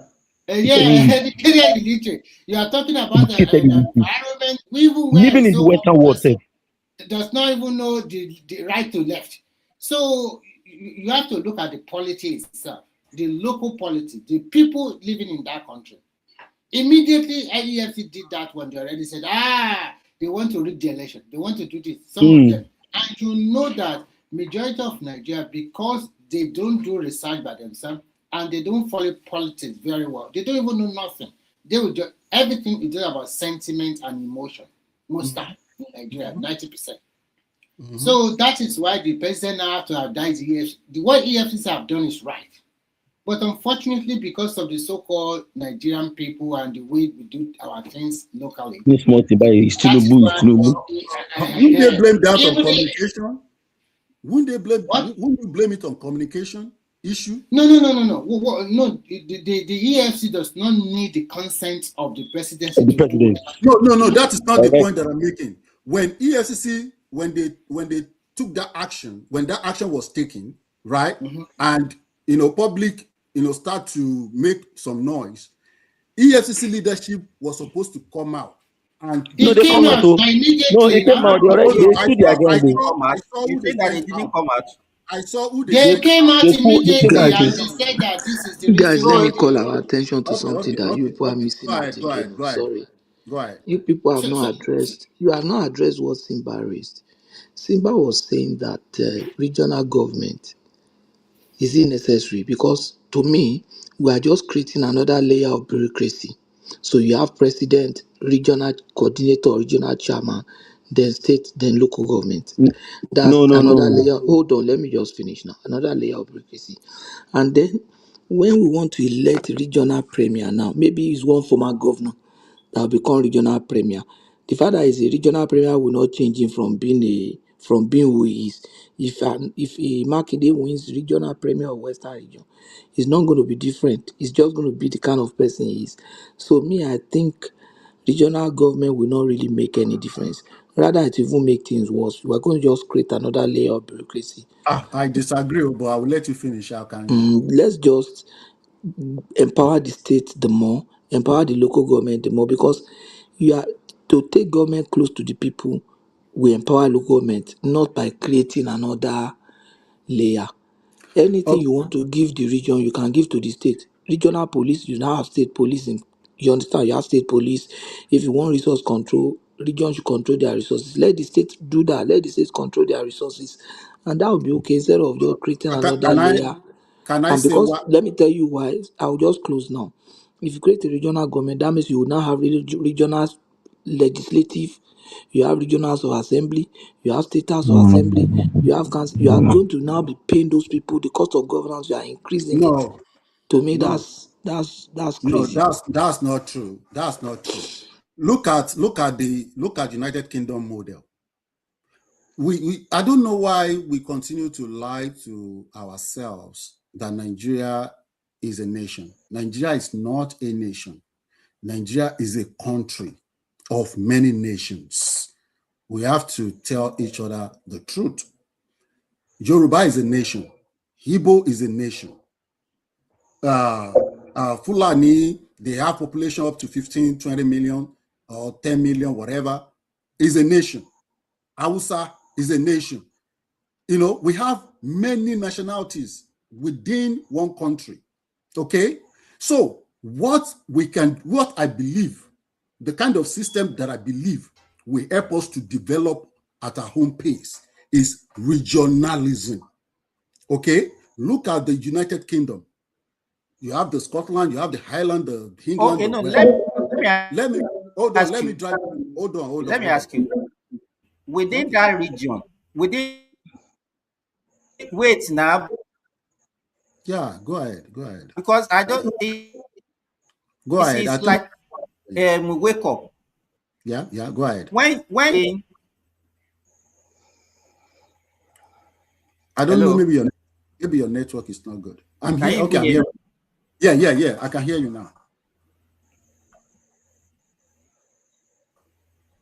Simba, go ahead. I can hear you. You said that Nigeria is a country of many nations. Yes, you said Nigeria is a country of many nations. So by the time how many regions are you going to divide Nigeria into? No, it's not dividing. We already have it divided in Constitution, 6 regions now. It's not a region. Divided. What you have in the Constitution is not a region. What you have in the Constitution is not they call it political zones. Political zones, right? So we can just follow that political zones. No, it doesn't work that way. You cannot use illegality. So what you have, even the geopolitical zones are not. I'm not. Just wait now. So what you have in each political zone? Wait. The geopolitical zone is not even in the scripture. It's not recognized by scripture. by constitution. Pastor. The geopolitical zone is not recognized by constitution. As for me, The constitution recognizes states and local government, not geopolitical zones. Exactly. The So geopolitical zone, where did they creation get of the Abacha. southwest? Where they get the southwest, northwest, It's southeast, south just, south? My brother, that your question is what recognized. is destroying Nigeria today. The same people we elected, they don't respect laws, they don't look at the constitution. What they feel that is good for their tribe, they just carry on when they have the power. And that's just the truth. Other no matter we don't have region. Even the geopolitical zone is not even a region. It's not. Yeah. And Okay, even within, I think within the regions, yeah. even if we use the geopolitical zone, they also have nations. Because if it, let's say Midwest, I mean, North Central now. How many nations do you have within the North Central zone? We have the Yorubas, we have the Hausas, we have the Nupes, we have the Baris, we have, in fact, so how can they? I don't, Nigerians, I don't even know. No, there's a solution to that. No, hold on. There's a solution to that. Where you have the majority, if in that North Central or Northeast, or where did you mention now? If it is North Central, who is the majority in the North Central? If outside the majority, there's no majority. There's no majority in the North Central. There's no majority in the if there is no, if there's no single ethnic that is the majority, put all of them in local governments and give them power. Okay, put them in local governments and give them power. Who are you putting in the local government? I mean, they will have their local government. You put all the Nupe. You put all the Nupes in one local government. Is that what you are saying? Whoever is dominant. You put all the chief in one local government. You put all the Igalas, the Yorubas. Simba, you let this guy, let him land his point. At least we have a lot of questions for him. Let him land that point. Okay, this is what I'm saying. This is what I'm saying. Let's say out of 20 people, okay, in a particular region, out of 20 people there in that region, you have one ethnic group that is, the population is 10. And let's say you have about 40 ethnic groups there, but one ethnic group has 10, 10 to itself as in population, right? So the rest, the remaining 10 is divided among the other 39, right? What I'm saying in that aspect is that whoever is the majority, even among the 39, we clearly have the, maybe leadership or whatever in the local government. That's what I'm saying. And in the general local government, the one with the 10, they also have the leadership power. Let me now ask you a question. What is the difference between what you are submitting in Nigeria? Then you silence the remaining ethnic nationalities. Wait, what is the difference? The only we have similarity, but the difference is that we will have regions, right? And within that regions, hold on, let me finish. You just ask me a question, let me answer it. So we have regions in Nigeria, right? But we don't actually, you just mentioned that it is not written in the constitution, so it is not legally binded. It is not legal, okay? We just use it as, okay, we know Yoruba people live in the Southwest, we know Igbo people dominate the Southeast, we just use it as geography, right? But if we put it in true regionalism, right, in true regional government, we still have some people in the Southwest that are not Yorubas, but sometimes you see them dominant in certain area, in certain local government. I can use Lagos State, for example. I don't know, there's a particular local government that you see a lot of Igbos. Okay, let them control that area. That's what I'm saying. Let them control the local government. Put them in that local government. Okay, can you also allow me to come in there? Listen, my brother. Your recommendations sound like the way when we got independent, the mindset of Igbo, that majority, they feel they were majority and they're going to take possession of the entire country. And now they fail. You are also making that same recommendation that when we go to region, the majority will not rule. Then what is the difference between that and Nigeria? Let me tell you, if you want to run regional government, I agree with your first submission. We are very diverse people. What you have to do, is to go to regional government and recognize every ethnic nationality that is there, give them their province, make law that really empower them to take their destiny in their hand. Why in the central, you weaken it to some certain degree where it will not become so contested. Then we can develop the land. Like Nigeria's situation today, we are living under what I call distrust because of the past experience. That is why the Northerners, not that they don't know what they're doing, there's a level they don't want to fall into. The Yoruba, there are levels that sometimes when they weigh it, no, we don't want to fall here. You as an Igbo or maybe an Igbo side, there's a position they want to regain. You get other tribes that are minority are also seeing it like, okay, we are being marginalized. So you cannot recommend a regional government that where you feel you are already majority and you will not dominate the region like what you were not able to achieve in Nigeria. That is greediness.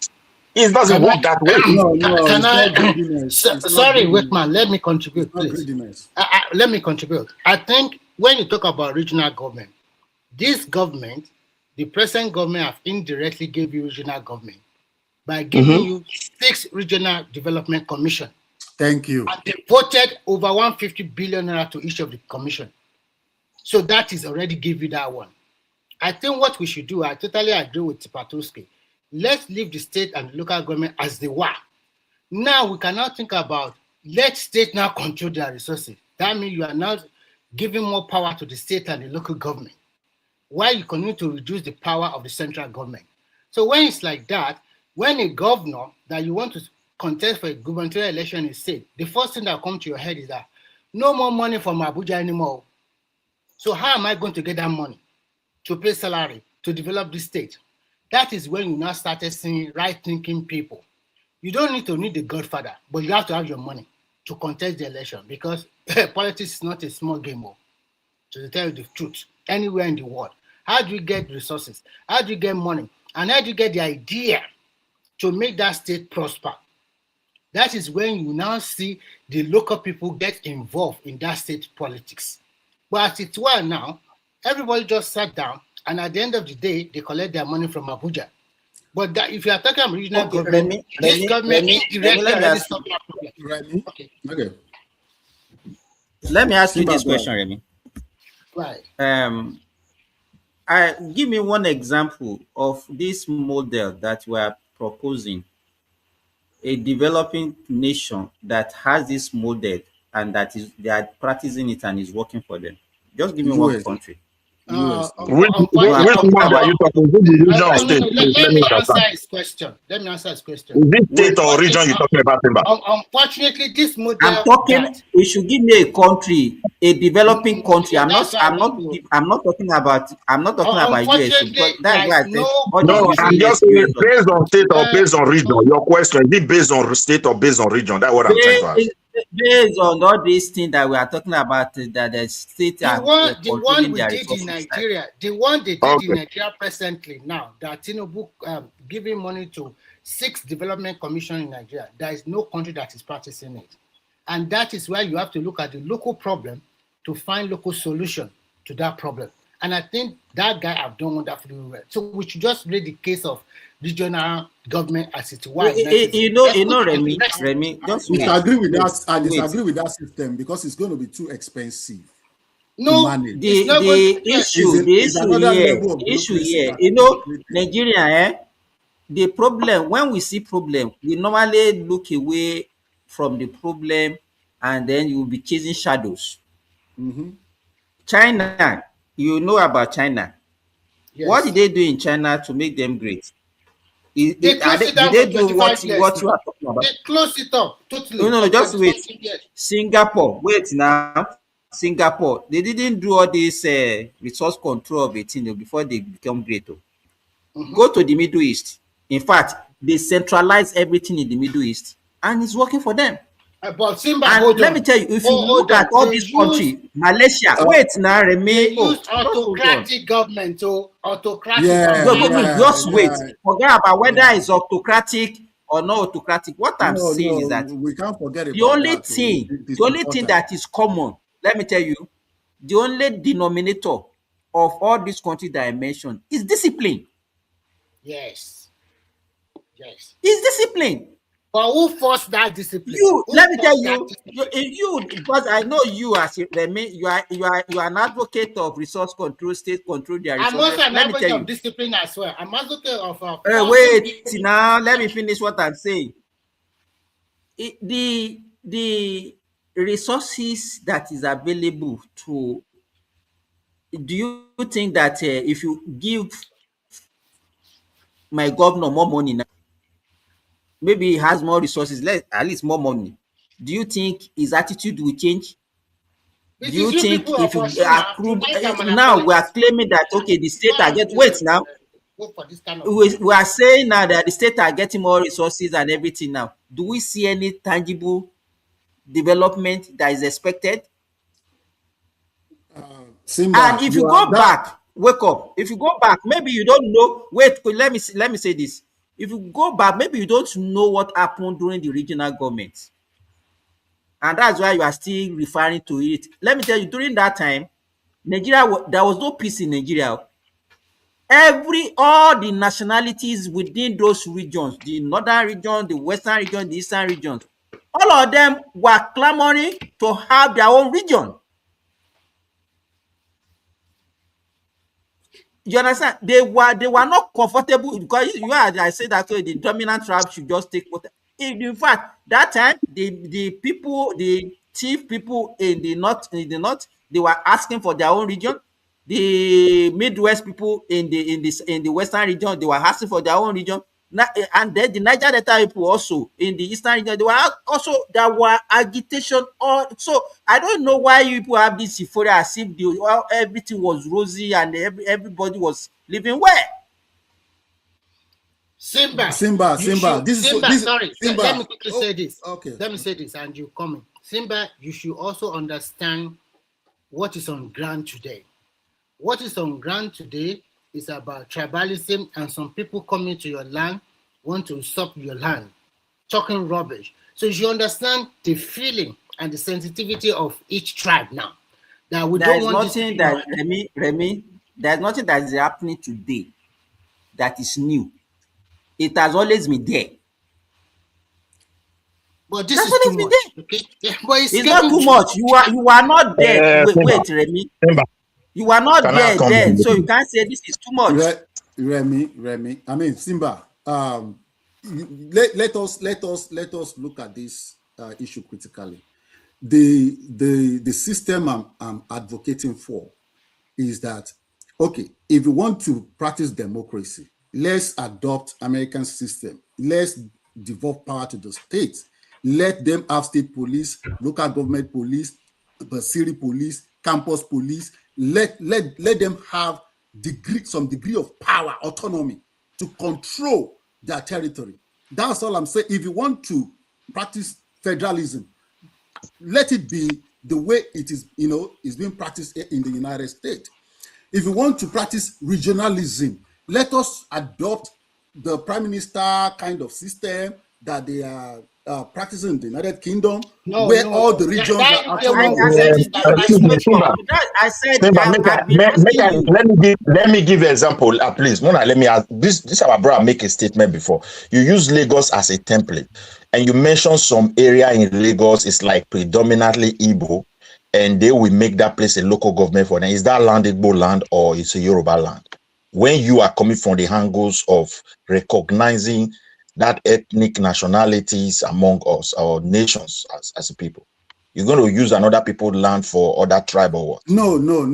That is okay. I want you to, like now, if we move from federal system to regional system, okay, you can't just send all the other ethnic groups who have been living in certain area. You can't just send them back to their regions.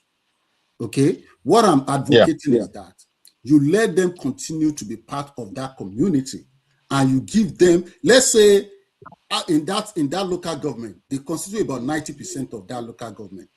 Let them have maybe their leader who's going to be, administering resources in Are that you area. wait now? But they will be, Wait now. hold on now. Wake up. Let me Don't mix. finish now. No. Wait, no, No, you no, cannot Simba, finish. wait, Let me tell you this. wait, No, Simba, because what I beg you are now. saying, we are talking about ethnic weight now. You are talking about ethnic nationality. You cannot talk about migrant and see them as an ethnic nationality of a place now. No, Simba. Let me tell you something. We have gone beyond the level that you can say everybody should go back to their tent. We can't send everybody out of Yoruba land or out of the northern region. We can't do that. What I'm saying Okay, is, let me ask you a question. hold on now. Let me Hold on, finish. brother. Hold on a little bit. You talking about people ancestral land here, well connected. Their own forefather lived there. They might have some places they said this place to we it is spiritual. Nobody should go there. They have some festivals. They have their way of life. Maybe 500 years. Because of Nigeria, others have settled with them.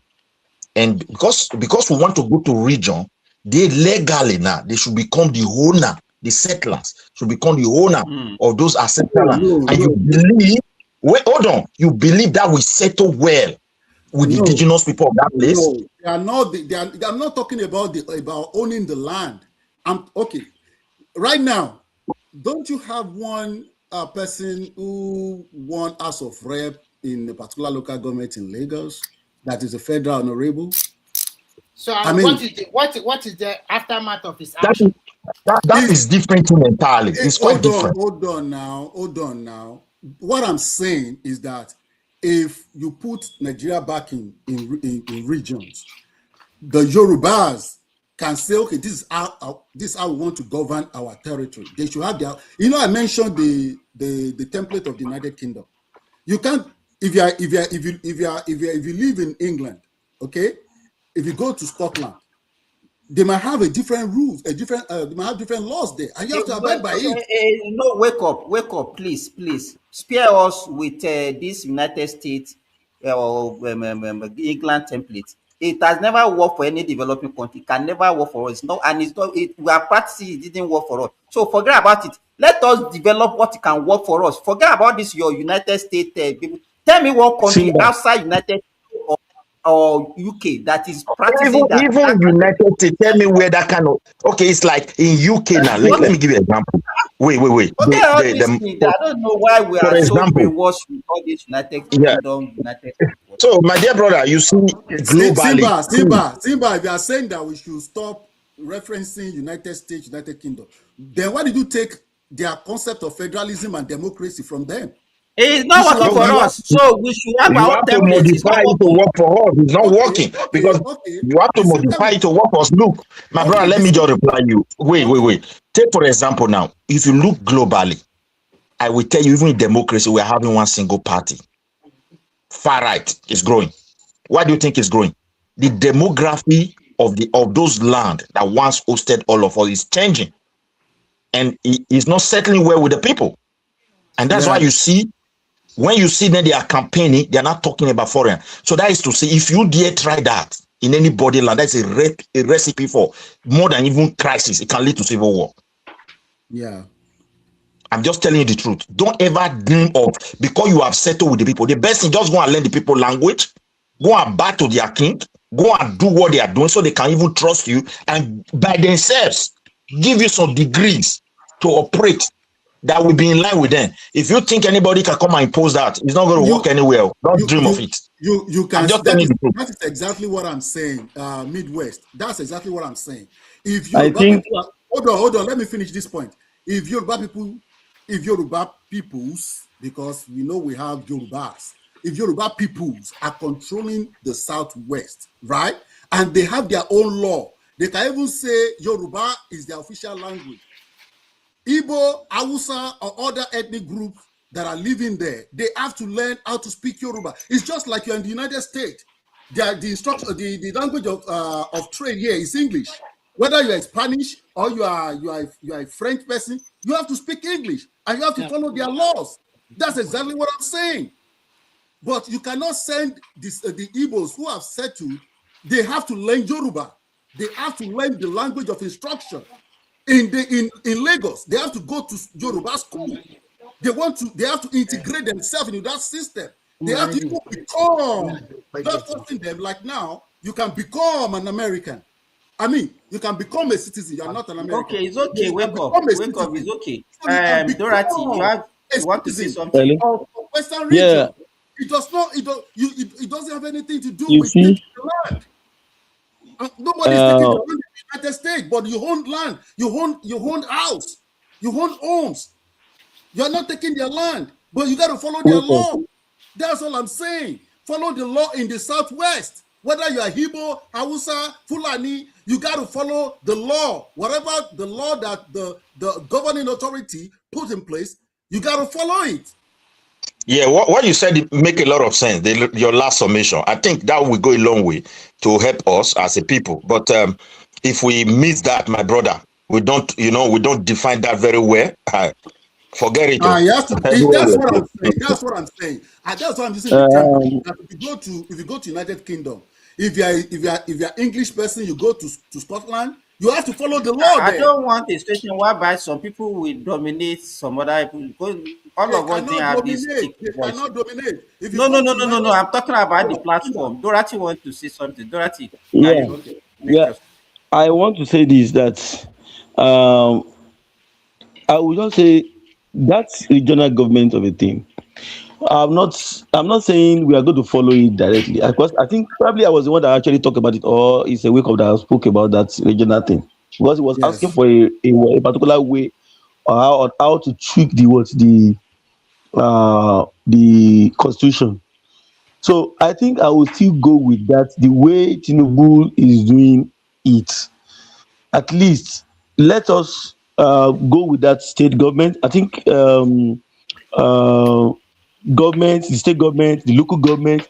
Then let's look at the gaps that may be in between the federal, state, and at least let's use the development commissions to actually bridge those gaps, at least where people can actually come around and voice their word. Okay, this area, we need this area, and we can also unify the regions so that at least they can actually come up together in terms of development.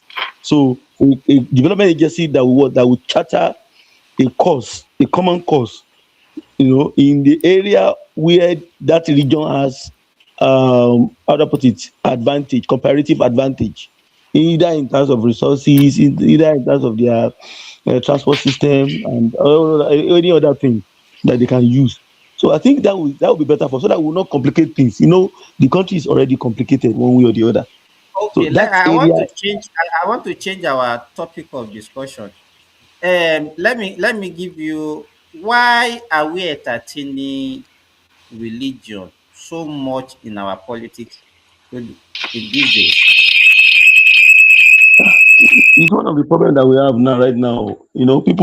People have become so, I don't know, addicted to religion today that they cannot even think. Look at the way state police, they are saying, no, we don't want state police. The northern oligarchs are using. Azan said it here.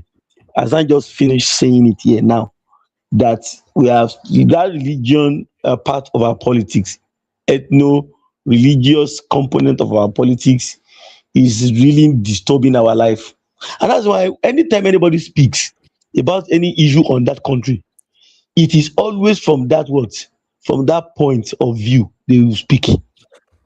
Look at, did you see what happened where the bishop of Methodist was even talking about Bishop Onoyekan too, that, oh, the matter of 2023 has died down.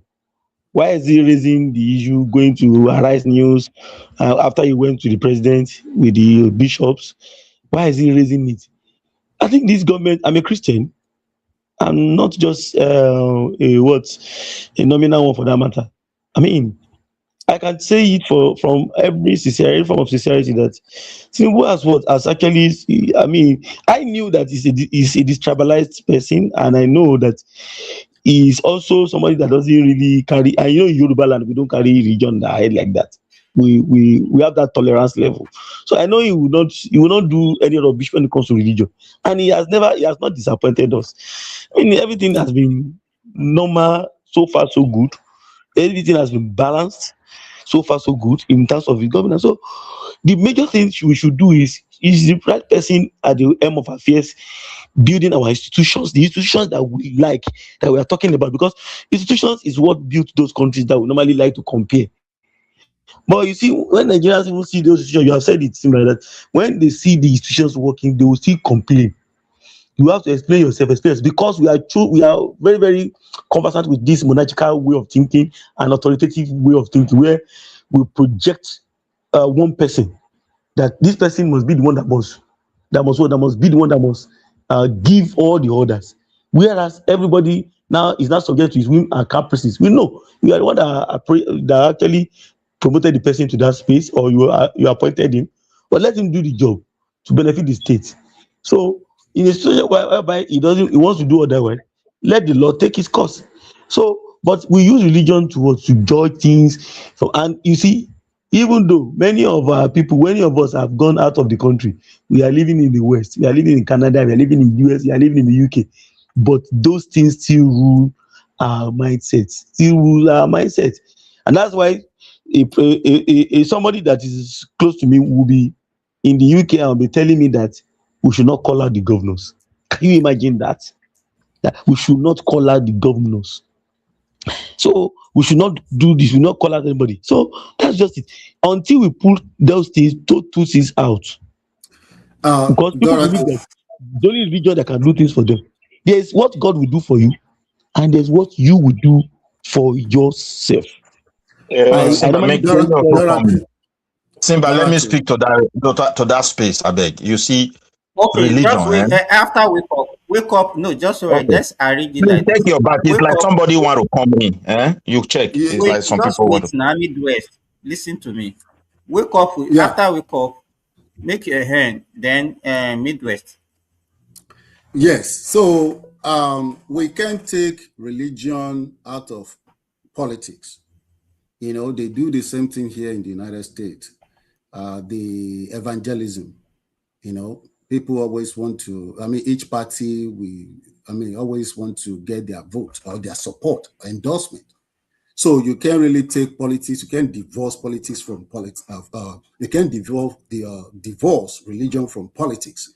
But what the Archbishop or Cardinal, I forgot, I don't know his name, Oyenekon, or what's his name, what he did by going on Arise News and start talking about the president and start talking about the administration and start saying president is determined to win the election, you know, at all costs.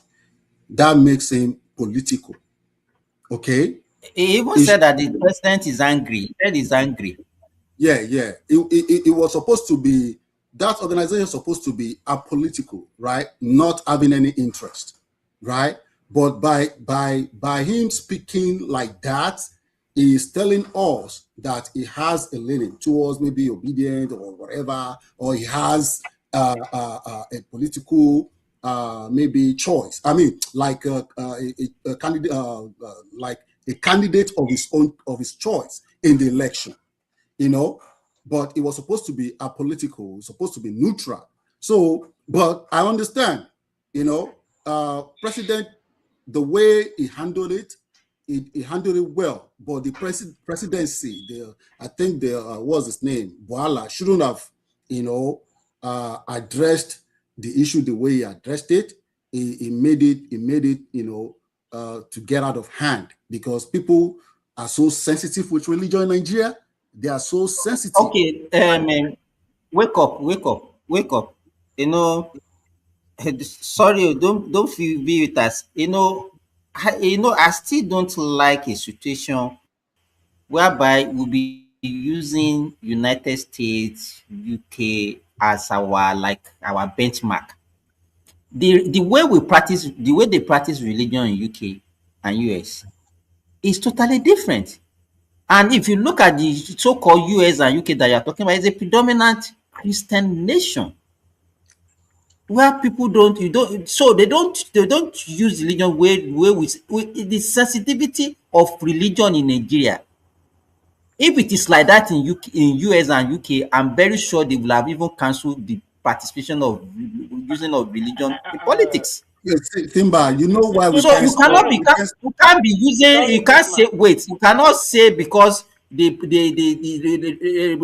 churches maybe make some kind of this thing in election or whatever politics in US, and the same reason why we should allow it in Nigeria, knowing that in Nigeria is so sensitive that it can even lead to war. but Simba, but look at what is going on in Nigeria. Some people are sponsoring people to Hajj. Governors, they are doing that. They're The not supposed to be Christian doing side that. is also the Let me tell you, Christian And are is they also not doing the same sponsoring? thing. Wait now, are they not hold on. sponsoring people to Jerusalem? That's what I'm Yeah. saying. They are not supposed to be doing that.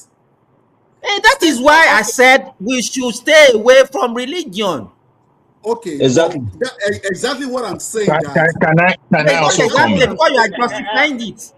No, no, no, no, Simba, no, no, can no, I no, no, no, quickly no, come in? no, no. I'm not Sim, justifying it. I'm just saying it's a reality. It's a uh, reality because you wait, see wait, state man. governors sponsoring people to Jerusalem, sponsoring people to Hajj. They are not supposed to be doing that. They Yes, have we totally invited agree. We religion into we politics. totally They agree. are the one That doing it. So you can't blame wait, the man. cardinal, you can't blame the Muslim Okay, or Christian, being political Remy, sorry. sometimes Yeah. because governors are the Okay, wake up. politicians. Uh, Okay. Wait, um, let me quickly say this. Midwest. Like, No, wait, Remy, wait now. I will structure it. Is Midwest as supposed to Thing- after Midwest you talk, Thank please. you. The okay. thing I want to say is this. You see, in every society, time do change. In the past, religion was also like the prominent dominant influence in the whole of Western civilization, Yes, Europe as a whole. theocracy. They do Yeah, so theocracy. in fact, the Anglican, the king of England, was nominated to defend that faith. So Spain, according to brief history, you can't even hold a Bible in your hand. It's only the priest. They can, if anybody is caught with Bible, they just by the person. That's just the law. So, but as time progressed, this same Western country, they have churches and people don't go to church anymore. Yeah. And Yep. however, if you look at other religion that is growing in their midst, like Islam, has grown to a point also where it's not a concern for them. We can't take that fact away. But in our own country, we have this both religion like Christianity, Islam, and the traditional religion that was once at least I can say that across the entire country, that's indigenous religion historically. We also have them, and they are all embedded in us already. And these two religion has influence. You understand me? Over the people. So all these politics that we are playing, that tendency of being devoted Christian, you try to bring it into the religion. That tendency of devoted Muslim, you will try to bring it. That tendency of traditionalists, you try to present it as well. If the society give it support you to also parade huge numbers of people. So that is the situation we find ourselves. There is no way at this junction we can take it away. And the danger is that since these religions are indigenous, it will get to a point. Religion always back. So if you carry the two books, you see back everywhere. We will get to that point. That's just the truth. Yes, Midwest. And Okay, one sorry. example. No, You wake see? up, please. Oh, okay, Sorry. okay, okay. Let Go us ahead, have the go ahead. structure, please. Okay, all right. Remy. Remy, are you there? Okay, wake up, continue. Yeah, you see our president praying in public. Sorry, I'm back. I'm back. So I think one of the things I want to say is Midwest already said it. Like even in the Western culture, they don't believe in religion anymore. I am trying to say that most of our activists or people that always say they are fighting for the people, why can't we just eliminate religion in Nigeria totally? If we can do that, that country will have peace. Orisha Fulani, Orisha Fulani, If you right? talk like this, they will say you are a Satan. Yeah, okay. The people that they say they are holy, what are they doing? Both Christian and Muslim. Are they not Remy, as corrupt as anything? Nigerians are religious, but they are not godly. No, they are You not understand? godly at all. They are very wicked people. See Very, the very way, wicked. Thank you what very is it? much for that word. Thank you for that word, my brother. Thank you. Yeah. Amechi came out. I said, "Oh, I'm a Catholic. I want to defend the Catholic. The Catholic, even the Catholic Archbishop are bigger than governor. Catholic has 35 million population. You see, because he Religion sees it as an sentiment. opportunity. Yeah. He Mm-hmm. sees So it. that He is sees it why I said that as an opportunity.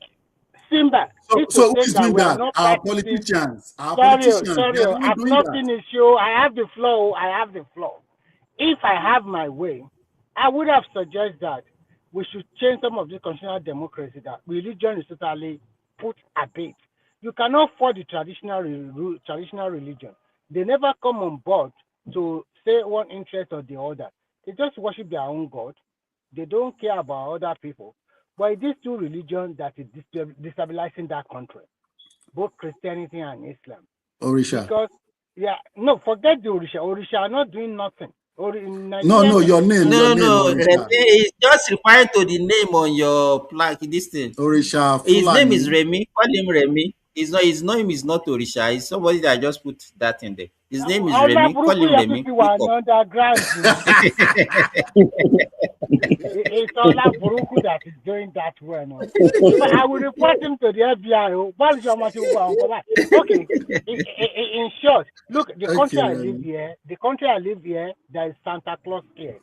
And the people here on Sunday, you cannot believe. If the people that, there's a church in this city, how many people go there on Sunday? They are not even more than 5 or 6. They just find they will be riding their bicycle, enjoying their life. What concerns them with any religion? What concerns When them with your hard you work? go eat chicken, you go eat chicken and buns for our own. Eh? And the next thing Nigerians, before Monday service, Friday, every day they have to go to church or mosque. For what reason? That is the hallmark of a poverty-stricken country. That is the hallmark of a country that is very poor. When you go to China, you see an average woman working 26 days in a month and still continue to go. Before the age of 28, she already bought her first house. She already get everything by herself. She's not relying on any man or any family. Remy, But do you know what happened with that? Can I interject? so sometimes, so let me just conclude this. So sometimes when we talk about religious influence, I shows, oh my God, it's still like we still at the archaic age. We are still in the 18th century. We are in 2026 for God's sake. What concern that on a Yekon or whatever his name might have been? What concern him? You that is political. Now another set of Catholic bishop already came out, and they also said categorically on TVC yesterday they are supporting Tinubu. If that is the card you want to play, so you can see. And at the same time, what I fought in that man is this: everybody that call themselves they are very holy is a lie. They are not God. After you met the president, you quickly went ahead. A 80-year-old man went to the TV station and divulged whatever you have discussed with the president to the public just like that. Who are you? Come on. That means you also want to set the country ablaze. It's totally unfair and uncalled for. I will stop here so that you can interject. Very Yeah, irresponsible, Remy. very irresponsible of him there. And you Yeah. know, our people, some of our people are even hailing him. They are hailing him. You shouldn't do that. You just have a fruitful discussion. Whatever you discuss with the president was in the public domain. I mean, through the media that were present. And we saw the clips of the president addressing some of your thoughts. I mean, the thought that the communique that you guys put together as bishop. So just you give him the honor of being the president. Is it not this same man that was saying that he was not going to appreciate, he was not going to take the president to be, he will not accept the president as the president until he has been cleared by Until the the Supreme Supreme Court. Court, until after the Yes. Supreme Court judgment. And after the Supreme Court judgment, so what is still the problem again in 2027? Yeah, You it's see, all this political. It's rubbish, you just have political. to stop them. So yeah, let me quickly say something. Well, I won't really blame people for practicing their religion and for believing in their faith. I remember when I was in Nigeria too, I was a devoted maybe Christian. I go to church maybe twice a week or 3 times a week sometimes, you know. But when I come to this country and you see the way the system is being run, and you know that you have to go and work and to pay your bills, you wouldn't want to be going to church 3 times a week. You want to go and work and pay your bills. So in Nigeria, the reason why people are still glued to their religion and go to mosque and go to church and because they don't have jobs. They are not economically engaged. No bills, they don't have bills running. The system is in comatose. The economy is is at a low heap. Now, you're talking about the West not even having any religion, or they don't go to church again. It's because they are now wealthy. They have money, they have jobs, the economy is developed, they have to pay bills, they have to go to work. But in Nigeria, our system is still not is developing. The economy is developing. We have mass poverty. But wake up. What does that one tells you? What we just painted now, that when you are in Nigeria, you are a church goer, you go to church 3 times in the week, just because you are not It's fully telling me. engaged. No, wait now. That you have more time to go and, I don't know what you are praying for. I don't know what is taking you to church 3 times in a week. So those things that you are, because why did you go to church? Because you want to go and pray for things that you can get physically. No, just wait now. So I want to be seeking spiritual solution to a physical problem. Now you left the country, you now discover that all those things that you are praying for, they actually need prayer. Because you pray in Nigeria, the thing did not come, and you went to a developed country, and you think you know that, oh, this thing you can achieve it by even working. Is that not? Yes, you are now trying to make my own point for me now. Okay, but I will tell you how you are making. Now, Hold on. do you still no, wait now, from your experience now, if you want to advise people now, why didn't you don't see it as, okay, instead of people investing your time, wasting your time on so-called spirituality, why can't you be more productive? But you see, you have seen it working, but you are still even encouraging the people to continue in that manner, something that is not working. Okay. Now let me respond to you. Let me answer your question. You see, you can't really force. If when I was in Nigeria, if someone was telling me that you don't have to go to church 3 times a week, you don't have to pray, I'll be like, what are you talking about? What are you? I will say, maybe because you have a better life in the United States, everything is working well. That is why you are talking like that. You don't know what you face or what you are facing in Nigeria. I will probably talk like that. Okay, so I've lived in both worlds. Okay, I've lived in Nigeria. I'm living in the United States. So, and I understand their mentality back home. Let me tell you, my point that you are helping me to make, that I said you were trying to help me to make, my point was that the government in Nigeria from 1960, all the government, all the presidents, all the people that have led that country have failed. They failed the country. They failed. People, there's this saying that religion is the opium of a common man, right? Because religion gives them hope. The moment you take hope away from humanity, from people, they are dead. So when they go to church, pastors preach hope that it's going to be well with them. They should just continue to pray that good day is coming, and they believe it. And sometimes it turns out to be true, right? So religion is what is giving Nigerian people hope. The government is not giving them hope. That is why Nigeria needs to restructure its system to make it more effective and efficient and make it work for the people. The way Nigeria is structured right now, it will never work for the people And religion will continue to dominate the minds of the people. People will not be engaged because there will not be jobs for people. Okay, let me ask you, wake up, wake up.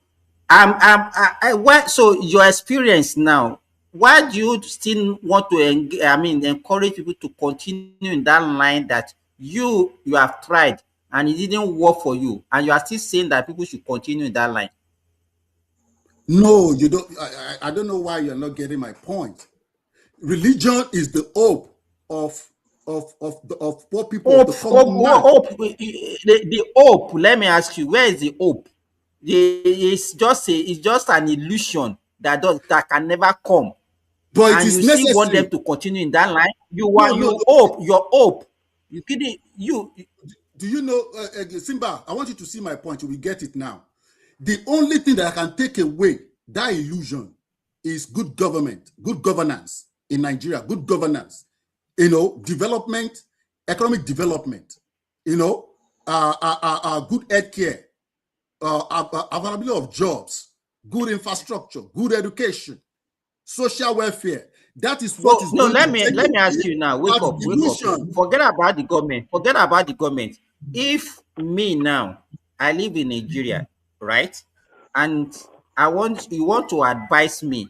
Will you still advise me to continue going to church instead of you to advise me to say, okay, man, you have to put in more effort, you have to work more. All this church that you are going, it comes to nothing, or all this mosque that you are going, No, I disagree. I disagree with can't that. help I you. disagree with that. No. It depends. It depends on the person. It depends on. You cannot just. You can't have a blanket advice. It depends on the person. If someone have a master's degree or college degree, and instead of looking for job, he now started sleeping in church, I would say, why can't you go and maybe learn something or whatever and still pray? You can still do both. You can pray while you still look for job, or while you still look for something to do. You know, people still have to hang on to their faith because it gives them hope of better tomorrow. And sometimes, you know, it does come true. I'm telling you. So the question, sorry, let me interject. So the question is this: you ask them to go to church, people that is unemployed, but if he or she goes to church 2 or 3 times in a week, he or she has to donate money, one way or the other. I think we are not understanding this, our brother. Let me also support him. Wait now, No, Simba. let me finish. Let me finish. I think if people are unemployed in Nigeria and you in the diaspora they seek for advice, if you have the financial to help him or her, you should set him up by doing any kind of job or any business. That's what we call empowerment. That is what people should look after towards. You should tell, okay, I've you done have a that piece of now. land for I've farming done that. or I've done whatever. that. Who is somebody? We can hear our voice back. I can even give you examples. I've done that. That is not what we are talking about. That is not what we are talking about. He is talking about the impact of, religion in people's. See, we cannot also really take religion away What completely. is the impact? Wait, Is the impact of wait. religion on most Nigerians? Let me tell you the impact. I just came back to just say this thing Wait, because I had let whether us it. sorry. Wait, Wait, now you cannot just come here and burst Azan, me and please let us have a structured. Azan, tell just him to hold on. mute his I know mic. you wanted to say something. Let me hold on. Please. Midrest, just wait, Azan. Midrest, Look at just hand up your thoughts. okay. Azan, Look at come after the Midrest. little impact Awaro put there. Just look at our society generally. Christianity gave me hope when I was young, believing tomorrow will be great, and that hope healed me a lot. When I look at my surrounding, you can't take it away from people. The Europeans are not attending church today because there are industries everywhere. That is how they abolish it gradually. Nobody forced them out of it. And this, my brother mentioned bills. So at the end of the month, you're going to finance yourself. From 17 years, every European citizen understand they have a responsibility from next year. Either you are in school or you're going to start your own life completely. So with that bill, you have to work Monday to Friday or sometimes Saturday, Sunday to cover up. So you don't have time for the church. And if you go to church, it's not like our home. They don't tell you God told them. Nobody, you can't try that here in Europe. God told you to tell anybody anything. No. It doesn't work that way. They The don't. same They don't Nigeria, have that. Midwest, we have people that are leaving their job you can to still go go to to church church. and go to mosque. Wait, wait It now. is time. Listen, if you work from morning for 12 Dorothy, hours, sorry. in most places, it's Dorothy, going to be just once or Dorothy, can so you hear in me? in a week, or maximum Dorothy, of can you two. hear me? Yeah, I can hear you. No, please let us. I said after Midwest, Azan will talk so that we will not just be talking Okay, I about. will wait for Azan should not talk for the whole 10 minutes. I know I won't talk Don't for get long, on please, his Ben. case now. Please, few I brief won't talk minutes. for I long. want to talk. Please, I want to talk as well. I want to talk as well. indulgence, please. I was listening and I was on my way going to work and I heard something that is either Simba or Remy said, but it's probably more Simba because it's more like his personality. Somebody said that in Nigeria, Nigerians are religious, however, they are not moral. That is very, very true. The whole of experience of my life, that is what I have observed. We teach our young ones, our children, the way we behave, and but then we do a lot of going to mosque, church, anything that is ritual. We are very good at it, but anything that is rooted in the philosophy that you use as the glasses that you wear in order for you to be able to see and decipher the world as it is, you are blind. Why are you blind? Because the result is that you are morally bankrupt. So, what is the use of the ritualism that you engage in just to get into a trance, and then at the physical level, you are a failure, a disgrace. Wherever you are the last. You are the disgrace in every continent. And yet, when you come to defend or you try to bring ideas, you already exhibit Stockholm syndrome in that you cannot think outside the box. You elevate every model, every thinking, everything that is associated with the people who wish you evil and have created the structures in which you are existing now. Your whole country, the continent, as a node in the supply chain. See beyond what is on the news and what IMF and what. Be original. I want to say something to Oga Midwest. Oga Midwest, may God bless you. May God give you long life. May God give you more wisdom. If all our leaders were to be thinking like you, I swear to God, would have been far, far, far better. Because the way you talk about things is African. The worst thing that was done to us is that we lost the battle of the mind, the battle of fikra. We have lost the psychological battle of knowing who we are and believing in ourselves. That is our only problem. Nothing else. Let me just leave it at that. Any other thing, it's noise. Let's believe in ourselves. Nobody, no one else can stay in our way if we.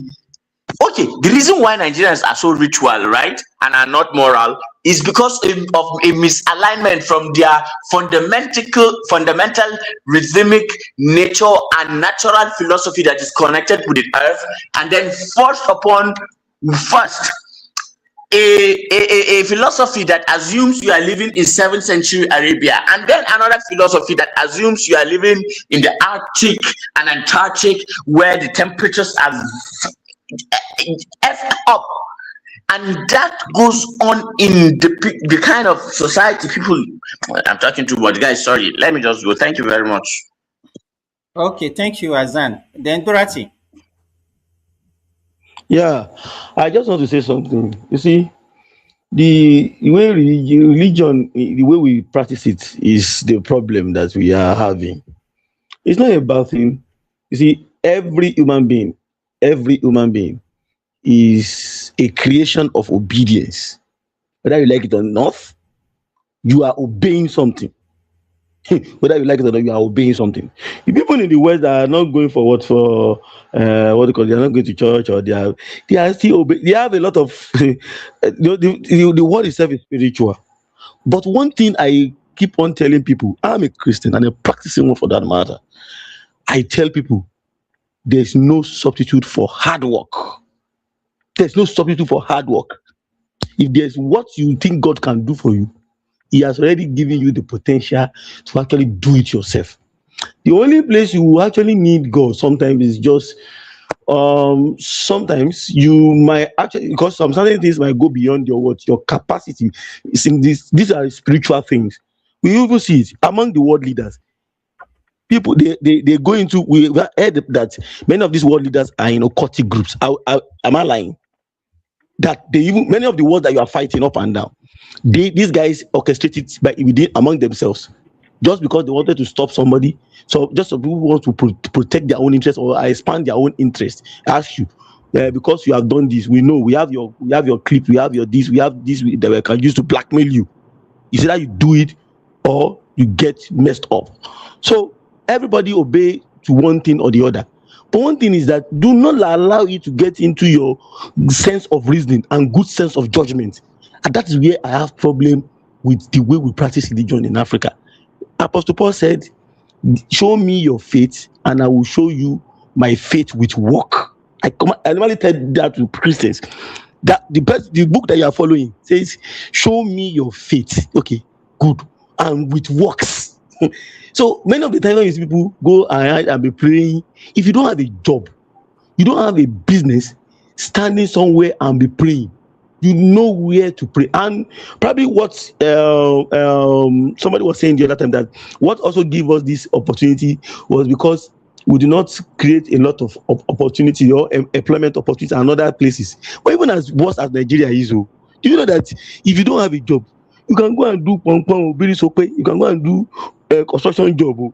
After all, we all travel to other Right, countries that and is go what and do I this want. construction job. Let me tell you this. It's not good for us to say because there is no job in a year. That's why people are going to church. I know. Let me tell you. I know people that have work, and they will leave their work for religious purpose. Yeah, I know them too. But you know So there are still a lot of it's people that not are, because of lack of job. not because of lack of job. It's just a thing of the mind. People are stuck to it. So now Dorothy, productive hours, the you first, now want to go and Dorothy, use it. sorry, Dorothy, the first question is that religion are used to capture your mind, and once they capture your mind, the other, your physical body is gone. That is why you see a lot of people. That's what the preachers do, both imam and also the pastors and the rest. Once they capture your mind, and they now started to direct you north, south, east, and west. I go So to that's church the and I problem. don't play with my job. So I go to church and I go to church and I how don't play many with my job. people like you? How many people like you that I know the know. reality? That's the point.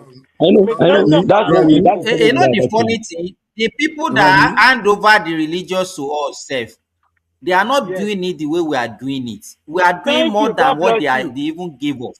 God bless you. Exactly. How can you say? Our How own can too you? much. Remy, Simba, Sorry. Simba, I don't want you to, I don't want to believe that it is only the poor that are going to church. Middle Of class, course. rich people are going to Well, church. no, don't take us We are that not way. saying that. We We are are not No, talking saying we poor. don't generally. say that Nobody thing. is talking about poor or rich. We are just No. saying There are that Nobody many has people they that made know use it to that that capture distinction. you. But what I'm saying is that even we have seen people that used to be very poor before and used to go to church and later become rich, or maybe when they find something to do. What I'm saying is that religion to many people gives them hope. It's hope for them. It gives them assurance of better tomorrow. That keeps them going till they find something in their life to do. You see what I'm saying? I'm not saying that it's good that people choose to go to church over going to work. There are some people who are so lazy that will end up becoming a pastor that don't want to work and just want to be collecting maybe tithe or offering from Yeah, people. my brother, look at it. In those days, when they brought Christianity, it gave us hope, better hope, because we were moral based on the tradition of the land, not even the Christianity itself. Mm-hmm. We don't believe we have to go and buy person to be rich. We don't believe we have to invade someone's house or somebody's space. Still, no. But now that we have eroded that tradition, the Christianity itself, I'm just talking about Christianity, the Northern have their own, has now gave us, it has succeeded in giving us a generation that are very immoral. They are ready to burgle person's house, and if they succeed, they go and give praises to God. You can see the negative effect. Midwest, do you know The pastors, 80 or 90% of the pastors of today are pastors because they understand that they can use brain to dig into people's pulse and root out their words. They don't give a fuck.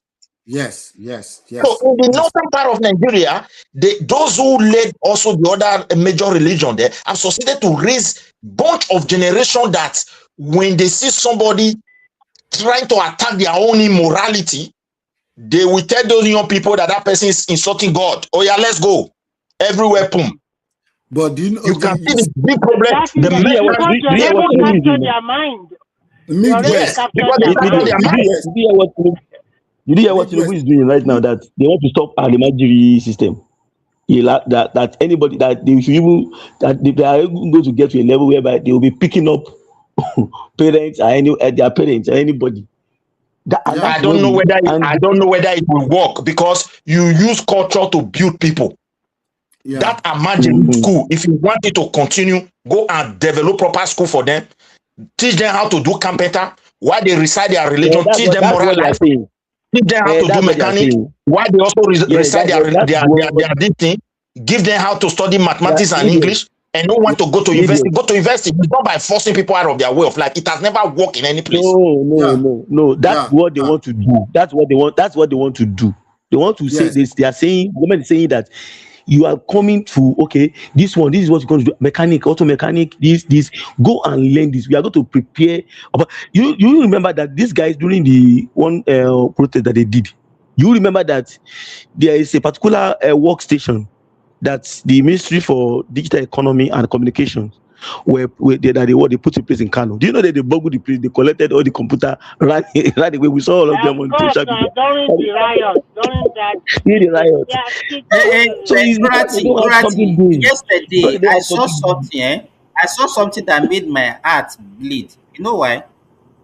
Under the bridge in Lagos, do you know that this what do they call them? These people that used to pick. I saw the video too. Oh God. They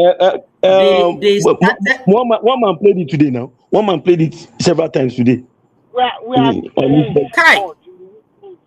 one man played that video. This now because I told you, I'm telling you, it's high time. Sorry, Dorothy. It's high time we started profiling people. See what they did. That can cause a big accident, and a lot of people will lose their life.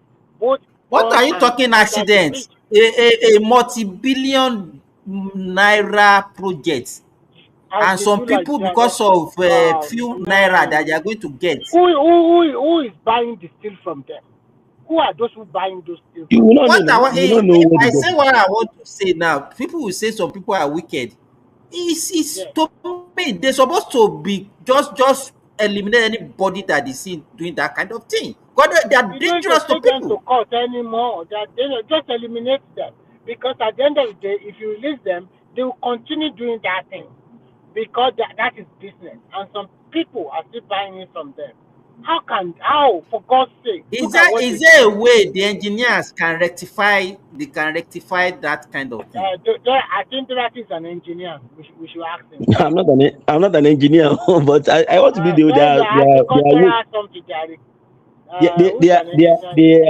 they can still do something. They can still remedy this piece. You can see because if you look at it, if they can remedy the one that was even inside the water, how much more now? If they can remedy the one that's inside the water, how many with that? Don't you think that is not the only bridge those people have done something to? Maybe most of the bridge in Lagos, they already did something like that. So do they now have to be stationing security personnel under the bridge? The local government will have to take its place to step up. Not only that, these people now. This is the one. This is the one. Sorry, Midwest. These are the ones that we are within the town. No. What about so many bridges that we have in the villages, in the bush, Those ones that these already people can gone. just They go are to, gone. and Also then drainage, they will just also the hear drainage one day system. that one bridge collapse, and then we'll be blaming the government.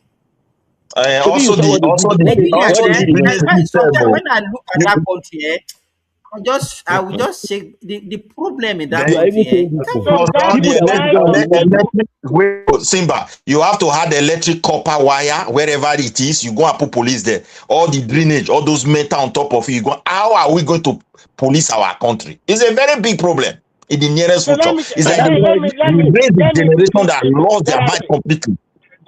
Dorothy, midway, sorry. You see, I I don't know want to why. say I this. don't know why people are Because not of, saying. let me say this, because of religion, do you know your so-called governor, even people that they have sentenced to death, under death, they cannot even sign the paper to go and fight the president, to go and, It's not they are because of stupid. religion. Let me tell you, because it's because of fear. It's because of fear. Politics. It's politics. It's not because of religion. religion is also part of it now. They will tell you you have killed somebody in your Yeah, life religion before. is part As a of it. governor, it will come back to you. It's because of Mhm. religion. That is what, That's and these stupidity. people are I not will good sign for it. the I will society. gladly sign it. I would But they gladly won't sign it. sign it I will make now. sure they How do. many, I will you do. know, I will in make sure they Nigeria, do a what?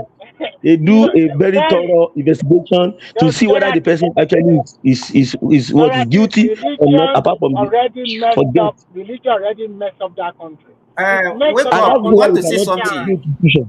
It messed up. That's why we cannot build institutions.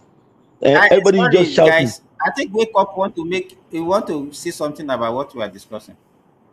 Okay. No, I Wake Up, continue to I continue to maintain that the problem we are having with those people vandalizing infrastructure and things like that is still the problem of poverty, culture, and bad governance. Because and let me say mass illiteracy as well, right? Because if those people are well educated, even though you don't have a job, you can still find your own level, without being a menace to the society, right? But when you have mass illiteracy, mass poverty, bad culture, poor governance, that is the result that you get. And I will continue to maintain that we should restructure that country. We should, when we do that, and you send governance to the local government, back to the people, and regions or states create laws and enforce those laws, train people, send them to school, like the Wake up, northern wake up, man. in the Have northern you ever region. been to the Southwest now? I Do you think see that's the what influx? Tunubu is trying. Sorry, I think that's what sorry. Tunubu is trying to do. Yeah. Midwest, sorry. Let me say this. If you ever been to the Southwest recently in Nigeria, you will see the influx of Hausa Fulani to the Southwest. You won't believe your eyes. They will run to you like flies. Like flies. Is that not what I've been Unless saying? yeah, unless the leaders in the northwest and northeast, they have to find a way to build a big school, very very big. Get them hostel there, feed them 3 square meals in a day, morning breakfast and dinner. They will also use part of the land as agriculture. They will let them use there. Well, okay, That is Wake Up. it. Where can we Everything draw the line between?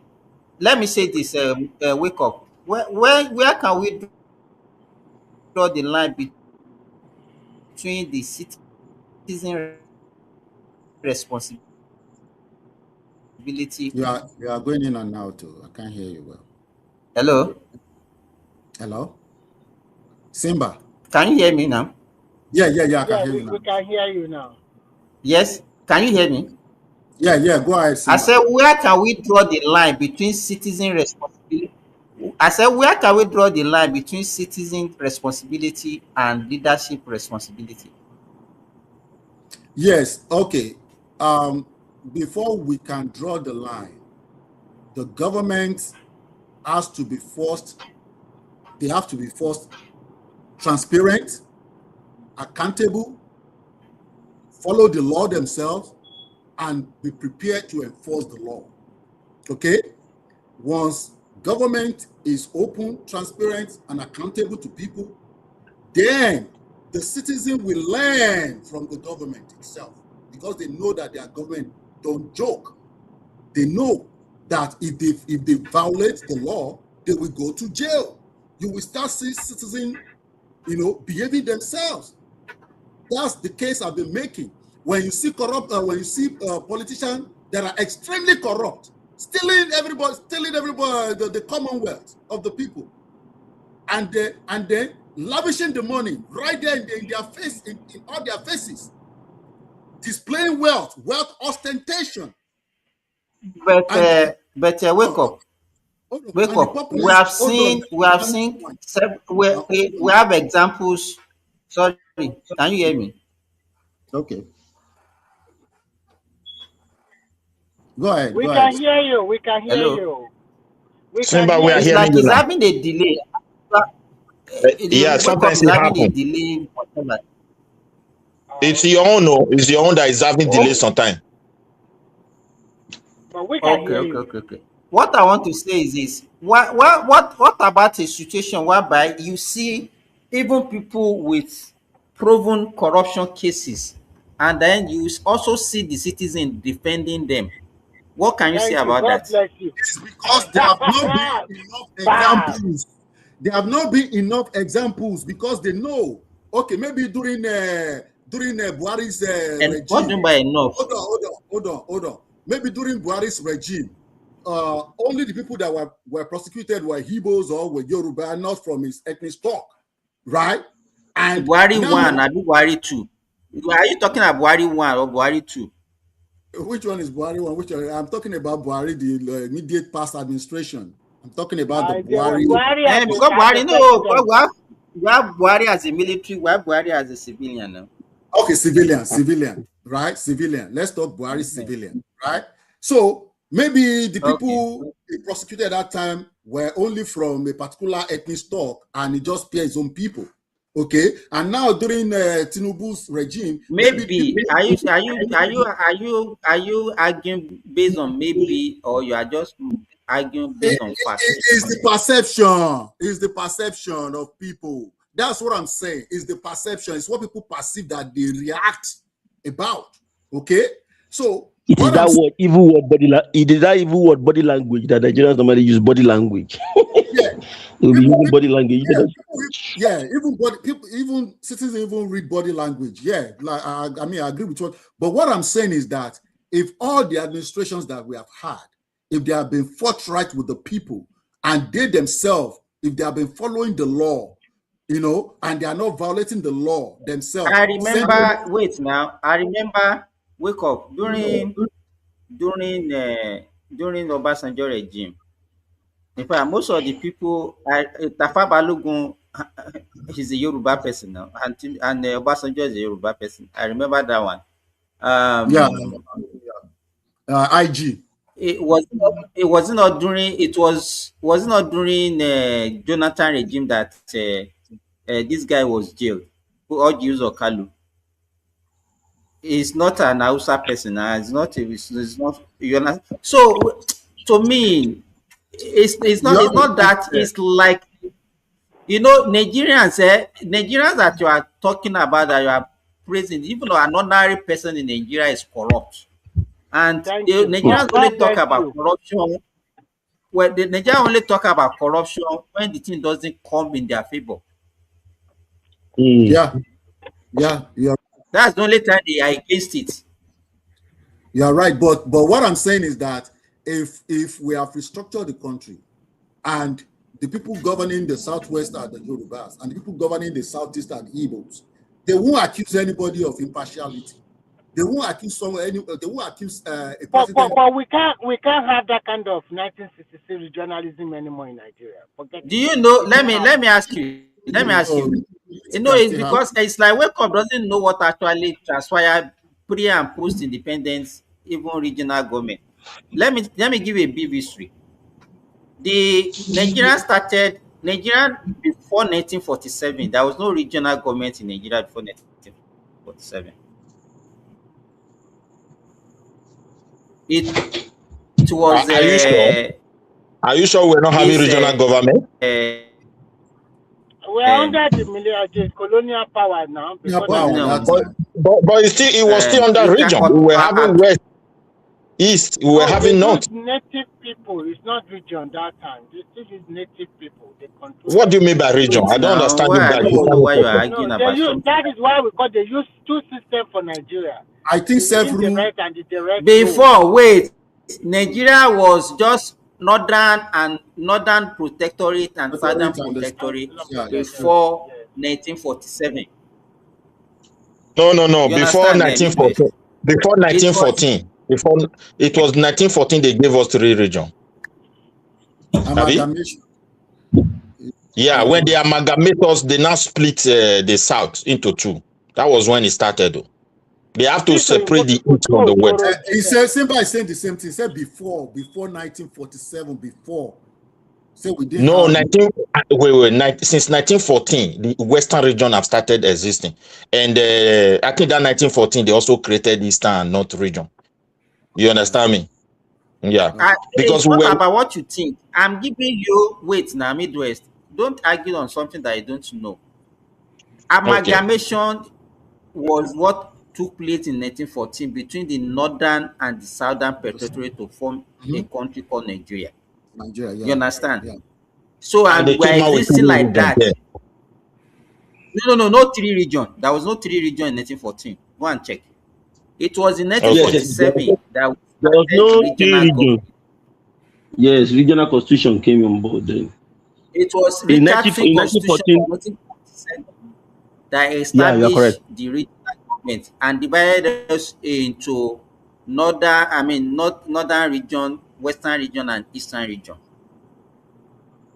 It was Yeah. in 1958, 1959, in the eastern region.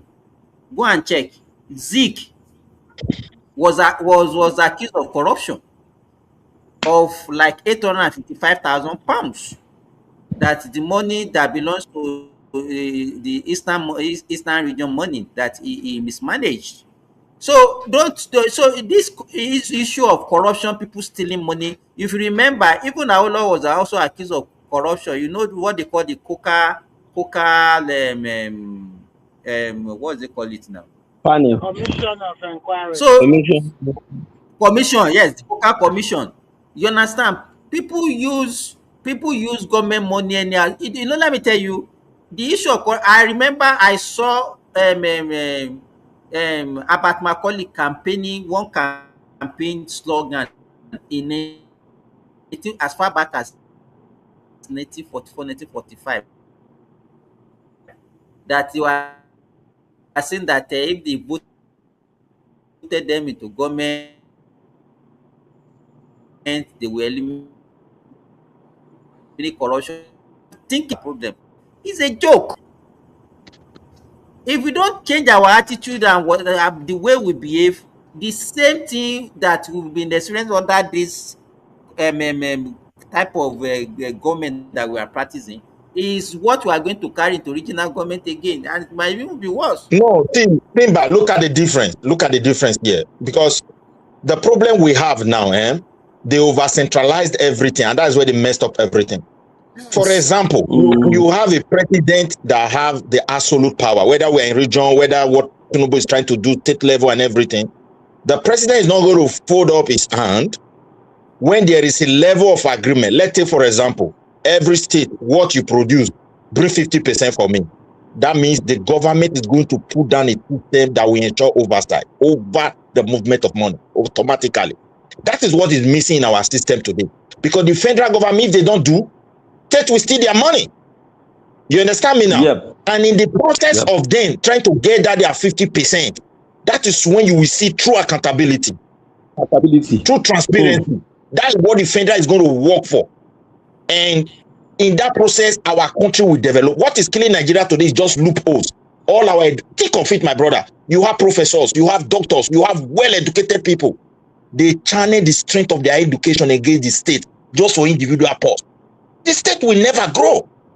But if oversight is there, I cannot take, you cannot Let take, me let even me if let there me are, let me ask if you let me ask you, Midwest.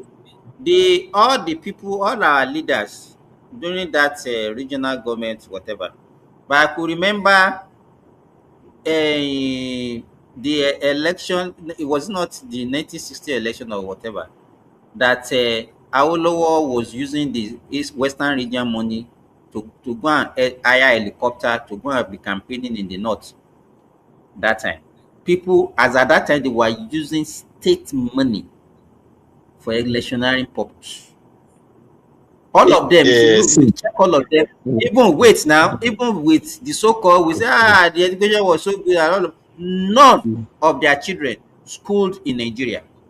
Even primary, secondary education, none. Where did they get the money to do that? wait now. You cannot. No, don't equate that to now, because that chances Awolowo and the rest people enjoy. They enjoy because of after the Second World War, because Europe, they were overwhelmed. And Africa has fought along with them. We are now exposed that we can defend our land, and we started demanding for independence. So it was also like a moment of a change. The pressure was too much for them. So they have to now come down to a level where they now said, okay, let us elect the local people to handle. That's why you say region started that time. Yes, but the regions were already there. They were using it to govern us. They have managed us as West. They've managed the other side as East. They have managed the other side as North for a very long time before we got that opportunity. And before then, all of them abroad school. The British were in charge of everything. So they always take us out of the place. So that is why some of them were sending their children, and they were now falling to, okay, go and study in abroad because the opportunity is there. Even the local school that the British gave to were managed.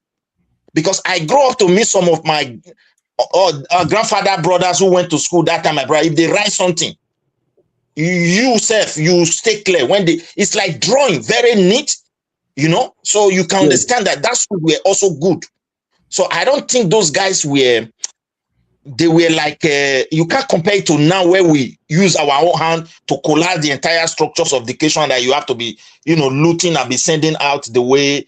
Of course, I will say they were not perfect. Like the way where I live today, even I live in advanced country. That does not mean I don't wait, Midwest. I don't know why you are giving the excuse for them.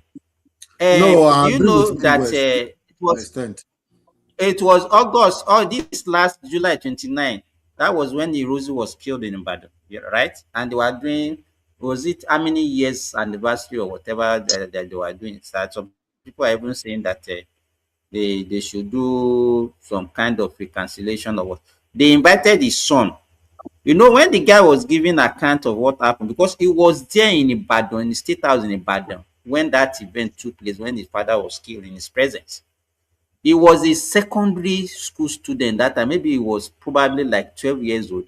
And he was saying that he was schooling in England. This is a son of just a military personnel schooling in England, secondary school. I don't know. You people just, it's like the way you people are looking at everything that is happening now, as if everything is new. No, Nigeria is always, we have been like that right from that was inception. Our foundation was That strong. time is different. Truly, that time is different from now. Okay, That Simba, time, just think just of got it at that independent. time. If you school at London and you school in Nigeria, the certificate, they are equal. If you are a doctor in UK, you are a doctor in Nigeria, you can work in both countries. So I don't think anything was so. You It's can't not compare it true. to It now. has never been. Yeah, Midwest. The problem that you have is that you always base some of your discussion. You base it on assumption. is that You so? understand? You cannot be Yeah, a doctor. You cannot. Let me tell you, if you train as a doctor in Nigeria, that has never. You cannot say you want to go to UK and practice. You have to do some exam and you have to do some licensing. You understand? And vice versa. even if you Even stay let in me the tell UK, you even today, if you stay in the UK, you also even have to if you do some. stay in UK, you stay in UK, we Nigeria, they believe will that the education scrutinize is you. even better than That is our what own we in normally Nigeria. think Nigeria If you okay, education want to Mona, come education Mona, and system. Mona. practice in May we not Nigeria, to, may we not If you to are the if you argue. are an Simba, American, Simba, go and get your please, SCGS. You we are going need to be to go and scrutinized for make life. we need to go Go to and Nigeria. we need to go and make a research about that time, not now. I'm not talking about now, because educational system, it can most of never Nigeria, be. When I was we talking about the regional government, you were arguing with me earlier on. What see we should do here, during the I learned days from of, you. Wait. Midwest, yeah, wait. When yeah. somebody says something and you are not so clear about it, don't argue about Yeah, it. we Just have go to and make check. research about it, but I strongly believe at that time, most of the graduates from It's abroad, not from about United your Kingdom. belief. It's about facts. It's not about what you Okay, believe. It's about okay. facts. I never knew that they relegated our educational system at that time, or during Agui, during all those early stage of our It's not country. about We were having those relegation. kind of It's things. you that see it. Wait. It's you that Wait, see it yeah. as a relegation. It's not about relegation.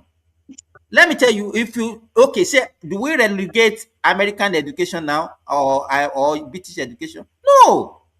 Everybody has a law that govern their own country. If you want to come and Okay. practice in Nigeria now, you can't just take a certificate in England and say you as a No, doctor and don't you bring train in England. now. We'll do Don't MD bring can now. exam. Let's MD look can at exam. that time MD very can well. exam. Let's It move. always be like that. Let's move on from that argument, please. Is there any Okay. other topic? Let's move away from there. Yeah. Mm. Simba, is there So, any other in topic? essence, what I'm telling you guys today, let me tell you, our foundation has always been wrong, and that is why we are where we are today. I don't blame The people. politics of ethnicity, wait, the politics of ethnicity, the politics of religion, nepotism, tribalism, and everything has always been what our forefathers started with.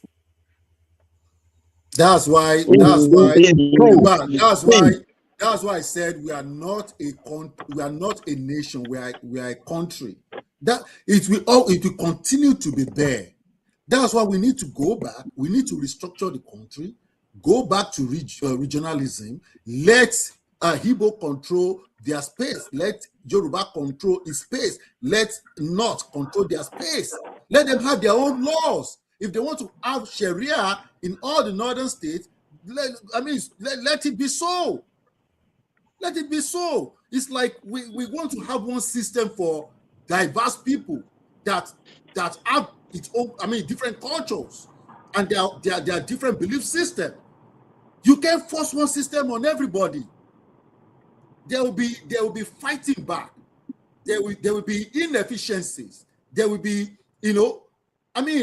we just have to restructure that country. But I have a quick question for you. Wake up. So this regional government you are talking about, does it give an average Nigeria or any Nigeria to move to any region that is prospering and live there? Does it give them the opportunity? Okay, let me answer that question, please. Yes, you can move, but you have to follow the law of the new land. What is this? Hold on. So if, for example, South is highly developed, and a lot of out of school children, or maybe from northwest or northeast, they migrate in droves, in thousands. So what are you going to do? At least they are also Nigerians. You can deport them. For better opportunities. You can deport them if they are Tell constant me, you nuisance. already created country, nation, so many nations out of America. That does not bring unity. No, if they are in Scotland, hold on. If they are in Scotland, if you violate their law, they can send you. They can put you in jail. If you are British. So do you know? I mentioned before. If you go to Southwest State now, you will see a lot of Hausa people doing Okada. They are in thousands. Okay. But there's nothing you can do to it under the system. There is nothing you can do. They have freedom of movement. I think you can see the complexity of, when we look at our country. That's what Remy is asking. Sometimes you want to go forward, before you know, you have a rope that is dragging you back. You reason left, you see another one coming from right. When you turn right, you see another one coming from left. These are very complex situations, but we have to wait. We just have to do critical thinking to really say, okay, let's handle it this way. Let's say, for example, if you have those children, you look at the future of South or Southwest, you use as an example and say, oh, if I decide to send the children to school in the future, they are going to be beneficiary to this region.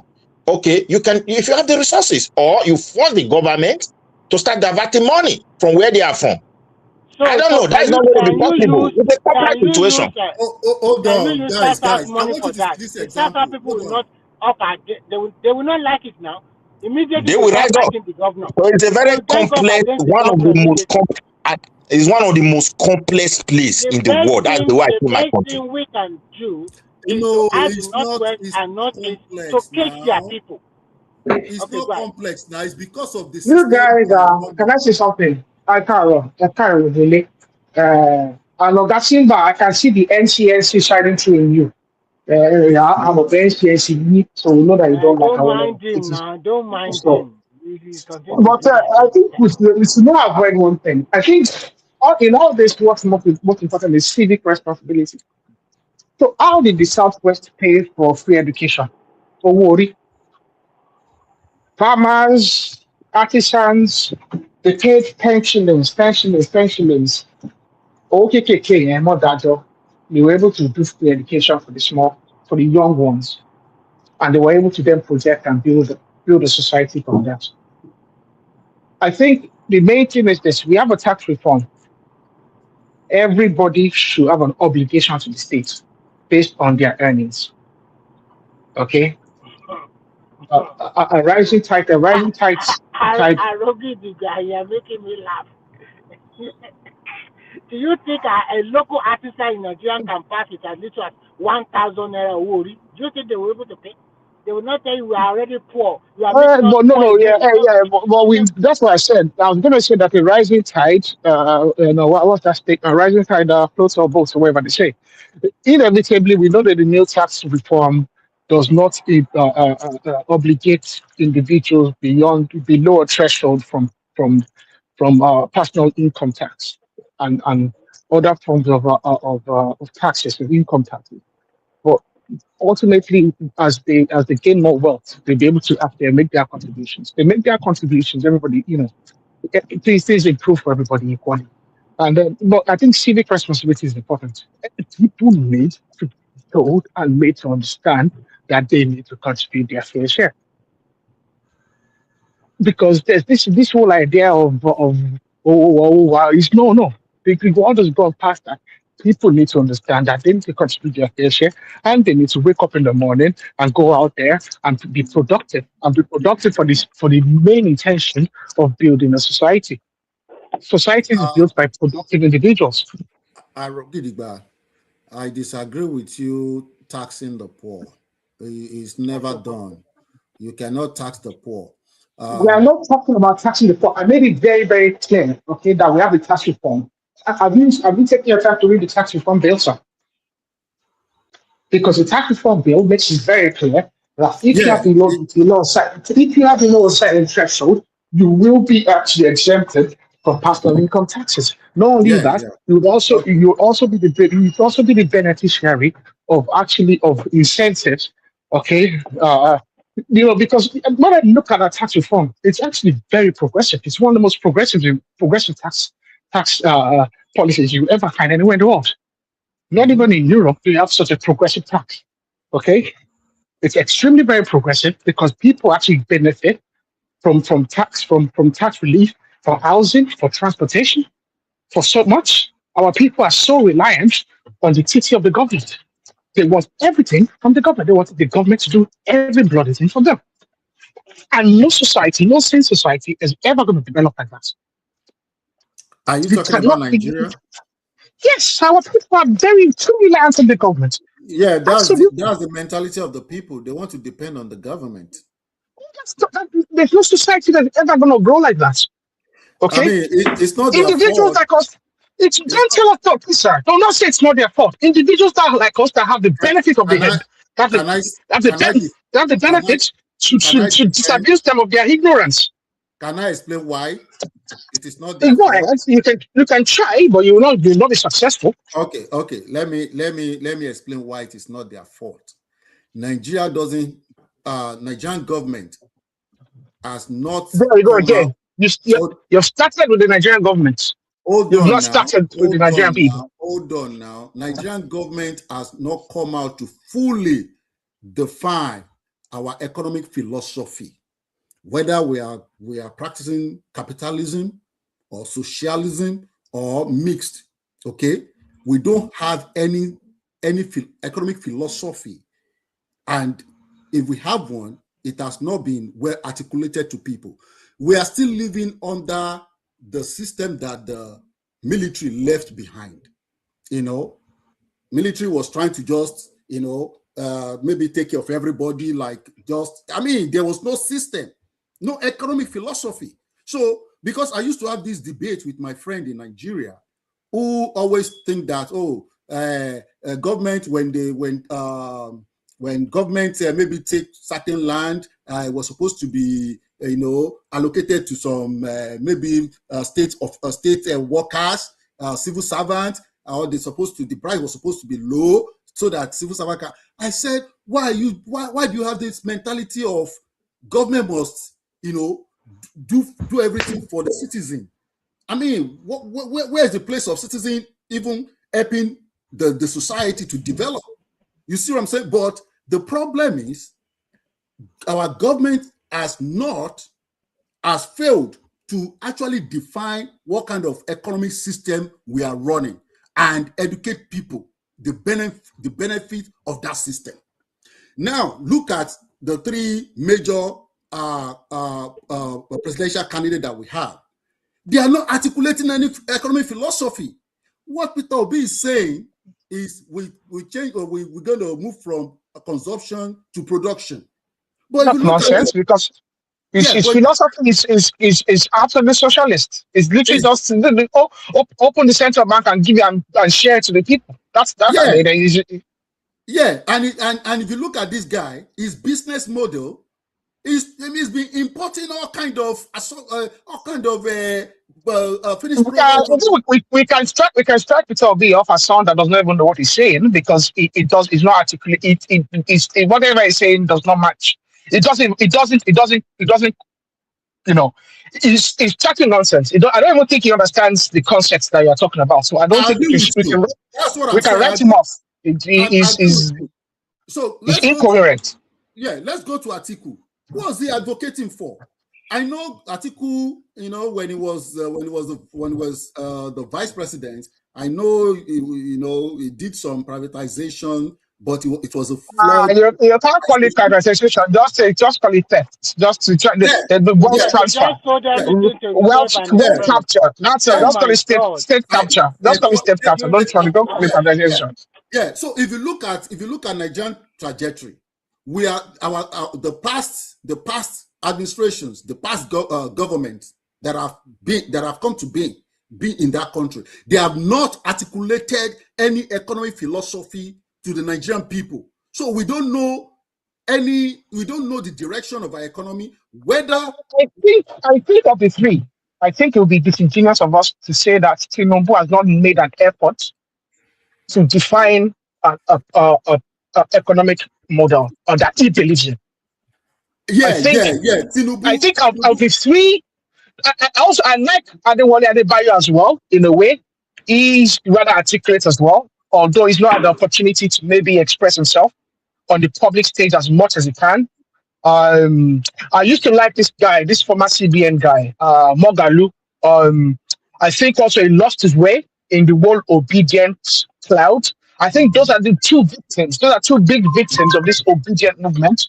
Adewale Adebayo and Mogalu. I think they were otherwise somewhat brilliant individuals that had some understanding. But those guys have been lost in the obedient way.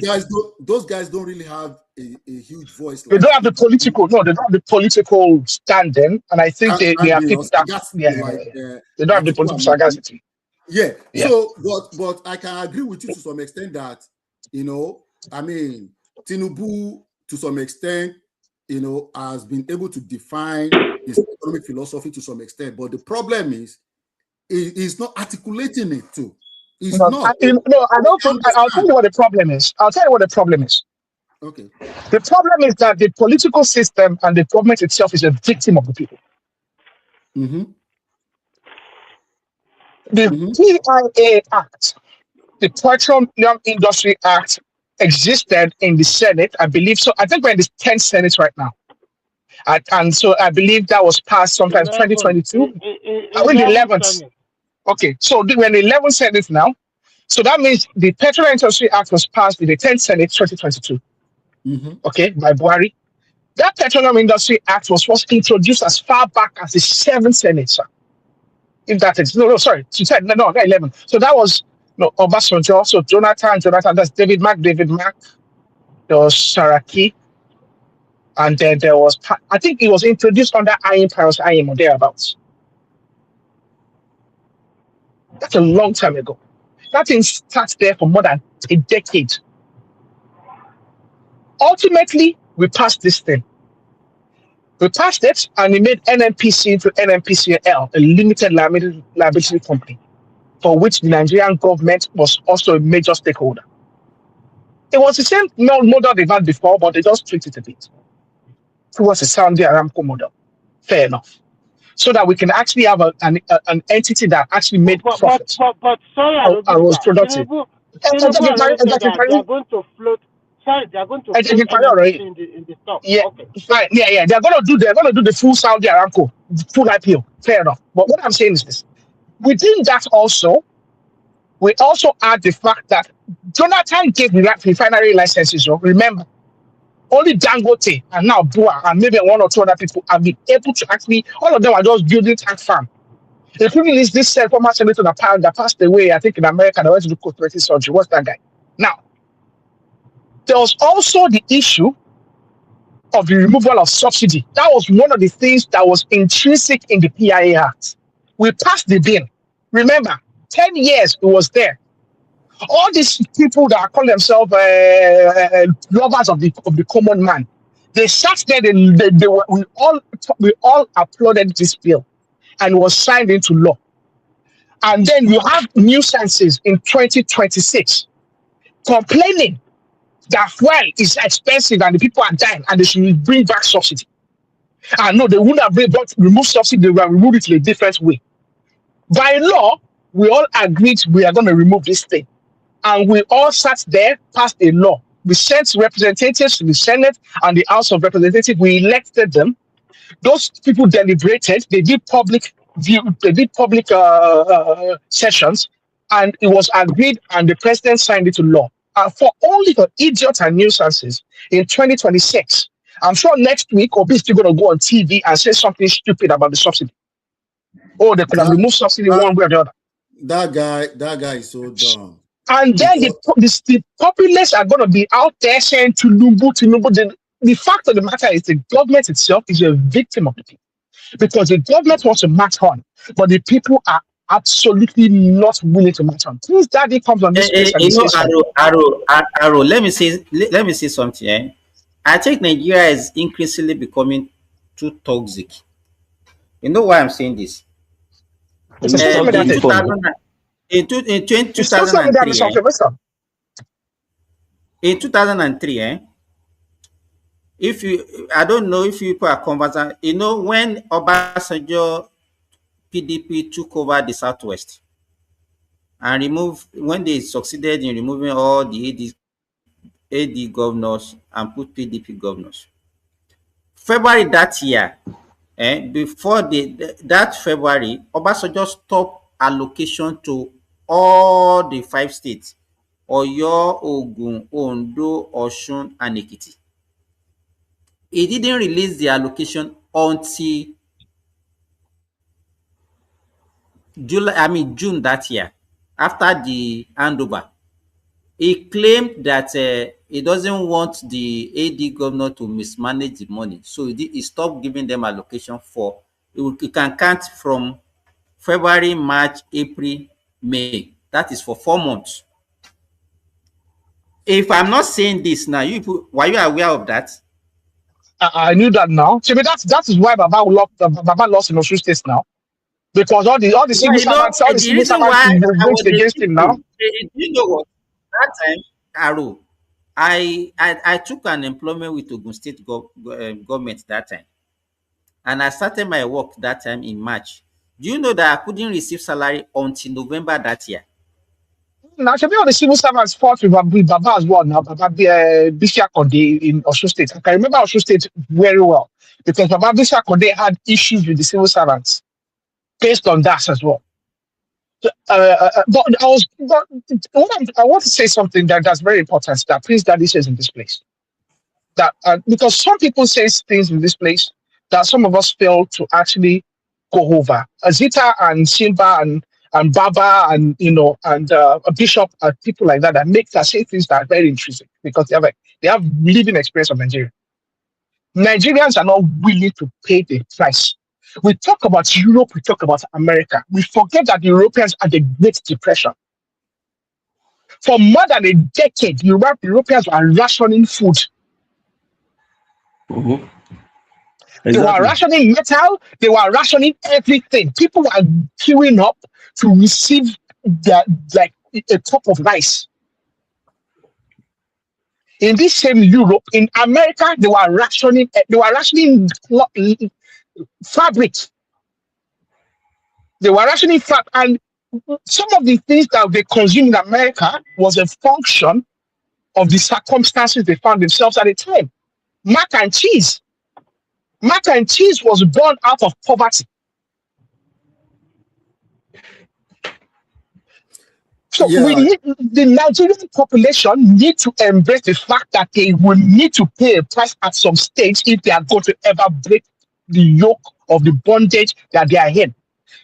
Arun did Aro, that. If you we are know, not willing to earlier make that on, sacrifice, we will not go Aro, let forward. me sorry, Let me wake up, interject. sorry. Let me interject. Okay. No, you will interject. In fact, I wanted to refer to what you said earlier so that you can handle it together. Wake up.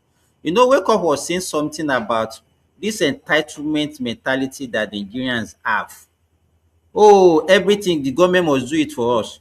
And it started, as he said, it started with the military, especially Gowon.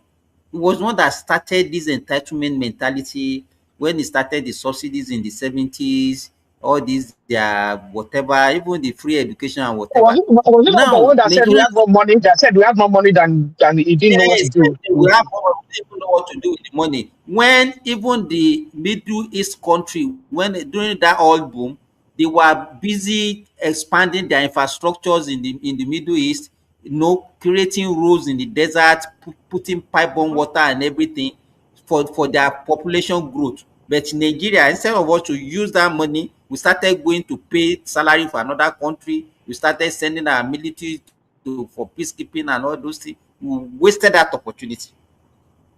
You understand? So that mentality now, and that is why we said the kind of democracy that we are practicing now. You understand? And that is why when you see Obi will not say this is what I'm going to do. He knows the mentality of an average Nigerian, that when you talk as if you are nice to them, then they will buy into whatever you want you are saying. Oh, That, that, that, that was I will be 2023. visiting That was secondary school. 2023. Oh, they cannot do this again. They won't. They He's already. still doing But it, and some people will still fall for it. Let me forget about that. Some will, It's not some everybody but will he that won't can fall, win. say. but But not he like won't win. majority of, He won't not win. like in 2023. Some will He's still fall allowed for to it. do what he's doing. I mean, but that's not going to take But him what was across the it? finish No, line. just wait. I'm just saying this. I'm saying this that when you see somebody that is say, "Oh, when I become president, I will be giving That's a people free lie. food. I will do free education. Eh, I will do free eh, healthcare." Nigerians, oh eh, wait, Nigerians will say, "Oh, this is a good person. He eh. has the heart of the poor." You understand? But But the question he that is we will not not talking ask, that at way what now. cost?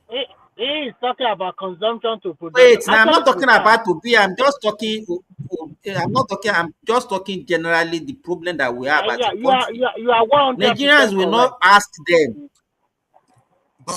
They will not ask. Simba, Okay, if that is what I'm okay, go saying, ahead. that our politicians are the problem. Our politicians are the problem. Okay? They don't have a well-defined economic philosophy. So they just talk from two No, sides let of us their stop mouth. blaming the politicians. It's No. the I think you people. continue to I'm get talking it to you, wrong. the Oh. politicians. It's Stop the Aro, blaming the people politicians. themselves. It's Aro, the Oh. people. Aro, They are Aro, the Aro, politicians Aro, are a hold on. victim of the Aro, people. Midwest, no, Aro, make Midwest. I Let me say Politicians are just something. Midwest. giving. Yeah. They are just speaking to the minds of the people. No, The politicians are let me tell speaking you. Let to me tell what you this, the people believe. Simba. Let me tell you this. The present crop of leaders we have today, in 1991, 1999, their average year would be from 20 to 25, or maybe 20 to 30 years old, and they were followers that time. Most of them became leaders of maybe rep, senator, governors, and why the orientation does not change. That means we have problem. Our people are we are the problem of that country. The people themselves. So when you talk about your leader come from this pool of people. The mindset of Nigeria is that once you get there, it's our turn to eat money. then your relatives and your friends It's not even that. It immediately is they the will general swarm population. The general them. population Yes, believe in the national cake. yes. If So politician that yes, comes to Nigeria now and tries to reform the society in Nigeria will be punished. yes, We do they will be punished. we do not reward anybody that tries to reform in Nigeria. So And I that see is that why I see it's a when they general hold problem. position, okay, but let me conclude this way. That's why when they find themselves in that position, they already know the mindset of you people that you want to punish them. They will also use everything to remain in power. That is what is going on in Nigeria. And And we see, yes, and yes, bring that. Let me land with this statement. We look at ourselves and we compare ourselves to some countries, and we do not realize the fact that those countries were built by reformists that were dictatorial. yes. And the reality of this is this: we have embraced democracy in Nigeria, multi-party democracy. Unfortunately, we have gone past the state where we can have a sit-tight president that is going to reform and break our backs. Nigerians, their backs need to be broken because the average Nigerian is not financially responsible. God will bless you. But See, Aro, make So, my something. Yeah? unfortunately, Yeah, we can't have Arugidiga, that. We can't what you have just that. said We now, can't have that what you just said advantage now anymore. was what This way. Let's I enjoy Aro, this told way so one that of we my can be speaking. Wait, friends now Dorothy, that was are you getting me? mm. Okay, you will talk Hello, now. After you, Aro. oh I'm done. God. Thank you very much, Silver. Sorry, Eh, Dorothy, wait. Dorothy, you talk now, followed by Midwest, yeah, then I followed can by. hear you. Okay, so make your submission. I've heard you. Go on. Heard you. I actually wanted to say something, but I someone. just Dorothy, I arrange the don't way know we your So will I should talk make network so my that we won't submission. be network talking problem. on ourselves. There is a Okay. network. Yeah. Just like I was saying, it's very easy for our people to actually say some certain things. It's very easy for our people to say some certain things. I hope you are listening to me. Yes, Dorothy. We Can, can can hear we you. can we all hear me? Yes, Dorothy. Okay. It's very easy for our people to make. They will go and compare Singapore. I was talking to a friend from the UK and was telling me Rwanda is this, Rwanda is that. Do you know what happened? I'm not also in Nigeria as well, but I was sitting on an interview panel where I just last week where I met someone that just came from Rwanda and will be working in my organization. So and we're asking him some certain things, and he was saying, the way the guy was clamping down on religion and a whole lot of things that hey, it's not easy for anybody for people there, especially in some areas. Not that the country is not improving, but what we are saying is this: can the same Nigerians that are talking about that, you are living in the UK now. If Nigerian president wants to do the same, you are one of the first person. In fact, the person has already posted the EFCC issue that we are talking about. And this is the same person that will be talking about system thinking. System thinking. He doesn't see this is something that somebody that we went to same school together. He didn't see Nelfon as a system thinking. He didn't see the school system, a management system where every school in Nigeria will register. He didn't see that as a system. He didn't see credit corp as a system. You see all the things that the government is doing right now that we not had before, or we had in time past that are liquidated, that we have stopped it. It has been bankrupt for a long time. He didn't see them as systems just because he felt he did not like this guy. That is it. So it's easy for us to go and read, to go and say Singapore is this, is that. Do you know what Lee Kuan Yew went through? I read that 30 book. years it was in That was power. one of the books It was in power for 30 years. that made me to 30 cry. years it was in absolute power, That book 30 made me to years. cry. Absolute power. No, the West was even criticizing him. The West that were helping, they were criticizing him that time, and he told them, he said, "I've seen your mistake, and I will not fall into that trap. You see all your bogus this that you have created. I'm not going to create." So the guy ruled one child. He did one child policy. I put this to you. Who in Nigeria can do one child policy today and you will not get the political backlash of your life? There will be Let's war. just be frank with ourselves. So There will China be did war. one child policy. So you easily say, oh, I want. Can't you see China? Can't you see Singapore? Singapore that did one child policy. Singapore is just 5 point something million. Half of them mixed with Malays, Chinese, some other guys like that, Indonesians. They are the one that form about 2.5 million or so, 2.5, 2.6. The remaining are foreigners that are living in that country, making sure that the country is moving. So we want to compare ourselves with 5 million for something million country with a bogus population of 220, 30 million people. So we need to understand some certain things. If you don't want democracy, you want democracy, you don't want military dictatorship, right? And you still want to blame everything on the president. When you still whereas you still want him to be democratic, that is, you want him to go through the bureaucracy of what of even the people that want. Dorothy, take this question along. Do you think if this president is dictatorial, do you think the people that are online in Nigeria are talking rubbish, where would they find themselves now? They will be gone. They will be gone. Look at what Burkina Faso that they are Sometimes using. they don't The even know what Burkina they Faso are that they are asking using. for.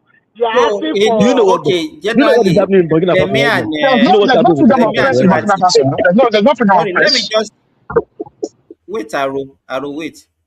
Dorothy, so what you are saying generally is that the kind of reform that can actually make Nigerians to work, Nigerians Hmm. cannot tolerate it. They can't tolerate it, including people that are in the West that are shouting. Many of us that are up on the social media shouting, blah, blah, blah, blah, blah, blah. They will hear if they That's get this now. the Since that Kagame you know treatment. now. The Kagame treatment. Kagame has locked up, Has killed No, I'm all Kagame of been just in his power echoing since it, opposition. 1994 Aro. I'm now? just echoing it Kagame has now. I'm killed just all of his echoing it. has killed or jailed all of his opponents. The same man that America and the UK, Since the everybody is first going to time, support. 1994. Power since 1994. And You 2026, see. so Kagame has been in power since 1994. Mm-hmm. So Nigerians will come Come here on. and be speaking rubbish, especially people that are abroad. You see, and that thing normally infuriates me. That as I school Politics, they shout have they lost their mind? Sorry. Hello, guys. Is that Olatubosun? I thought I heard somebody I wanted to talk. No. It's Or Midwest. So is I it think Midwest? it's Midwest. Yeah. what do you also say of somebody saying Tinubu should hold No, the governor by the jugular? you take mic after Dorothy. When the constitution says the president cannot interfere with the finances of the state government, you are telling me that I want to ask you all, is it right for the president, according to the constitution, when he knows that he's going against constitution, to go and be interfering in the finances of the state government, and that he should not give the state government what is due to it according to the constitution from the appropriation bill and the FAC thing? Because I don't That would be understand what Nigerians want. I don't unconstitutional. understand what these guys want. They are a bunch of clueless human beings. You yourself, you want the government to be democratic, and when it's democratic, and one thing I like about Tinubu, people just normally say something. I like people that say what they want to do. It was on this platform exactly 4 years ago, 2022 January. I mean, not exactly 4 years ago, exactly January 2023. I came on this platform when Tinubu had the NESG presidential debate, where all the presidential candidates were there. Everybody said what they wanted to do. I tell you, we are following this guy. What he says he will do, we saw him doing it. But you guys are saying, because you guys are not following what he says he was going to do, he make mistakes in some of those things. We criticize him also. In fact, I was saying it not too long that he should have sacked Gbajabiamila by now. Whatever he has given, I agree has with given to you. him, he should have sacked him by now, because it doesn't look good for him. The person that's supposed to clean your hands is even dirty. Then you know that you are going to be in serious soup. If not because the opposition have been decimated to some extent. I want to be with the wicked somehow. it's something that should even get him into the problem. I mean, get Tinubu into problems. Your chief of staff is the closest part to you. He cleans. If you kill somebody like this, the chief of staff will what? Will clean your hand that you are a saint, that you are an angel. We watch it in movies. So if he's now being faulted left, right, and center, he did this, he But did you that, are taking us to another discussion. You are taking us to another discussion. Yeah, I'm just saying that. I'm just saying that is it right for? I'm just saying, is it right for people to say the president should intervene in everything? Yeah. Let me. I support. Midwest. No, just wait, hold on. Wake up. Midwest. Yeah, thank you, Simba. The thing is this, I've listened to so many submissions. I agree with a lot of them, but sometimes if I want to navigate the other part, it's as if I disagree with all. But no, that is not true. Because if you look at it, yes, the government is a victim of himself, not the people. Because as an institution, you're supposed to have a system that actually work as oversight over the entire movement of money in a country, and that is how a country functions. If the president of the country is now asking governors, I beg, don't try now. A lot is coming to you people. That is an evidence that there is something that is lacking in the system.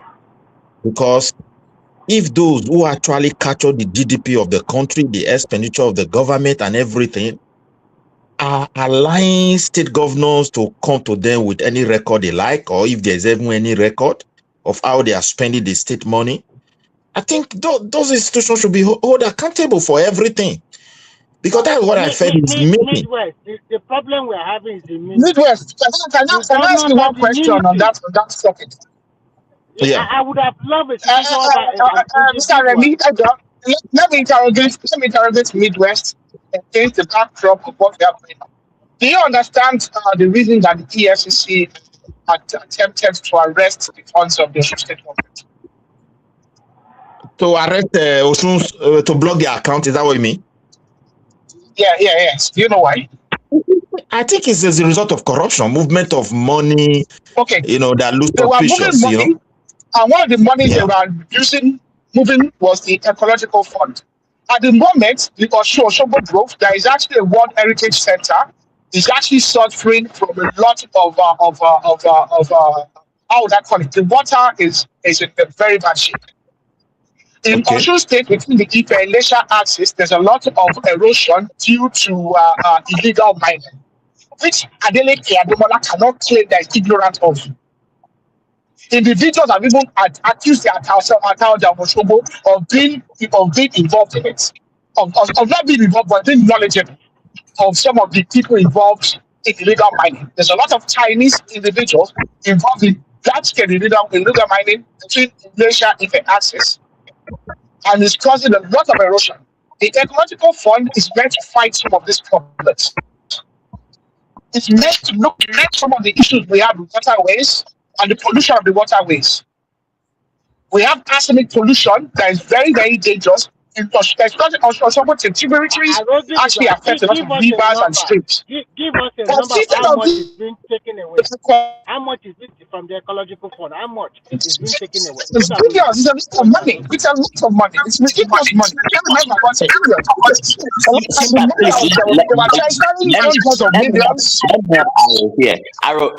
Please let me just interject and make something clear for maybe a lot of us may understand and see where Aro is coming from, right? Okay, look, first of all, just look at Nigeria, right? When we compare Nigeria with the United States, Canada, England, Australia, and all that, yeah, that may be good, say 20 years ago, but right now, in this world that we live, it just shows how brainwashed our people are to be, thinking of economic models that, only serve the West. Okay, if you look at where Nigeria is situated, in the supply chain of the world. We are just a primary local manufacturing producing economy. Most of Africa is anyway, and at least the Asian countries, have more value added than the Europeans that are sitting at the top and all that.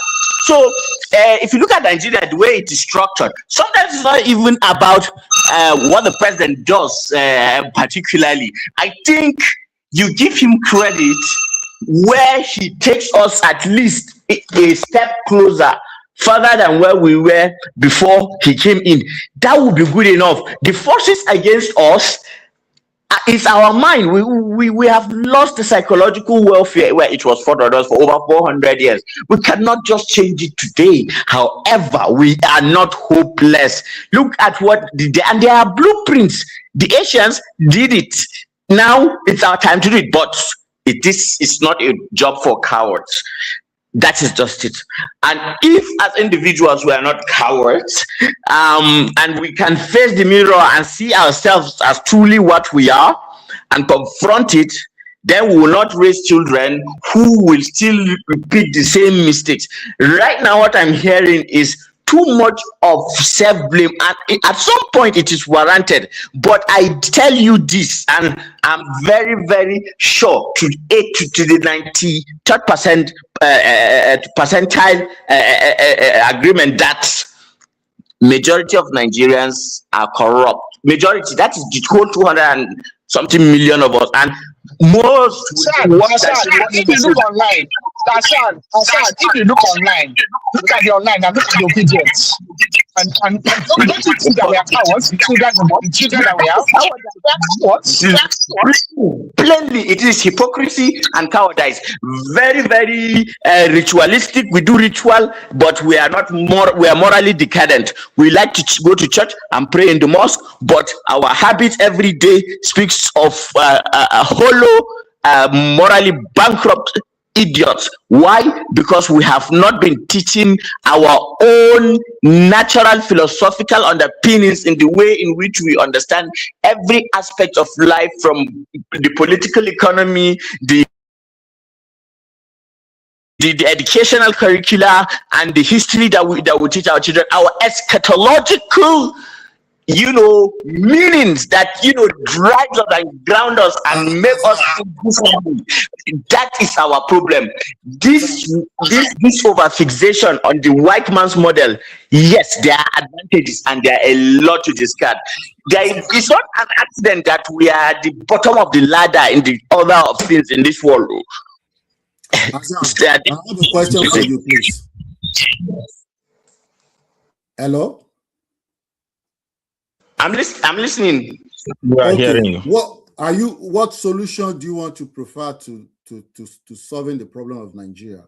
What economic model or structure? Let me start from the First Republic. Let me start from the First Republic, right? That a lot of us, because we've not been taught history, we thought these guys were like saints. All of them were bloody, the same thing as this ones, except as at that time, media was not there. People didn't have access to much information and know the in and out of what is going on. Look at Okoto Ebo. Okoto Ebo was very known to be, someone who was like, I think even Desani, would rival Desani of today. In the crass way in which she dealt with. Like, the reason is the truth of the matter is, Chinua Achebe once said that we in Africa can never be Democrats. Why? Because we have not learned and internalized democracy, and that we have not seen democracy work anywhere in Africa. What we have seen is colonialism. Sorry, I don't agree. Let me finish. Sorry, I just want to. That's not one part of the. For example, look at the Oyo Kingdom and the Benin Kingdom. They were highly democratized during their time. No, they were not democratic. They were democratic. What they had was What they had was a system of elites, rule. You move. Asan, if other people interject you, you mute a little bit, I beg. Asan, if somebody interjects, you just mute a little bit. Okay. I just wanted to say to Remy that I don't even take his argument that there is a democracy right now anywhere in the world, a pure democracy. Tell me one. Unfortunately, the orange man in America already changed it. Go ahead. America is a constitutional republic. Hassan, give me a chance to buttress to actually rebut what Remy said. The Benin Kingdom and the Oyo Kingdom practiced aristocracy, not very different to what you had with the old Romans.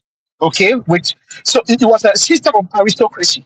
Okay, now within the aristocrats, they had the system of democracy within themselves. But they did have universal suffrage. There was never a time in the old Benin Kingdom or the old Oyo Kingdom where there was universal suffrage. So you cannot call it democracy in itself, like Hassan is saying. They had aristocracy, not different to what the Romans of yore did, where you had Romans of the elite class that were in the Senate that had a right to vote. But there was no universal suffrage.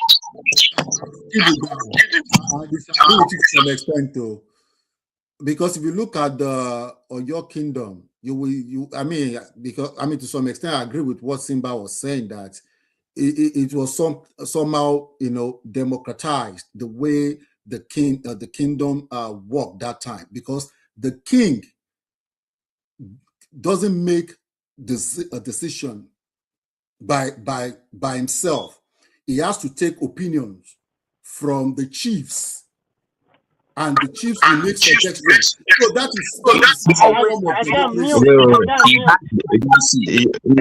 Let them finish talking first, Azan, please. So that is some form of democracy.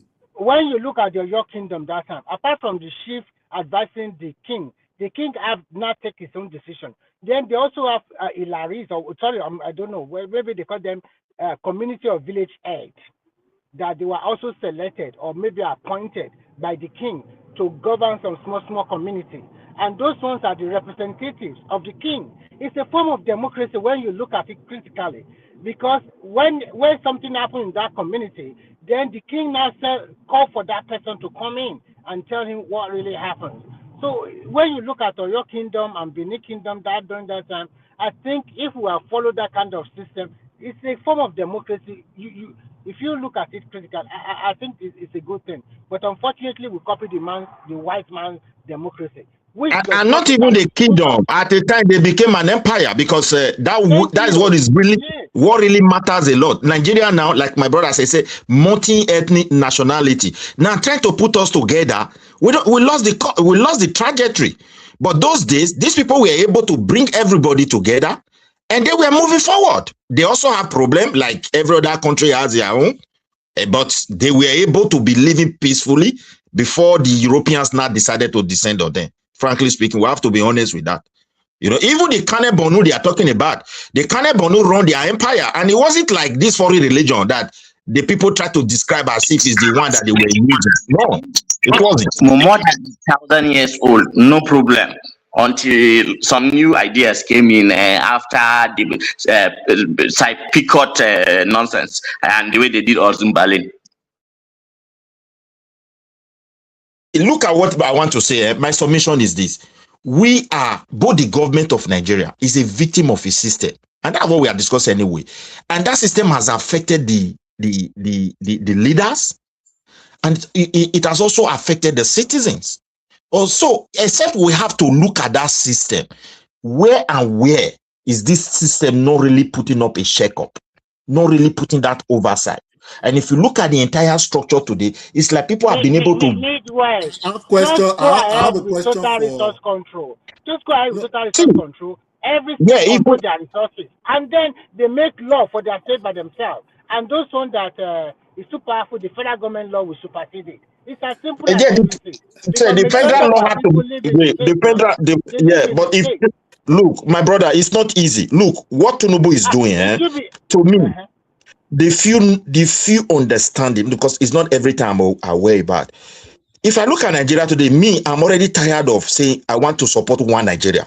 Because frankly speaking, this guy has introduced so many things. Unfortunately, I realize a tree can never make a forest.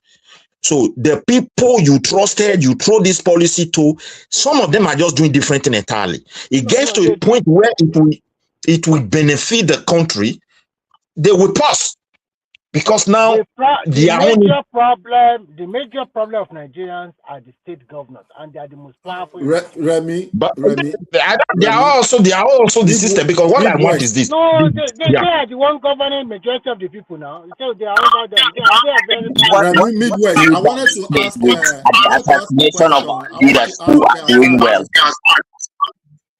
Azan, I wanted to ask you a question. Go ahead.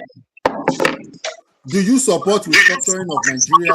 If yes, what kind of structure do you want? To tell you the truth, me, I don't really care what type of Nigeria that they are going to do. What I care is I want a Nigeria that is at least 35% sovereign. Because in my estimation, Nigeria is only like 9 to 15% sovereign.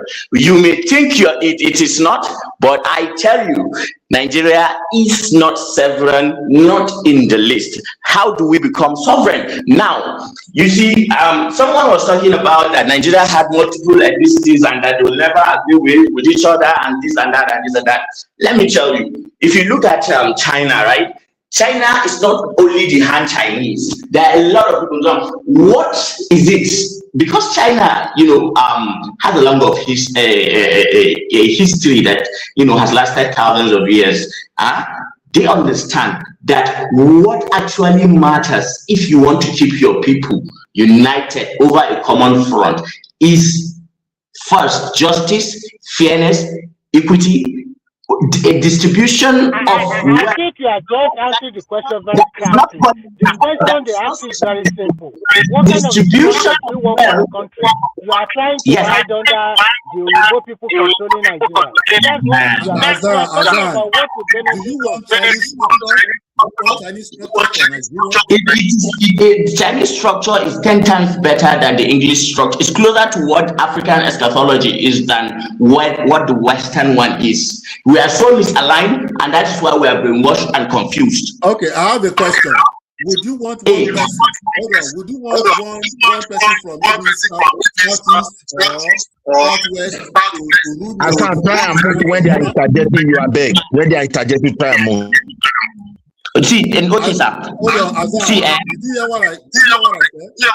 No, I was going to answer the other one, but say what you want to say. Okay, would you want a Yoruba man to rule Nigeria forever or Igbo man to rule Nigeria forever like Chinese model? See, if my life and that of my family is guaranteed in freedom and safety, and there is social mobility that I can be and grow and explore and express myself, why not? It is happiness at the end of the day that matters. Look, Nigerians that die at 47, all sort of nonsense. It doesn't. If I live to 90 happy, and the person that is ruling, I don't care whether that person is a pygmy from the undergrowth of the mountains of Mushi under Kilimanjaro. I will happily take that offer. That's my final case. Okay. Another question: Do you believe that if Nigeria is restructured into regions, do you think that would be unfair to the North? And do you support state police? I just told you that I don't care. I don't care. What I care about is service delivery. It's like you're not getting me. See, the triangle, what is Abraham's law? Well, what does it say essentially? Abraham Maslow, theory of needs. What does it say essentially? You see, this Yoruba, Hausa, Igbo, these are like 10 to 15 order of things of priority. It is not our if you have life and your heart is beating, first you need food, water, you need a house over you, need a cloth over you need to have a means of income to live in dignity, and to have social mobility and to have equality before the law.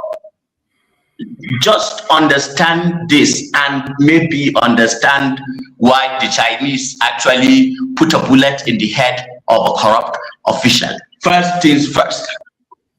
I understand what you're saying, Azan, but I believe that a lot of Northerners will disagree with you with your belief and what you wish for. Let's differentiate between what Northerners can I ask you a question?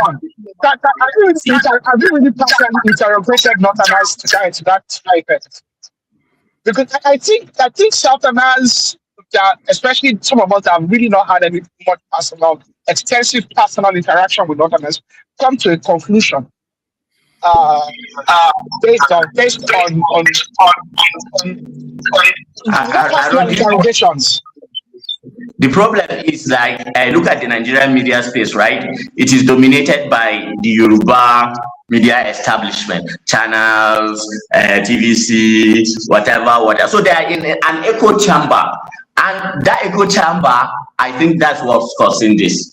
But there's no problem. It is what it is. I mean, we do see a lot of Northerners coming on TV and criticizing Tinubu and saying they want power back.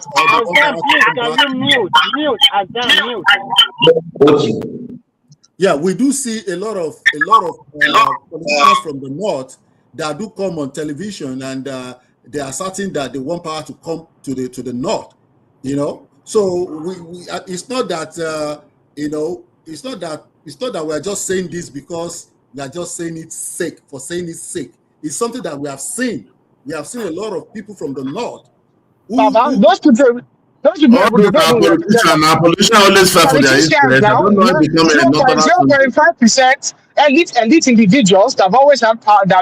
Because some politicians they are some politicians. Politicians play the political game, play the sentimental game, and then that is a not a position. Not the Yoruba that is on TV doing against Tinubu, opening platform against presenting Tinubu. Are they speaking for Yoruba? They speak for Yoruba.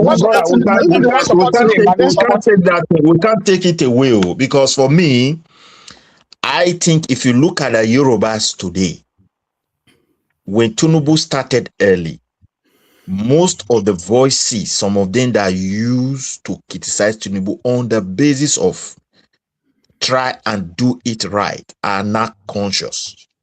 Not to look as if they are selling their brother. Nigeria is just you are not TikTok. Go to TikTok. Go to Twitter. And see the platform. They are more than even the Igbo. But they are the one that criticize the most. Yes, now they are the one that criticize the most. When I learned now, there are voices. When you see powerful voices, I'm not talking about this social media of a thing that the way we go there insult ourselves and not that one. They are becoming, some of them that I know, they are becoming either they are quiet or trying to talk to the president in a quiet manner, because the more we go, the more we divide. If you are telling your brother that Midwest, let me tell you something. No. You didn't allow me to land this point. Wait now. If you look at it very well, when you are criticizing Tinubu today and somebody is saying we need power in the north, and you are a Yoruba person, no matter what Tinubu is doing that is wrong, you have to evaluate the situation different from, things are not really working well. I'm just telling you the truth, and that's what I'm speaking to. Also, when Sunday Igboho was shouting Yoruba Nation, do you think he was doing it on his own? I don't talk about Yoruba Nation. I am talking about. You have to understand what you don't understand what I'm saying. It's only that you using to be sending that message. Why you voting Yoruba? Igboho never said power must go to West, so he never said that. You are not getting my point. I say when he was doing Yoruba Nation, do you think he was just doing it for fun? But a lot of Yoruba that's a different topic entirely, because I don't want to. You have to look deeper. that somebody was still using him, as you have said, maybe to be sending message that power must come to the southwest. I don't think so. I didn't think that. Oh my God! I are not seeing the picture today. Let me say this. Media, sorry guys, let me say this. Actually, a lot of Yoruba people do criticize Tinubu. The reason why the Northerners, if they talk, that a lot of Yoruba people are very angry with them is that we just have your brother ruling us for 8 years, and all of us in Nigeria we supported him to win twice. For God's sake, even if you are bringing another southern it is a misunderstanding of the Northerners. Let me tell you something. Let me tell you now so that you understand.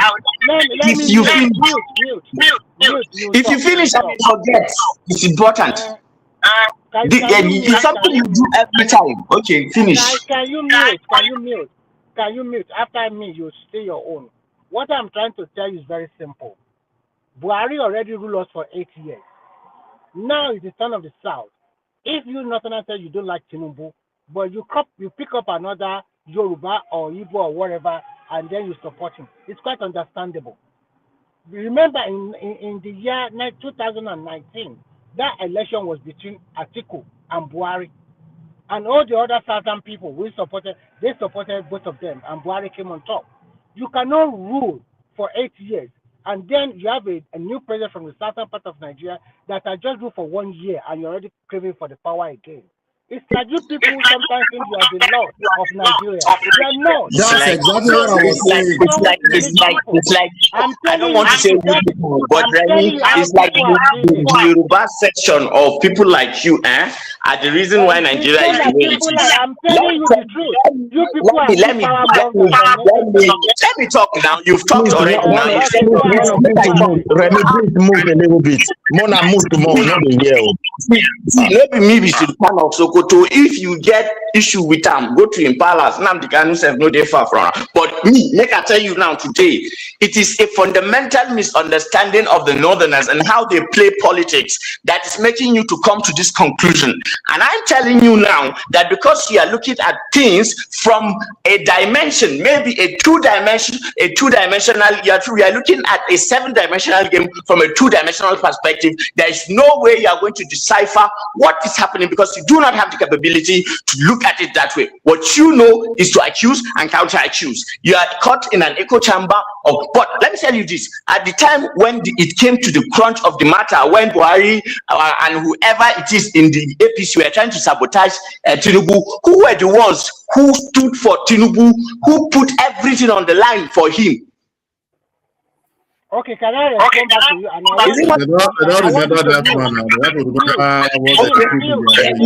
that's a member. But let me tell you something. No, I won't. Let me respond to you.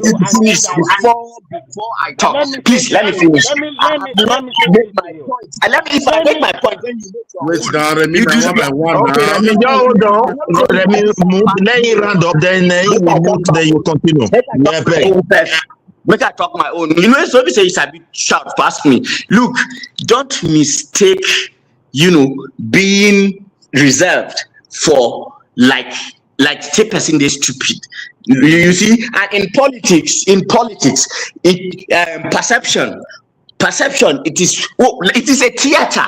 Just imagine what happens on when you go to a theater and people are performing a drama. There's a director behind the scene, there's somebody who is orchestrating things, and then somebody who is playing a band, and then you are there. They want you to take a certain perception, and in this era where a lot of people are even caught in echo chambers, they do not even know that they are taking extreme positions when they take. Now to come here and begin to ask me, you people, you do not even realize how stereotypical that you are, and that is insulting. No, I have never talked to you that way. I address you as an individual. How are you present? Why are you taking it personal? Thank you. Can you personal because you addressed me, and this is not the first time. I've led like several. We apologize, not to continue. Apologize, you are wrong. Can you Not mute first? fighting Can you now. mute? Can you mute? Guys, calm down. No, We are not this is fighting. what Can you mute? Can you mute? Have to escalate. Sorry, mute first. This So is that they friendly respond to discussions. We are not they can fighting. respond to To you. you for now, Azan, we but are not Let me fighting. respond to don't you. come try it Let me again with me. respond to you. Let me respond to you now because you are making that. First, I'm not apologizing for anything. Everybody have an opinion and a perception of how they see things. You just make a very good Yes, and example they that deserve let whatever me comes by hold to on. them. You will talk. You will talk. Let me finish. I won't take too much time. You mentioned something now. You said in the 2022 when a lot of people gang up against Tinubu, it's also the Northerners that also came on his rescue. You are right, 100%. But I also want you to remember that Buhari also contested 3 times. He never win until Tinubu came on board. And then he got that vote from the Southwest for him to become the president of the country. And when his time come for Buhari to support Tinubu 100%, he didn't get that support. That is not the way to support somebody. That means Buhari is quite selfish in that angle. What I'm trying to tell you is very simple. When this Ghana became the president, he has not even spent up to 1 year. You guys came up with your criticism. You guys, sometimes the way you play your politics is Who's gonna wrong. be you Sometimes, guys?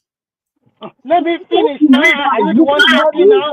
Let No, me you finish. Let me finish. These Can are you calm defaming down? somebody. Can You you are still calm continuing down? with some it. politicians in the Can you north. These calm some down? Can politicians you in the calm north. down? Don't say you guys. Say some Okay. politicians in the north. Okay. That is what you want to hear. It's the same thing. Okay, the politician in the north. Just Sometimes I even don't really is understand them. even not a good. He is so brainwashed, he What I'm cannot trying do to it say. any other Okay, way. let me finish. Let me finish. In conclusion, I want to address Azan. Yoruba nation, I saw that they Azan, do. I don't have anything personal against you. Remy does test. How many governors are in APC? They are about. Wait, Remy, answer the question. I want to demystify something. How many governors are in the APC? I cannot remember. Maybe So what 20 do we something. call it? Tinubu na Yoruba 32, president. 32. How does that make sense to you? Wait, 32. Okay. How many governors in the Southwest are in APC of the 6 states? That should be four. Four. Remove 32 from 4. That is about 28. 28. The vast majority of Tinubu support base, can I tell you that it's from the north? Yeah, I totally Yes. No. Listen. So when you now make a Finish. statement, sir, Let me. we are friends. When you Let me make a listen. statement, that the north is against Tinubu, that is categorically false. Yes, Just based it's on false. the That's why most I say simple, I that's why think I you say the guys, it's most false. you simplest guys, statistics. listen. You guys The got most to calm down. the most Calm virulent down. of Tinubu's support base is Calm from the down north. first. Calm down first. What I'm trying to say is this: when he became the president of the country, even under 6 months or 1 year, most of these politicians or their core leaders in the northern part of the country, it's like they want to jack the power away from him. He must do whatever they want to do. He They must are do the something. opposition now. Wow, that is politics now. What's wrong, man? That's politics. Nobody was spared. If you come into that office, expect it. That is how the game is played. Just try it, man. Don't always take it too personal now. You are just taking things too personal. Can I say something? You forgot something as I said. You are looking at a two-dimensional situation. The problem is this: what you are looking at in reality is more than two-dimensional. Vested interest I and vested understand. interest. These are individuals. But These I'm are not. individuals I'm that not. have a vested interest. You have a Republican Yes, president and vested I interests. understand. You I are understand. looking at vested No. interest and concluding Listen. that No, it is sorry, the Arogi entirety Digba. of the. I did not. It is. Arogi Digba. Listen first. Listen. Look, when Buhari became Nigerian president, Your conclusion is erroneous because Buhari had no. the same problem with vested interest. I have not really concluded. You guys, we are just talking. I'm just giving you my own perception. My perception or opinion might be wrong. Fine. But what I'm trying to say is that the It is Buhari got that flagrantly wrong. support. Let us start. It is Buhari got flagrantly that wrong. support. Buhari got that You support. repeated it more than Why 3 times. do you reach that support, bro? I took Buhari all the way in 2019. So when you tell me Buhari got that support, I don't know what you mean. No, what I'm Elite trying are to I took fighting. You are Buhari all making the it to way in become 2019. elite are fighting. You are making it to become tribal people, tribe to tribe. I'm I not Wow. took talking about trying to I took push trying to Article find here. said No, when I a say you are making it look like non-Yoruba trying to tell that you people, What I am as if trying the to say. northerner is against those are elite fighting themselves. That is Yeah, what everybody yeah, will do. you can't say they are you people now. It's like you are painting all of them with Okay, one brush. okay. If that's the word you people, that is what is making you people No, say uncomfortable. some I would, politicians. even Say the word, even the word, I will even draw it. not the I word, but will draw it. I will the draw it. I sentiment will of the draw it. yeah, it's I will draw that statement, that particular phrase or I say whatever. sorry, sir. good, good, good, I say good, So sorry good. to who? me, sir. I will Go not on. apologize. I will not No, you apologize for it. I will draw it. you don't I will not apologize to the apologize. header. You have to apologize to the header in the platform. If not, we'll seize your So who voice. is the other? So you are the other now.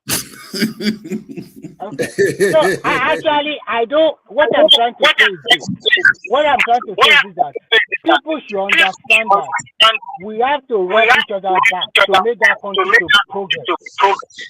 Whether Yeah, it's not written, Augusta, as then continue. Oh my God, can you you've mute? been talking now. Let me just say one thing now. Just one thing. Let me Just finish one this and you thing. come. Just give me 1 minute and then you come in. You Can are you not mute? always finishing. That's the I problem will now. finish. It is you that you always not finish. Just 1 minute. Thank you. Mr. Thank you. Moderator. What I'm trying to say is very simple. At the end of the day, the country belongs to all the regions of Nigeria. Let us, for God's sake, say this is the turn of the South, and let's give it to the South because the North already used their 80 years. Final conclusion. Thank you. Okay, now okay now. If you are okay now, thank you very much. Please one second. If that is true, Remy, next election, let's vote for a Goma to the president. Good. You see, this whole idea somehow that Hausa Fulani, Yoruba, and Igbo are the exclusive people who are somehow special, who can now choose for people who will become president and who will have influence. Come on, come down from your high horses.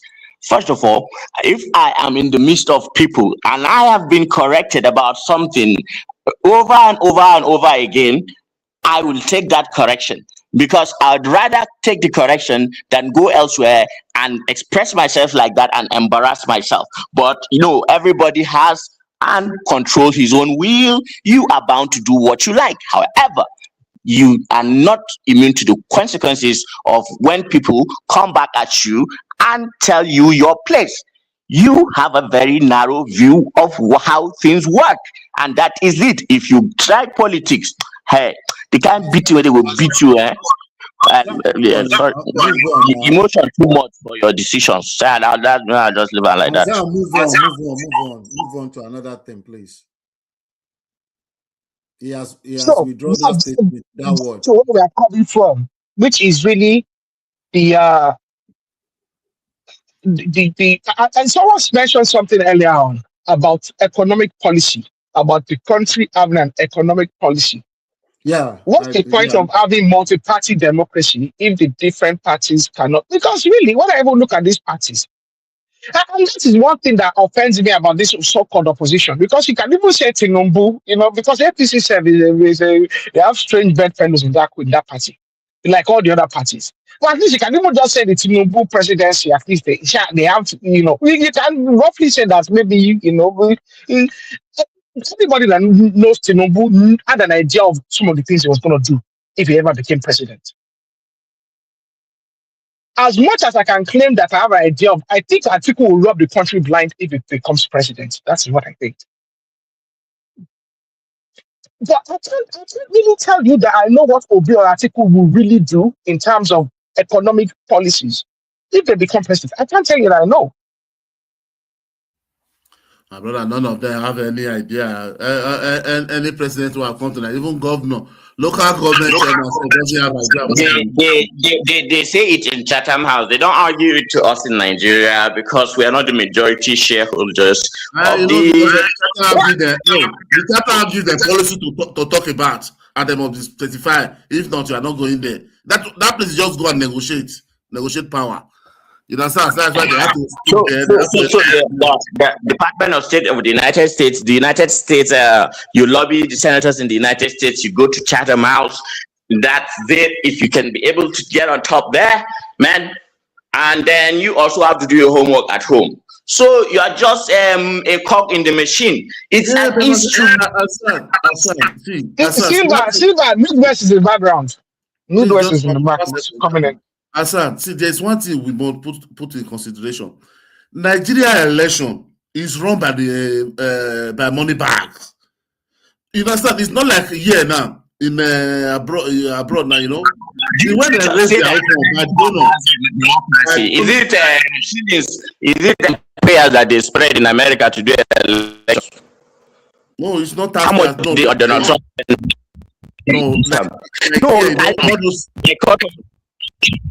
Of keeping us at a standard that does not really make sense. No context, no nothing, and you people say it with such conviction, and you make us look as if we don't know what we are doing as black people, as if we are inferior or something. Yes, some of our minds may be colonized, but yes, we can cut ourselves some slack and our leaders some slack in the way in the which they look. Let me even tell you something.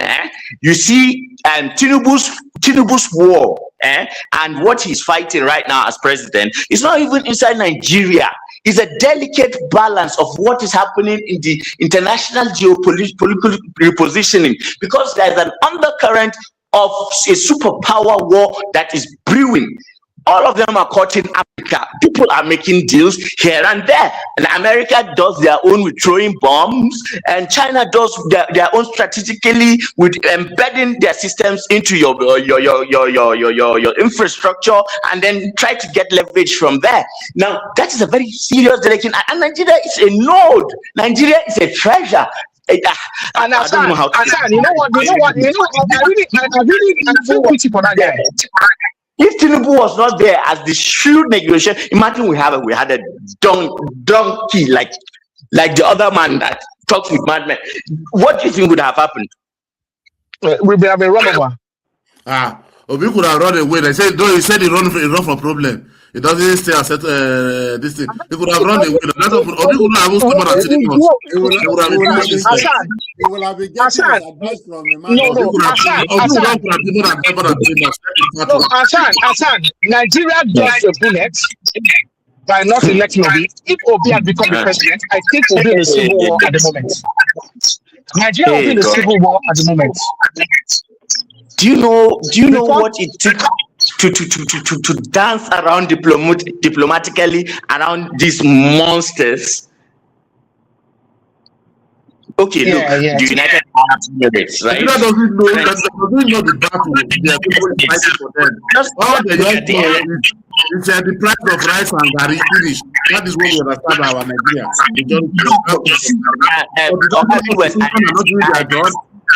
The national education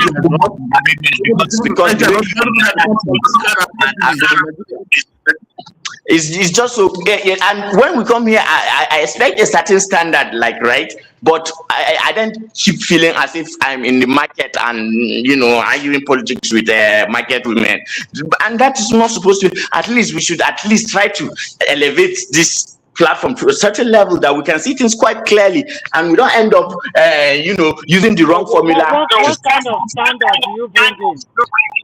Because you start making math unnecessary. Decolonizing your mind first, and stop seeing people as telling you people can't. I'm just pulling your leg, and you're too childish to take into personal. Attack me first.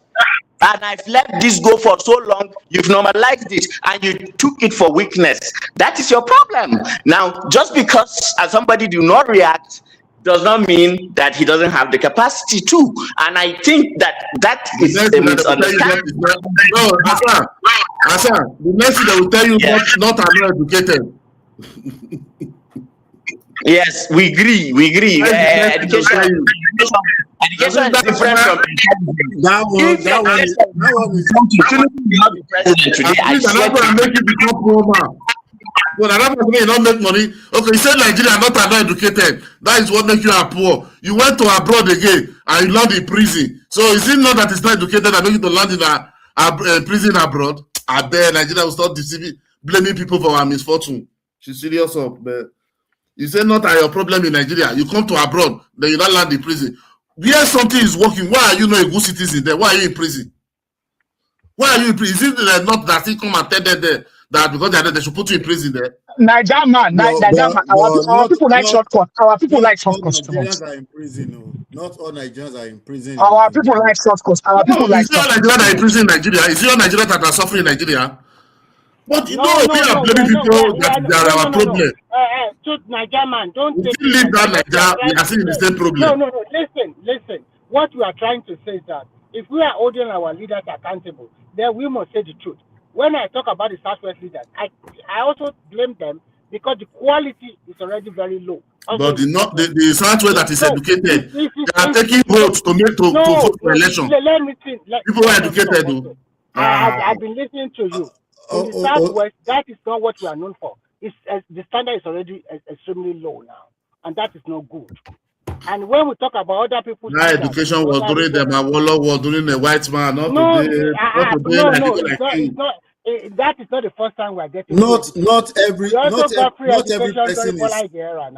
every person is well educated in the Southwest now. We don't have 100% literacy.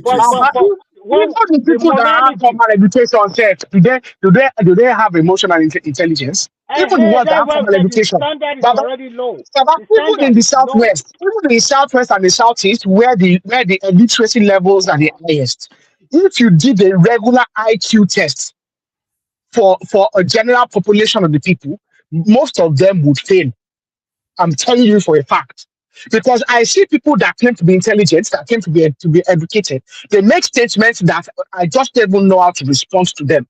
Because the statement itself is just devoid of logic.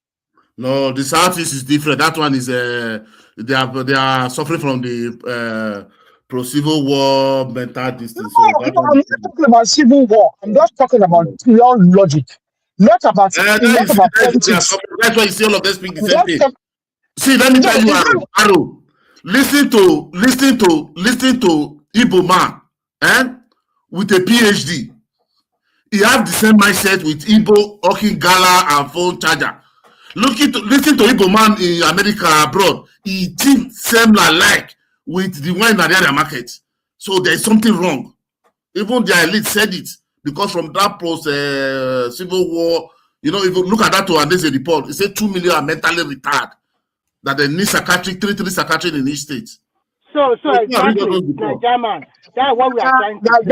That one don't say that. How can you say that? How can you say that 2, 3? Come on. No, there's a report. Now it's not me now. What are you talking about? Don't you see it? Don't you want to put up on it? Who are the opponent? From our analysis, it's not by me. So when we look at I believe Nigeria, when we look at everything in totality, so that is why some people are not saying that we should go regionalism. That's what anybody is talking about regional. They're not thinking of that. Everybody has factors. I don't care about regionalism. I don't care about regionalism. What I care about is resource Regionalism cannot work anymore in Nigeria. I want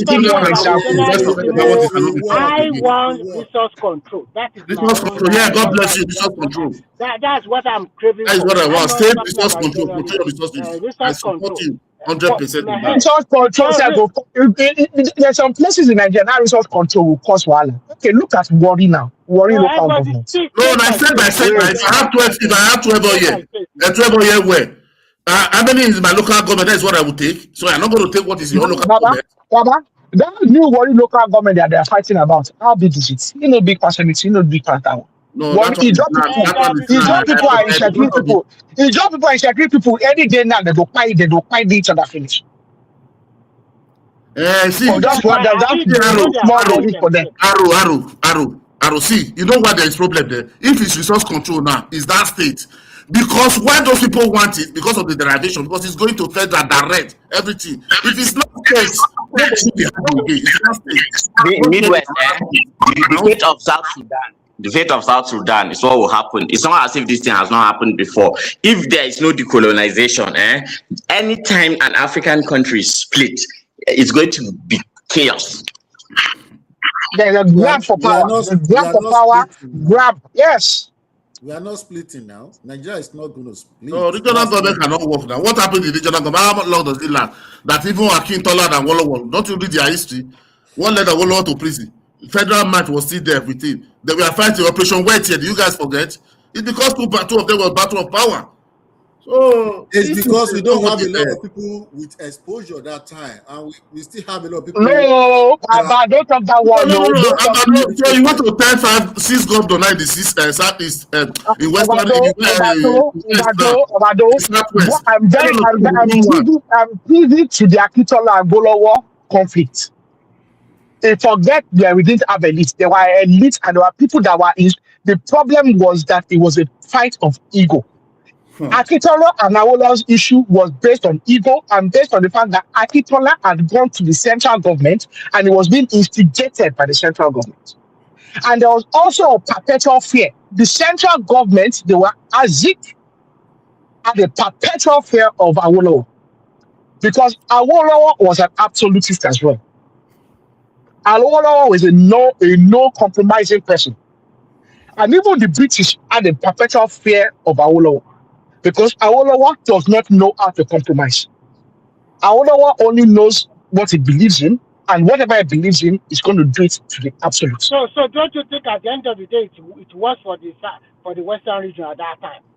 Because if it worked for compromise with them, that's But when we talk about the Western region at the time.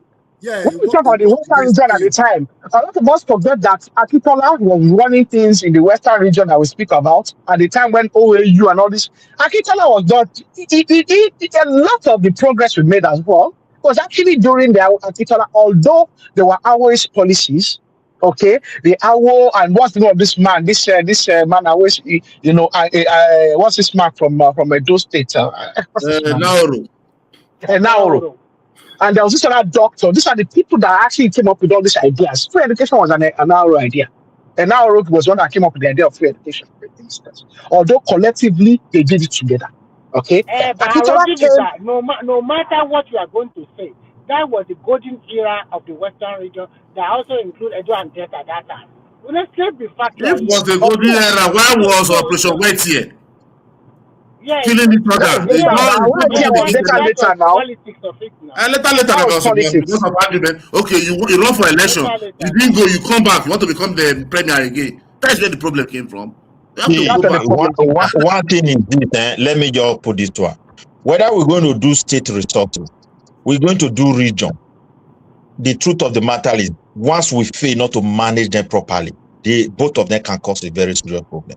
Particularly like where's our brother talking about like worry. Even look at Edo today.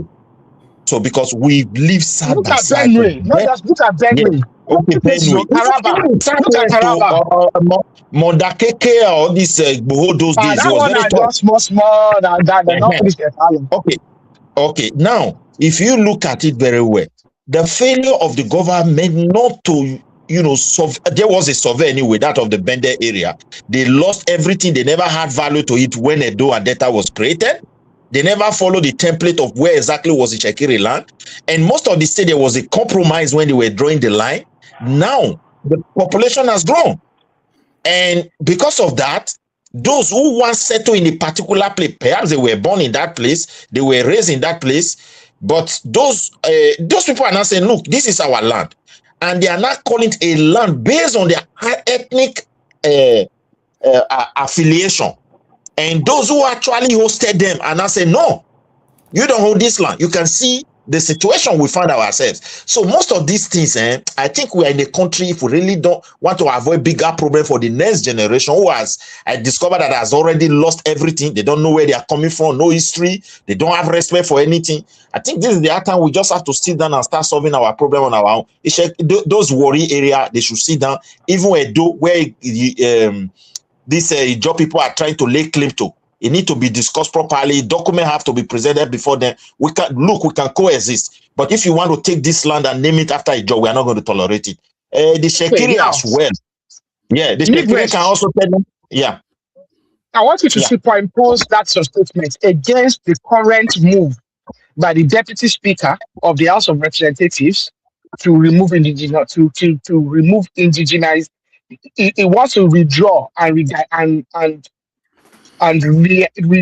to redefine what indigenous means. I think Now, what people want be that? That will people, cause war. That will cause war in Nigeria. those That's the people current, but that's naturally, you don't have bill has been reintroduced again. He for has me, reintroduced that bill again. as one of my brothers said, but it's not going to sign it. It's not the one signing it. It's Tinubu. Tinubu is no, not going to sign that kind of law.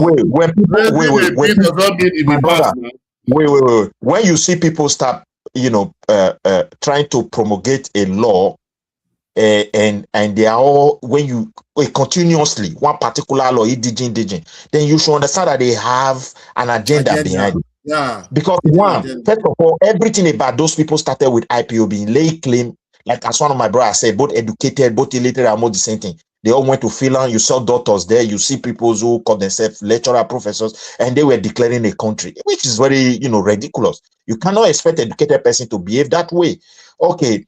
Now, those guys who are trying to raise indigenous, they now believe that their people are spread everywhere and they be laying claim to people's land, not knowing very well those same people, they are filled with anger. Those communities that hosted their people are not happy over it, and they want to use Nigeria law to force. And that's exactly what they were doing even before we got independent.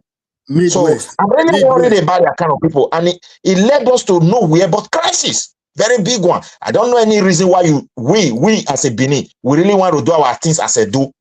Look, my ancestors understand. My ancestors run an empire. He understand that a Ka ethnic nationality must have a Ka leaders. They must run their things as a Ka. Or else, there is no way you're going to govern the place. Esan must have their chiefs and they must live as Esan. Where we cannot live to, yeah. You are making my point for me now. That's why I continue to mention or say we need to regionalize the country. That is when you can have all these, maintain your culture, your belief, and you can control your territory. You can, I mean, when we have, regionalism, like I said earlier, Southwest can make their own laws. And you will have to. Yeah, but if they will come together now, because the last time that barrister, what is it, that federal research, but what is her name now? That is going with that bill of regionalism. Founder. So I don't know if I pronounced it. I forgot the name. Founder or something like that. The people in the Lagos, you see the newspaper, you see the protest. No, they are not going. They are not Yoruba. They are not going to become a part. They are whatever part of the Midwest, the Western. They don't know what it means. I mean, that is little protest. I mean, people definitely there will be protest. When they in the UK, when they remember the time they went for election to maybe remove themselves from the EU, right? Some people didn't support it. Some people did. It's going to be like that. So, I mean, people are entitled to their opinion. They can say they are this, they are that. But they cannot use UK to make a reference to Nigeria. UK is different now. Because we are still tribal, we are still big. Those that are raising indigenous law, the danger is this. Listen, my brother. I'm talking about regionalism. Yeah. Regionalism is the best option if we can go there with all sincerity, because in that case, they are going there. In that case, there are a lot of things that we're going. For me, my own recommendation is that if we go to regional, we will allow the region to first of all look inward. Are they going to run states? Are they going to run? Are they going to run? The British left for us. Why you guys are not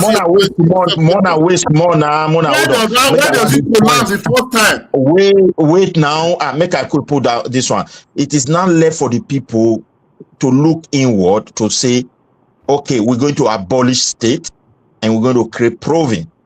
And in that province creation, then we have to identify every ethnic nationality, particularly regions where people want to do something. I will use Bende or Midwest as an example. No, Midwest, not for province, we enter protectorate.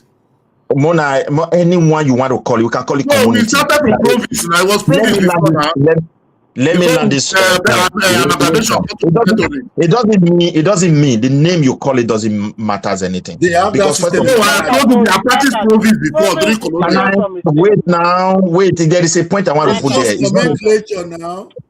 Can I just 2 minutes from time now? Make a quick put this one back. You see, whether you call it state, you call it province, you call it community, like the one we have in this Scandinavia side here, commun or community or whatever name you give to them doesn't matter. Local government. Yeah, it is, or we use local government. It is what authority you give to that name, what the kind of function, the functions they should do, the power, and how they should be run.